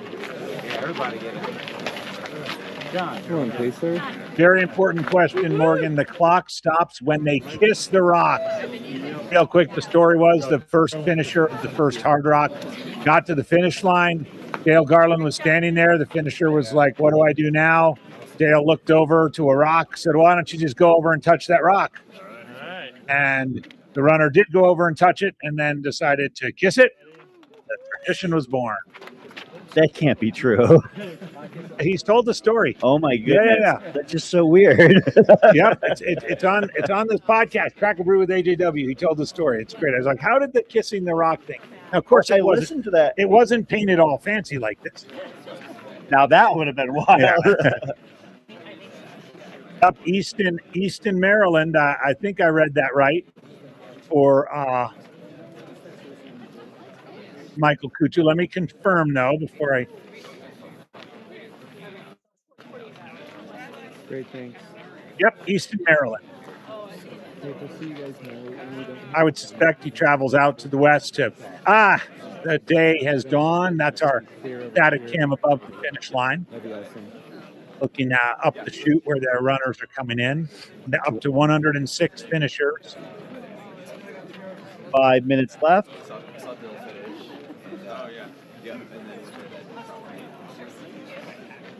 Dirty Dozen. We've got 12 out there. But Cliff Matthews, Gina Harcrow, Sean Cunniff, and Ryan and Eric Pope to be coming in here fairly quickly. And on Hannah and Tori O'Farrell. Hard to say, but might be the final runners to make their way in. Although, I guess 25 minutes still. Justin McMillan, Dima Finehouse could have a shot. I feel like Kirsty Reed is a great unknown, as is our runner back at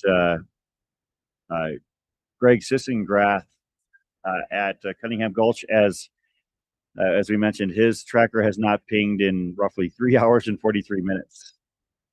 Got some cheering again. Here we go. Another runner coming in. Down. That's Cliff Matthews right there. Cliff Matthews.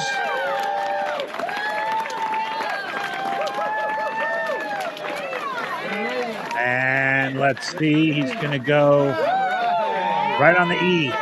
E in endurance. Well done, Cliff. Wait, is that? Let's make sure. Yeah, sorry about that. Albuquerque, New Mexico, Cliff Matthews. Yeah. Oh, I did The work. New Mexican Mafia Or is here. it Eric Pope, possibly? Yesterday. Maybe this might be my mistake. Got it. I saw the facial hair and just automatically assumed it was Cliff.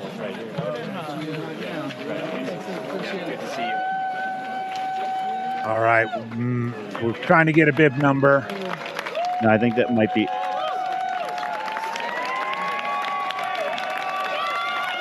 Yeah, that was Eric Pope. Sorry about that. My apologies. There we go. Eric Pope. Also from New Mexico. Also 63 years old. With a crazy mountain qualifier. Here we go. Our next finisher. That's Gina Harcrow right there. Harcrow. A true hard rocker. Just completed it in the other direction. Along with her finish from 2023. Attaway, Gina. What's that? I didn't want to. I Gina wasn't planning Harcrow. on it this time. It just happened anyway. Getting it done. Wow. Was a Cocodona finisher in 2024. So we still have at least 1, 2, 3, 4, 5 runners in the streets of Silverton, which is a lot. Another runner coming down. A slight lean. I'll call it 2 o'clock. We got a leaner. But a mild lean, little pitch back. That's Cliff Matthews right there. There's Cliff Matthews. On the R of endurance. Oh. Thank you. And I apologize for shouting during the trivia thing. Cliff Matthews. A lot of the local stuff. San Juan Solstice, Jenez Mountain, and Cedro Peak. Had a nice javelina back in 2025. So doesn't mind the fast stuff. Small. Yeah. 8 foot. Got a 200 under his belt. Way to go, Cliff. Grumpy old deadhead, I think, or something like that. Another one of our 6. Yeah. That was a mild lean. I'm giving it a 2 o'clock. Nothing to worry about. 151, Chris. Susan Henry. Her son finished about an hour and a half ago, David. Now Susan is finished. And Lauren is also an ultra runner. So the Henry family had the Henry family and the Curry family tied for a pair of finishers here. Yeah.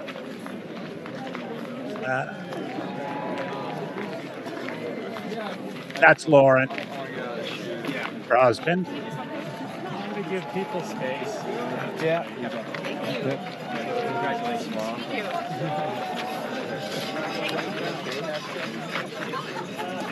And that's Susan. Got it in the bag all day. 20 minutes to spare. Never a doubt. Never a doubt. They're from Eastern Oregon, Baker City. Great folks. Got to know them over the years. There's David. Their son in the orange. 41 years old. And up the chute again.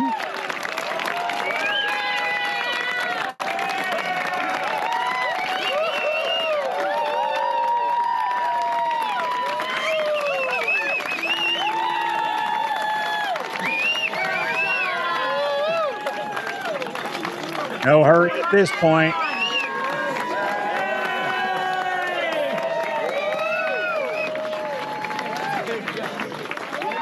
Might be Sean Cuniff. And a little bit low. Yeah, that is Sean Cuniff. So 3 Albuquerque, New Mexico finishers in the last 3 to 5 minutes. On an Albuquerque. Of course, we have 1 more New Mexico runner yet to come. And I know it's somebody you're looking forward to seeing. I'm looking forward to see Dan Ryan from Los Alamos. Maybe he should move to Albuquerque. John Cuniff, Eric Clifford Matthews, all from Albuquerque, all finishing the golden hour. Yeah, of course I did.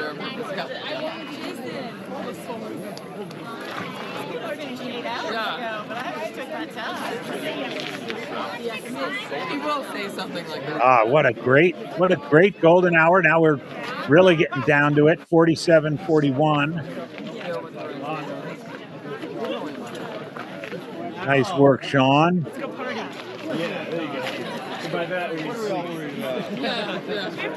Albuquerque, the hero of the golden hour, clearly. Yeah, this is the New Mexico golden hour. Yeah, We're just kind of living in the it. New Mexico golden hour.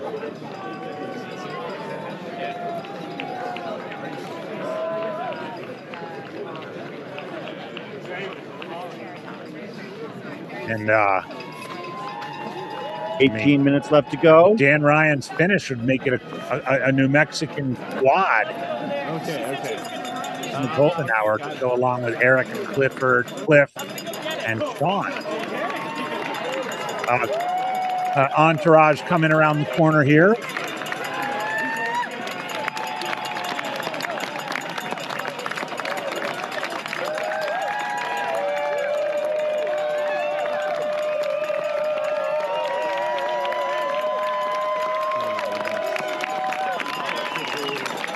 Nice to see a nice crowd gathered along the finishing chute.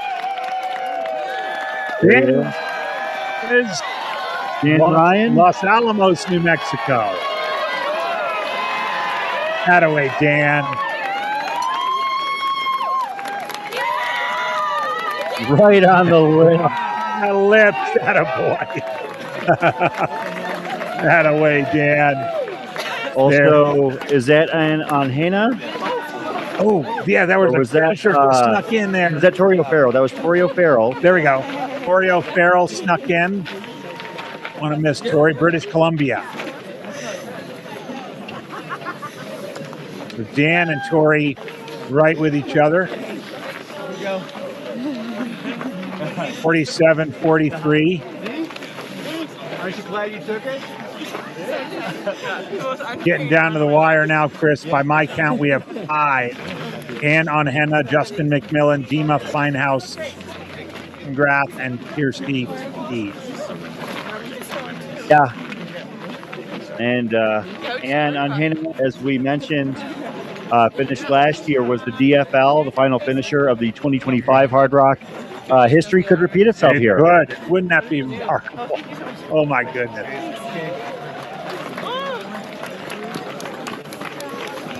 Yeah, folks, you're really witnessing like the sport at its finest. Just take that in. Beautiful natural environment in this stunning town. A couple hundred people. Here comes another finisher.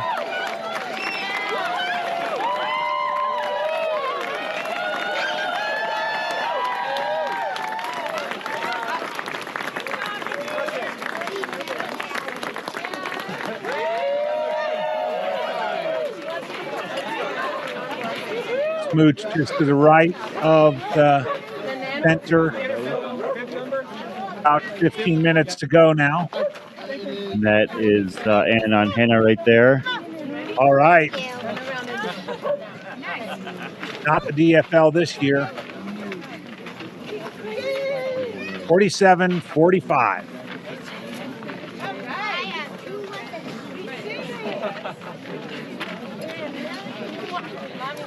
And then there were 4. No. 1 minute. Sorry. McMillan, Ascadero, California. Dima Finehouse, Waban, in Massachusetts. Greg Sissengrath, Allen, Texas. Kirsty Reed, United Kingdom.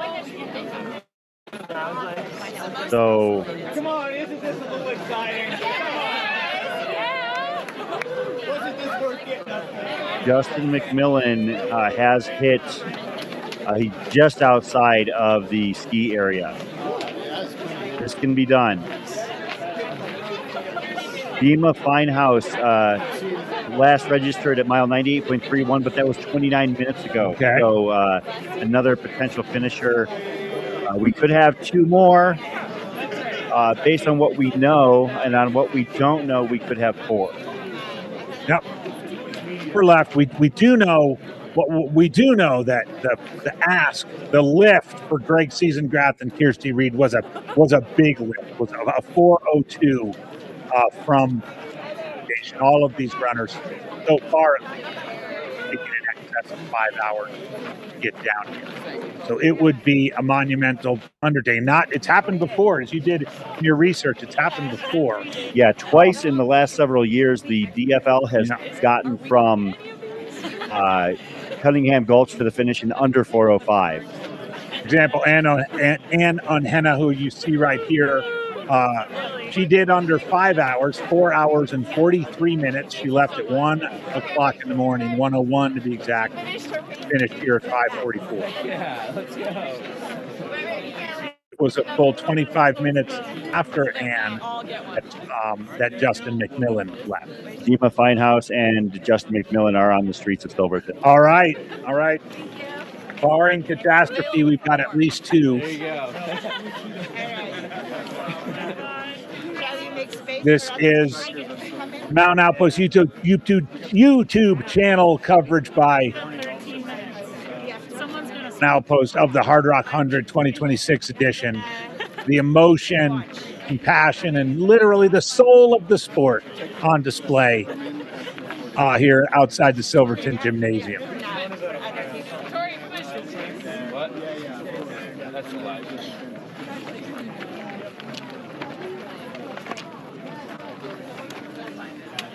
You want me to hold your vest back for you or anything? No, thank you. All right. At this point, we can fully pamper you, so. I don't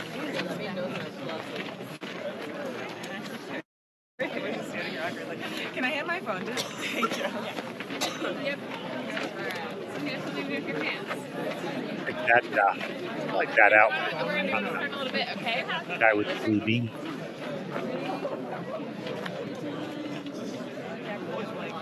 Thank you. Okay. Lap around the San Juans. In the books. Yeah, that's the kiss. Hey, O'Farrell. It's like the kiss cam. Tori and Ann. Our 25th and 26th women. Watermark was 27. History of the race. 3 years ago. Steve Reed makes it, but be at a tie the largest number of women finishers in the history of Hardrock.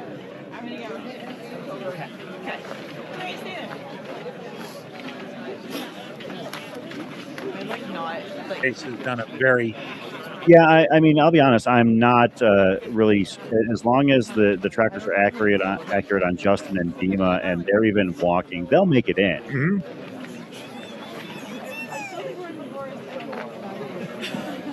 Basically, once they hit the bridge into town, it's 1, 2, 3, 4, 5, 6, 7, 8 blocks, and it's flat. There we go. Katarina Hartmuth, the Cookie Monster. Been out here, hours. Yeah, 4 or 5 hours. Was out here yesterday as well. Uh-huh.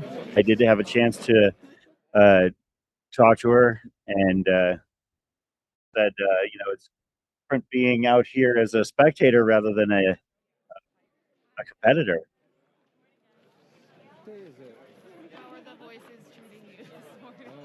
Verbally to say one of the most talented and accomplished trail mountain runners in the world. Absolutely.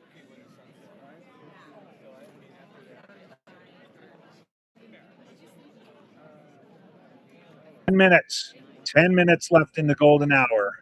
This race that started with Ludovic Pomeray winning in 21 hours and 11 minutes. We are 26 hours later celebrating the final finishers.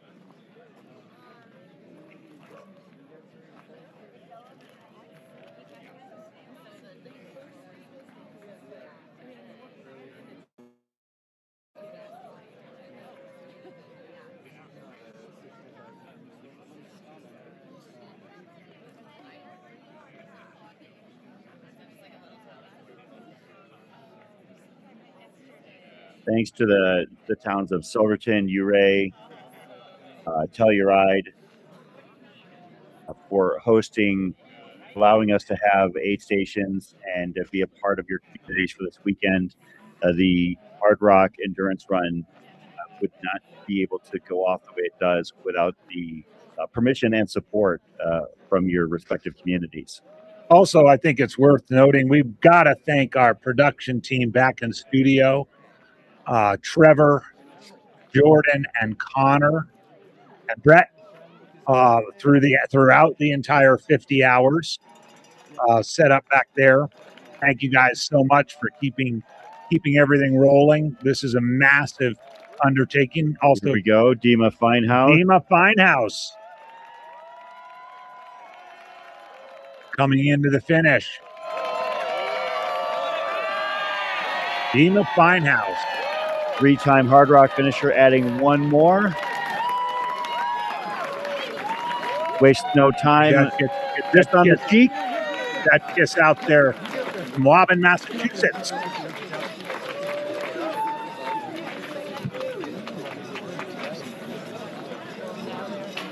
Out of Dima. Thank you, Morgan, for the donation. Much appreciated. Yeah. Woo. There you go, Dima. Way to go. Let's get a picture. That was all business. Yeah, I know the tracker is showing Dima several blocks behind, but we know the town. We know what the mile is like. Yeah, and the tracker. Yeah. So we're gonna speak from experience here. Justin McMillan, as long as Justin has been even moving in walking pace, we would expect to see him here. The go was 0.8 of a mile out. I would assume he's somewhere on 14th Street, possibly turning on to Snowden here any moment now. Dangerous there, isn't it? This is the last one. Yeah.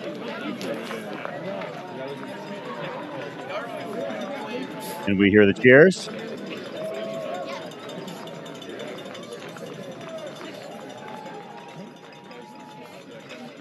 The 31st running of the Hardrock 100 mile endurance run. Here we go, coming around the corner with plenty of time on the clock.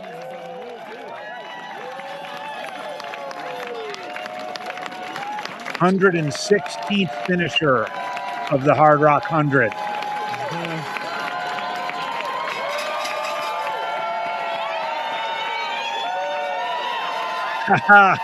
Doing some pirouettes.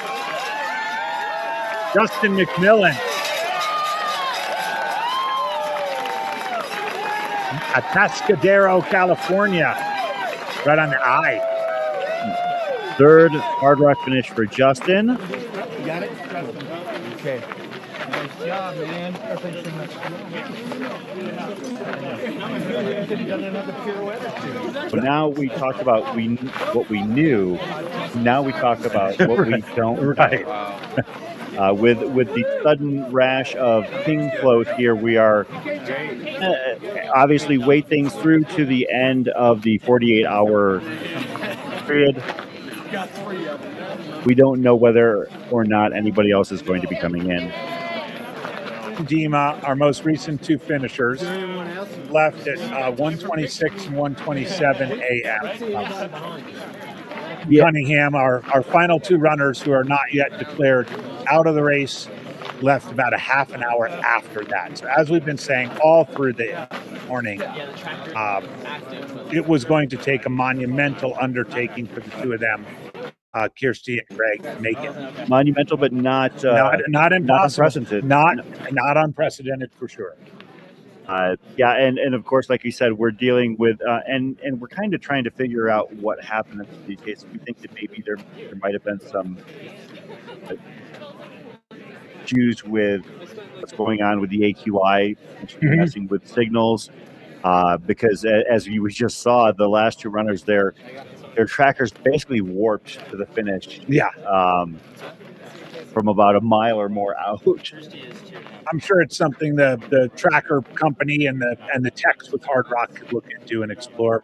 We're by far the people experiencing this, just the ones talking about it. Yeah, yeah. 2 of the last 4 DFLs actually covered that final stretch from Cunningham to the finish in under 4 hours 5 minutes, which was incredible to me to find out. But if you're under that kind of duress and you have under pressure, maybe that works for you. But we are going to hang out here to the end of the 48-hour time period to further celebrate any last-minute finishers.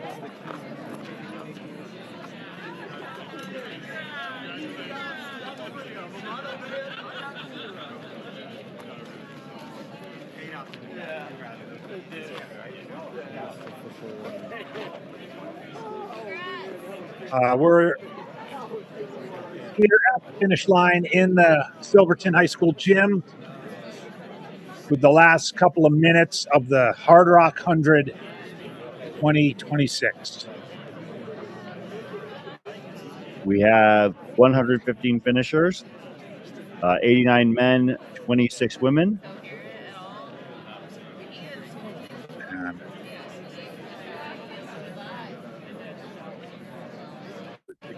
My mistake, 116. I think, yeah. Finishers. I think I got 116, and then that would be the 79% finisher rate overall. Yeah, where we to end now, which it looks like we might to be a 78% finishers rate.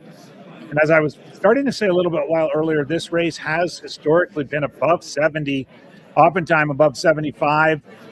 In my opinion, for a couple of reasons. One, the somewhat generous cutoff of 48 hours.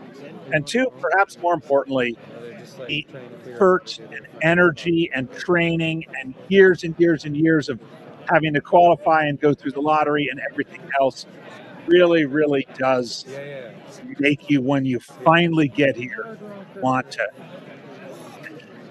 actually get it done. The effort that you have to undertake to get into this run is unbelievable. So once you get here, you've obviously shown the dedication. You put in the work. You put in the miles. The investment of yourself personally and financially. Yeah, running these qualifiers does take time, effort, and funds. Absolutely. And I think therefore, within you're going to train your butt off and make sure you can get it done, and you're also going to piece it in such a way that it gives you that opportunity. You might be able to go all out and try and go for it and get some sort of time goal, but really, what you're going to do is hopefully come here and get it done. Because for many, many people, this is a one, just like Western States a couple of weeks ago. This is a once in a lifetime opportunity. And we are down to our final minute, about 40 seconds left.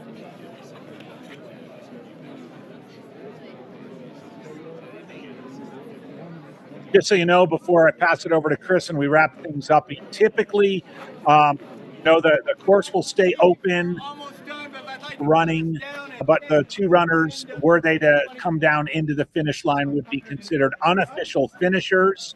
They're still out on the course. They made it out of the last checkpoint in time. They didn't make the final finish. They would be declared DNF at Cunningham. And there you have it. And with that, the Hardrock 100 Endurance Run has concluded. Thank you to Ultra, our title sponsor, for making all of this possible. Thank you to all of our sponsors, Ultra Spire, Shocks, Horton, Tantrums, and Sunto. Thank you to all of our drone pilots out there in the field. Thank you. Here we go. We're on camera now. So we're going to pivot here. AJW, final thoughts on what we saw this weekend? I think from top to bottom, it was another incredible Hardrock. I think the challenge of the weather and the smoke yesterday and today was probably a little interesting challenge for people. We saw fascinating stories from start to finish. We saw new runners who came here. Once again, the course and the area is the big winner. The San Juan Mountains, southwestern Colorado, no place like it. And I think what we've been able to do with the coverage here, I hope those of you who've been able to see the coverage out there and the drone footage and the cameras on the ground realize what a special place this is. And this was just fun. It's fun to do it, Chris. And with any luck, we'll do it again next year. Well, the dirty little secret when it comes to our race coverage is, frankly, when we sit here in front of the camera or on the microphones, it's really no different than we're having conversations like about anything else. So I really relish our opportunity to cover these events together. And I love working with everybody. I think that we have assembled some great people. We found some great teammates here at Mountain Outpost. We've, Corinne Chalvoy did a lot of work this weekend. Her husband, Graham, took on some work. Jeff Browning, Rachel Entrikin was in the studio with us for a while. So thanks to everybody who is a part of this Mountain Outpost team, all of our producers back at the shop, Zach Marion here on this side of the glass. Thanks to Jamil Curry for having the vision to actually do this, and also thanks to him for finishing. That's right. But I think with that, the 2026 Hardrock 100 endurance run brought to you by Ultra has drawn to a close. Ultra Spire, Shocks, Morton, Tantrums, and Sunto also sponsors here, and we are going to sign off here. We're going to actually pick up to watch the graduation ceremony here this morning, but our work is done. And thanks for tuning in. Tune in next week as we'll be out at Salida, Colorado, covering High Lonesome. For Andy Jones-Wilkins, I'm Chris Warden. Thanks for tuning in, and we'll see you next time. See you, everybody.